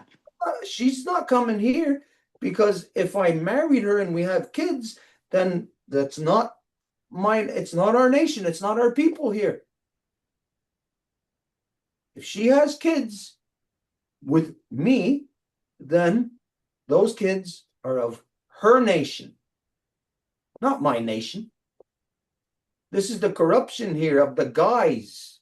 And this is one of the biggest reasons why women such as yourself are feeling the male dominance, because It's a guys' club. Yep. The guys could marry the white women and bring them in here because the band system granted them status. But in the traditional system, if a guy married a white woman, he's got to get out. He's got to go with her. And we're now living the effects of all of that. Yeah, and we're living This the is what exact we're. opposite now. Yep. Now it's the girls, it's the women. If they married out, they had to leave. What did that mean to our clans? That our clans had to get out. Our clans are all over on the outside. Yep. They're not here. You know what's here? No clan now. Yep. So we flipped over. Just like that. We're something else now. Like this is what was said earlier, like if there are no more girls for guys and there's no more guys for girls, then we're no longer ourselves. There's the evidence. We're no longer ourselves. Yep. But we're trying to pretend that we are. Well, not me. The others are trying to pretend. So badly. Yeah, there's something that they're not. And they're the ones that got to push their authority. Yeah. They filled the band systems. They're all white people in the band system. No matter what anybody says. Anybody who joins the band system, in law, they step outside of the circle. And when they do that, they leave behind their name, their clan, their songs, and their ceremonies. They leave it all behind. They could still remember it, and they could still be singing. And they could still be squawking. But in law, it's not legal. That's the reason why you'll never find a law recital within the warrior society, because they all got white mothers. And you'll never hear of a law recital within the Christian Handsome Lakers, because they all got white mothers and they repent. Because it would put them all in their place. That's why. And reveal all the truths about everything, why everything is the way it is now, and why us real ones who still hold clan and don't want to be a part of that system and are resisting are being pushed out. Yeah. Well, that's why only here. This is the only place you're ever going to hear law recital. You can't hear it anywhere else now. Yeah. I don't care what anybody says. I would say, force law recitals. Go to the 207 and tell them, hey, look at all this. We need to have law recital. Go to the Mohawk Trail and say the same thing. Go to Augustus and say the same thing. Yeah. Everybody needs to push that. The ones who will not push it, the ones who don't want it, won't say anything about it, you'll know. Mm-hmm. They're not our people. If you're sick, you would want to get healed, right? You would want to get cured. Yeah. Who wouldn't want to? It's the people who are making you sick. Those are the ones. So you look, wherever there's wherever there's not law recital, those are the people that are making you sick. So I wonder now too, if there was no monetary benefit to being who we are, there wouldn't be so many people trying to live that lie to fake that that's what they were or are. Yeah, but the stupid thing about it is that they're all scrambling for pennies. Mm-hmm. If we're in identity, in as far as monetization goes, we would have billions. They scramble for pennies, and they withhold the pennies from the people that those pennies are supposed to go to. Yeah. Yep. We would be the richest people on earth the absolute richest. There would be no one anywhere richer than the native people. If we pulled our heads out of the white man's ass and stood in our identity. No, I said that wrong. If all the sellouts in the band system pulled their heads out of the white man's ass and stood with in identity, they'd be having billions. But where they are, they got pennies. And the pennies are running out because they agreed to taxation. So now when they say we only make up 5% of the population in so-called Canada, how many of those are law people and how many are status, like government status? Let's figure that out right now. 5% of, what is it? Let's round it off to 40 million. So 5% of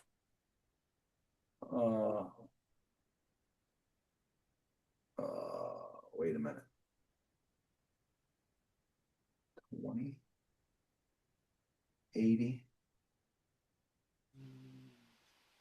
Am I right 2 in saying million? 80,000? 80,000 people? 5% of 8 million? Of 40 million?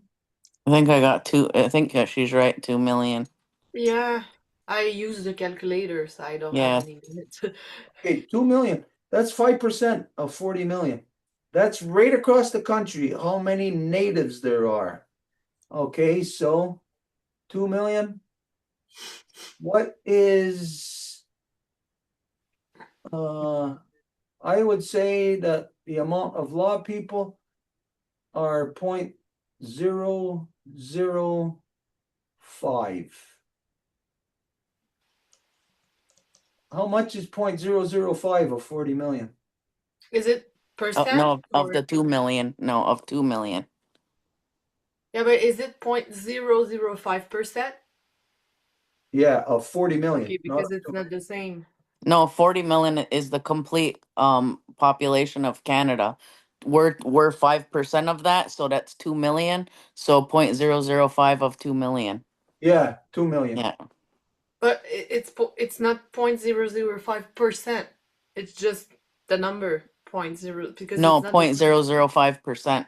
Percent. Okay, that's Yeah. it's 100%. 100? Okay, I was wrong. It's 0.0005. Okay. How much is that? 10. Yeah, she's right. It's 10. Okay, so I was wrong. So it's point You won that much. You won. Put one more zero there. No, I would say 0.001. What's 0.001 of 2 million? 20. Okay, I'm still wrong. Okay, it's 0.00. But now we're talking about other nations too, right? Like the Cree, everybody right across the board. Yeah, they don't got no law people. Okay. Cree, they lost it a long time ago. Okay. They lost it with Billy Diamond back in 73. Yeah. Yeah. Billy Diamond sold it all up on them. And in 2015, we walked across the country, and that was the walk to bring our mothers back to power. And there was nobody who understood what we were talking about. And in every community that we went to, we would ask, where's the traditional people? And people didn't even know. What do you mean? Which traditional people? You know, Yeah. people didn't even know. So in the West, no matter how bad we think we got it, west of Grand River, they have no structure. No Wow. structure whatsoever. The structure that they got is provided to them by the white man and the band system. That's their structure. That's the reason why our nations are in the circumstances that they're in. Because they have no longer have anybody within their nations. What you got is a bunch of people young people, who are just standing up and saying, this is resistance. That's what it is. And the majority of things that they're doing, it may look like resistance, but it's actually compliance. It's like a hybrid of native, non-native system. You know, it looks like native people in a non-native system. You can't get anywhere. So anyways, that's what we seen when we went across the country. There's nobody out there. Nobody. I mean, you might find maybe one or two people sprinkled across the land. But here, what we got here in Ganawagi, the circumstances are unique. You know, for me to exist, it's unique. It doesn't exist anywhere else like this. You know, the circumstances, the conditions, it's unique to Ganawagi. Like I said, at the end of genocide, what do you think that's going to look like? What does the end of genocide look like? You will get to the point of where there will be just one person left until that person is either killed or just dies off. That's what happens at the end of genocide. No, you tell me. We're very close. In the cycle of genocide, where are we? Are we at the beginning? Are we in the middle? Are we at the end? Very close to the end. So we could either just keep on acquiescing and knowing that we are just going to disappear into one, and that one will just, you won't even have to kill them. You just wait for them to die off. Like here, the knowledge of the division, what happened here in Ganawagi, you're never going to hear it from anybody else, just me. I'll guarantee you, no one else could tell you. Nobody else knows any longer. And the few who do, they're on that side. So they'll never tell you the truth. They never did tell you the truth. Warrior society is nothing but lies. Had to lie right from the start, and they'll lie right to the end. Because they're a white man's construct. Yeah. Let's go back to this. Any final closing statements you want to make, and then we're going to close up for tonight. No, I think we can end there. Okay, Yeah. but let's remember that this isn't the end of the conversation. This is the beginning, and it doesn't mean that this conversation has to continue with Lisa and myself, or just Lisa or just me. This conversation needs to be continued by everyone, by anyone, and not just Native people, non-Native people.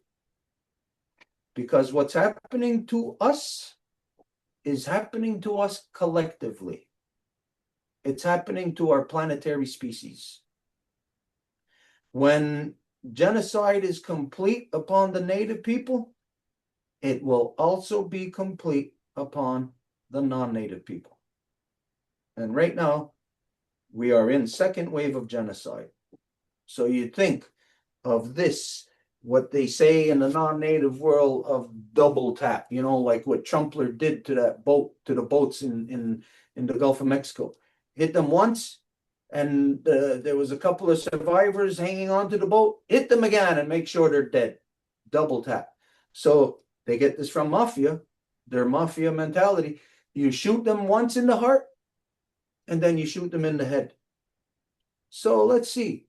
The first wave, getting shot in the heart. Does that kill you right away? Well, technically, you're not going to go on living, but you're still alive for a little bit, as long as you can hold your breath, as long as you don't run out of breath. But when you get shot in the head, that's immediate. There's no like buffer zone of time, like to say, oh, it's going to take a while for this to happen or whatever. So the double tap, the second wave, happens at a far faster rate than the first one. So the first wave of genocide took 500 years. The second wave, I'll say it's not even going to take 10 years. Not even 10 years. And the second wave, how long did we identify now that the second wave began? I think we're about 2 years into it. So we ain't got much time as far as our planetary species is concerned. No. And this new wave is with what, like the technology and everything, and brainwashing with just empty stuff that's not important. Well, think of it as a dog fight. Some people at first they'll bring their dogs to a dog fight and they'll just release them to fight. But then you learn tricks of what goes on in dog fights, what the other side does, what they do. Did you ever know that in dog fights they feed their dogs gunpowder? Did you ever hear that? No. Yeah. Wow. They feed them gunpowder because it makes them more violent. It riles them up. Just think what gunpowder would do in your gut. For a dog, it just makes them more crazy. It makes them focused and purposeful in their violence. Jeez. So the second wave is a hyper in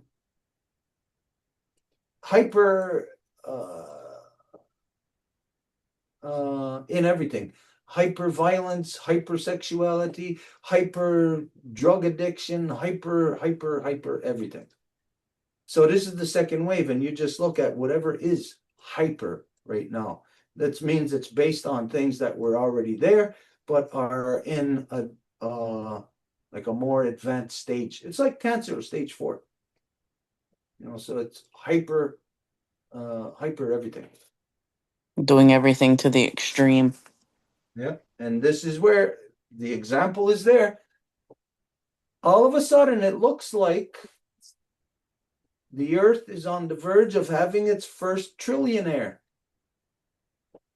Apparently, Elon Musk is going to become the first trillionaire because they're taking he's taken the company, I don't know which one it is, Starlink or Tesla, public. I don't know if Tesla's already public. One of his companies is taking it public, which means the markets are predicting that Musk is going to be the world's first trillionaire. So there is the example of hyper. We are hyper economized, which means hyper commodified, which means we're commodifying everything. And you listen to what he said in his hyper commodification. He said we need to get rid of empathy. It's SpaceX. SpaceX, that's going. Yeah, but it's $1 trillion in market value, so it's a bubble, but still. Yeah. So the world's first trillionaire. Here we are. We are in hyper. The evidence is all around you. The things that was said earlier about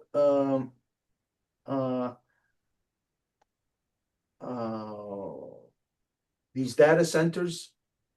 We all had internet for what now? 30 years? 20 years? 25 years? We all know what 30. What? It's 30. I was in high school, so. So 30 years we had it? I still remember when it first came out. It's in the So, 90s. So so we all grew up basically. Well, not me, I didn't grow up with it, but some of you grew up with internet, and you all knew it to be a certain thing. And it didn't have its effects what it's having right now. Now it is hyper. It's got these data centers that all of a sudden it's like over the pandemic. Before that, maybe there was a couple of billionaires, a few billionaires here and there. But after the pandemic, holy crap, billionaires are like what millionaires used to be. They're everywhere. So we know that the excuse me, that our relationship with internet, that it is in hyper mode now. And its hyper mode is showing us what it's doing. It's destroying the water, which means all life is destroyed. So I don't think anybody can deny. The more we look at it, the science is there to show us that we are in the second wave of genocide, and it will happen extremely fast. We said in the past that one spoon out of Grandma Moon will kill her, because one spoon means the whole moon is gone. Because the second you take out one spoonful, you cannot stop taking out billions and trillions of tons of it. You cannot stop until it's all gone. There Just like is, what they did here on Yeah. Earth. yeah, there will be no limit because it's off world. And non-natives are so stupid, they don't see any intrinsic value to Grandma Moon because they don't understand what she is. Because they're all hyper commodified. They all now want to be that trillionaire. They don't You know- care about consequence, is what I've come to realize Yep. of anything. That's narcissism, that's male dominance, that's war, that's religion. They don't give a damn about anything that they do, and they never have to correct anything. That's the white man. So this is like what we said earlier about the scales. The scales, you won't even notice it when the scales are tipped too much. We know that the scales are tipping right now, but how much is too much? When there's no more left on that side, and even if they're moving this way, no matter what, the inertia of it cannot get it back to that side. You'll never know when the scales have tipped to that point of no return. But I say we're already beyond that. We're already beyond the point of no return. And this is where my spirit wants to reject anything to do with their culture, their systems, their ways of doing anything. I just want to stop. I just want to not be a part of any of it anymore. I don't even want to live my life by their clocks or their calendars. Their everything, our whole lives are dictated by these things and by everyone else but ourselves. Well, I don't live by their clock. I don't live by their calendar. Some people say, yeah, I do. There's a few things that I'm subjected to when I got to be in court. Yeah. If I don't go to court, well, they arrest me, put me in jail. That's not really standing for my right to be able to stand. So my right to be able to stand is to be able to fight anything that comes at me. So to do that, I do not live by those clocks, by those calendars. Anybody that knows me knows that I do it when I want. I get up when I want, when I'm supposed to, when I have to. I do this when I want. I'm not subjected. I don't subject myself to those things. But then there's the reality. You have to have that base. You have to have the foundation. To be longhouse, just think, you're talking about a house, Mhm. actual house. You gotta have that place. That's why I said you gotta find your way back home. And if it doesn't exist, you gotta create it. And that's your base, because to not live by those times, those calendars, not to be doing those things, you have to have like a safety zone, like a buffer zone around you. You know, something that will enable you to do those things, to be that way. Mhm. Because And try to do that out there, like living in the city, like you, as you know, where I am, exactly. You can't do that out here. yeah, you need It's a foundation. impossible. Because, like I said, I got their systems coming after me. I know they're going to come at me again. They're going to say educational neglect. Yeah. This is what we said here. This is why the conspiracy between the province, the Fed, and the ban system to put a school right there. Everybody was, if you didn't send your children to that school, then they sent social services after you. Yep. And social services here in Ganawage is the Mohawk Trail. That's all those so-called traditional people. The Christian Handsome Lakers are social services. So if you don't send your kids to that school, the Handsome Lakers went after your kids. And it doesn't make any sense because they know that we had the residential schools in our history, and then now they're inflicting that on their own people. Well, don't forget, the people have been changed. Yeah. The clans are out there, and the white mothers are here. What they're breeding, because they have been bred. White women have been bred, just like the way white guys have been bred for war. White women have been bred for breeding.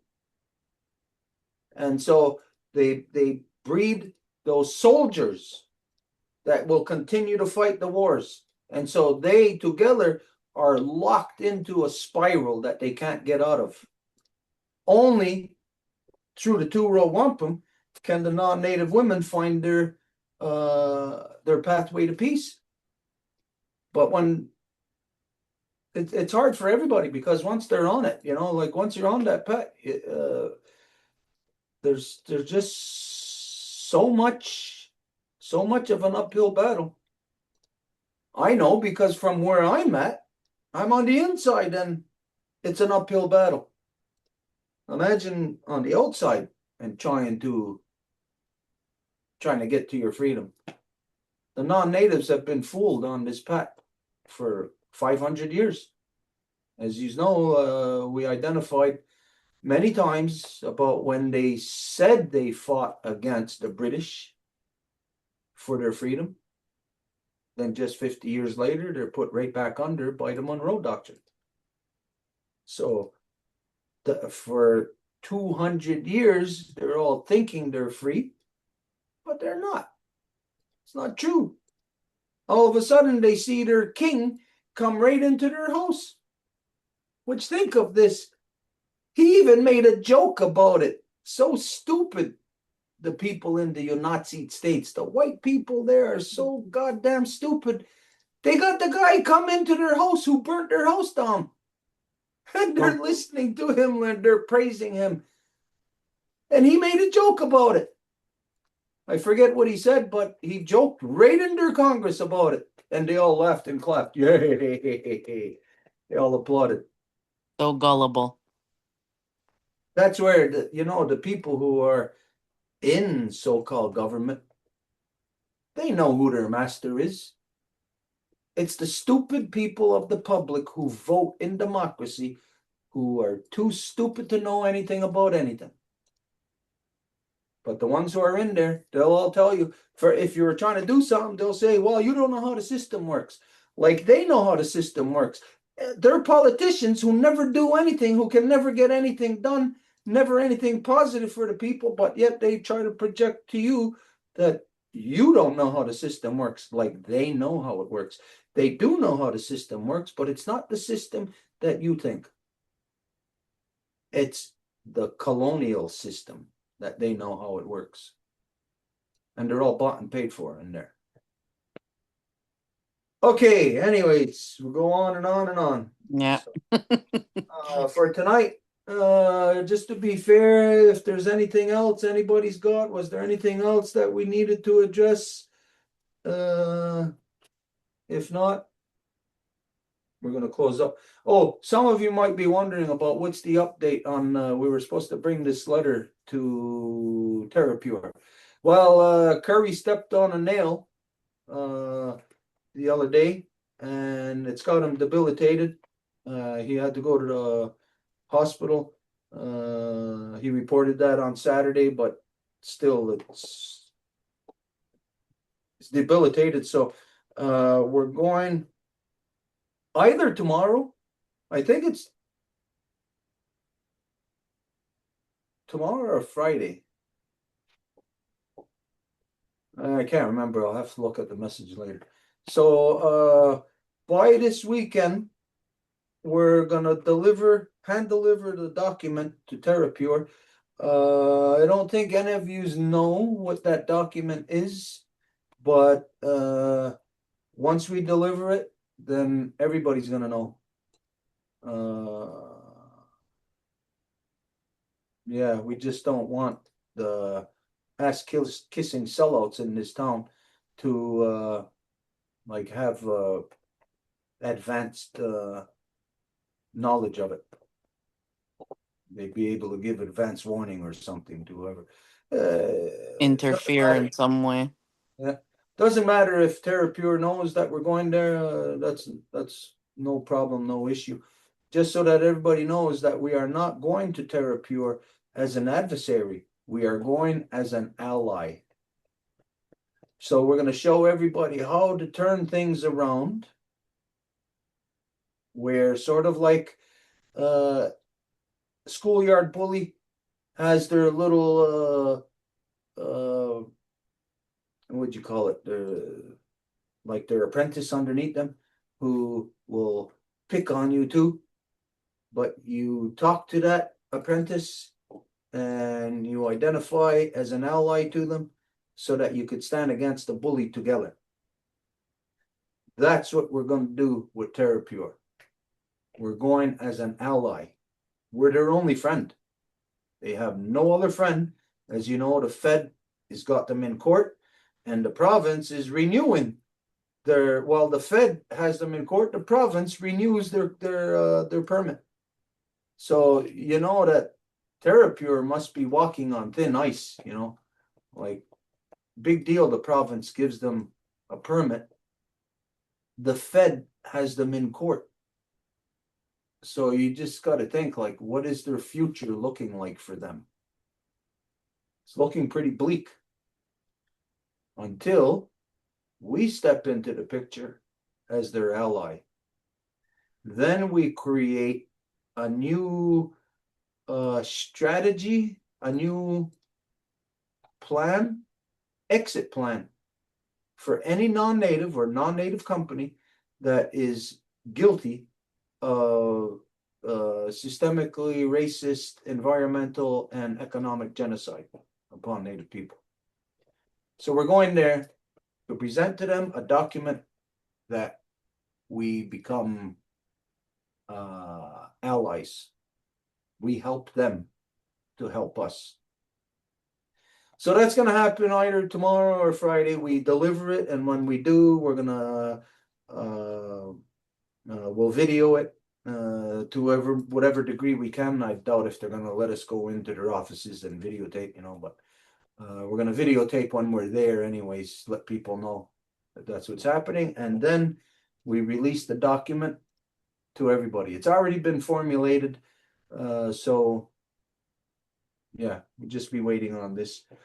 So, and excuse me, I was trying to extend as long as we can, but we're going to close up now because earlier Edith said that she'd be able to make it after the event that they're at, and that event was supposed to end at 2 o'clock in their morning. So I think we must be close to that now, but I can't wait any longer. But I think Edith's gonna be back. Angel, do you know when she's gonna be back? Saturday, maybe? If she's back on Saturday, then she'll be here to give It's Sunday. If I remember correctly, it's Sunday, and she's go to Mexico on Monday. She arrives Sunday at night. She doesn't stay, not even 24 hours, if I remember correctly.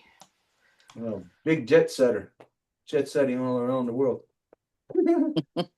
Okay, anyway, so whenever she's here, she's gonna give the full lowdown on what's happening or what has happened there in Cannes at the film festival, and yeah. So as we get information, if she sends more videos or whatever, we'll just post it and everybody could see it, and she'll put the whole thing together in a story when she gets back. Okay, we're closing. So that's it for tonight. Let's get closing going. Audio.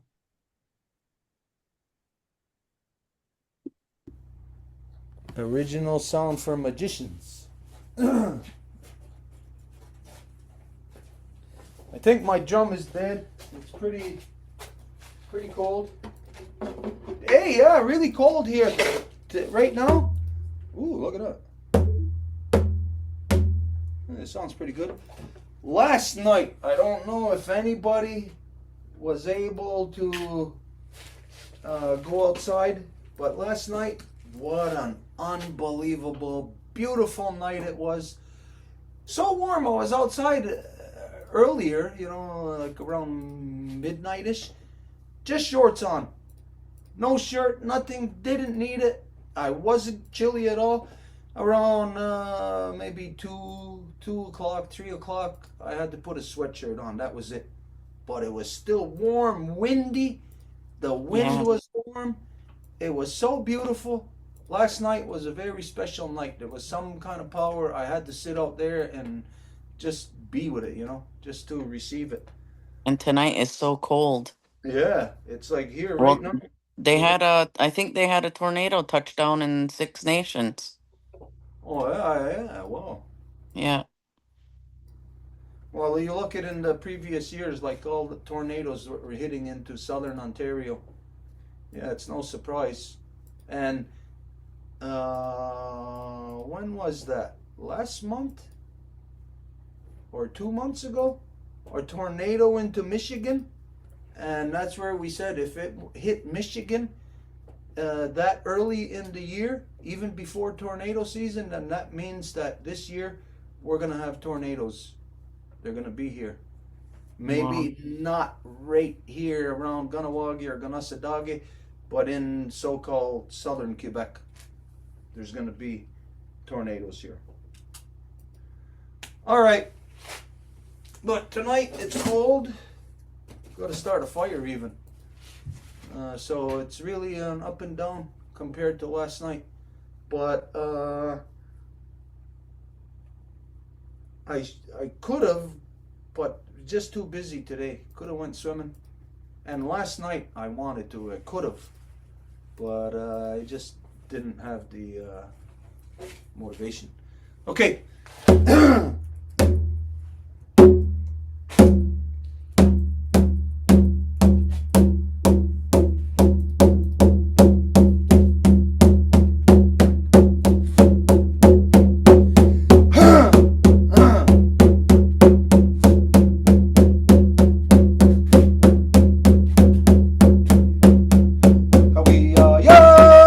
Yogi on a hey honey oh, yogi on a hey honey oh.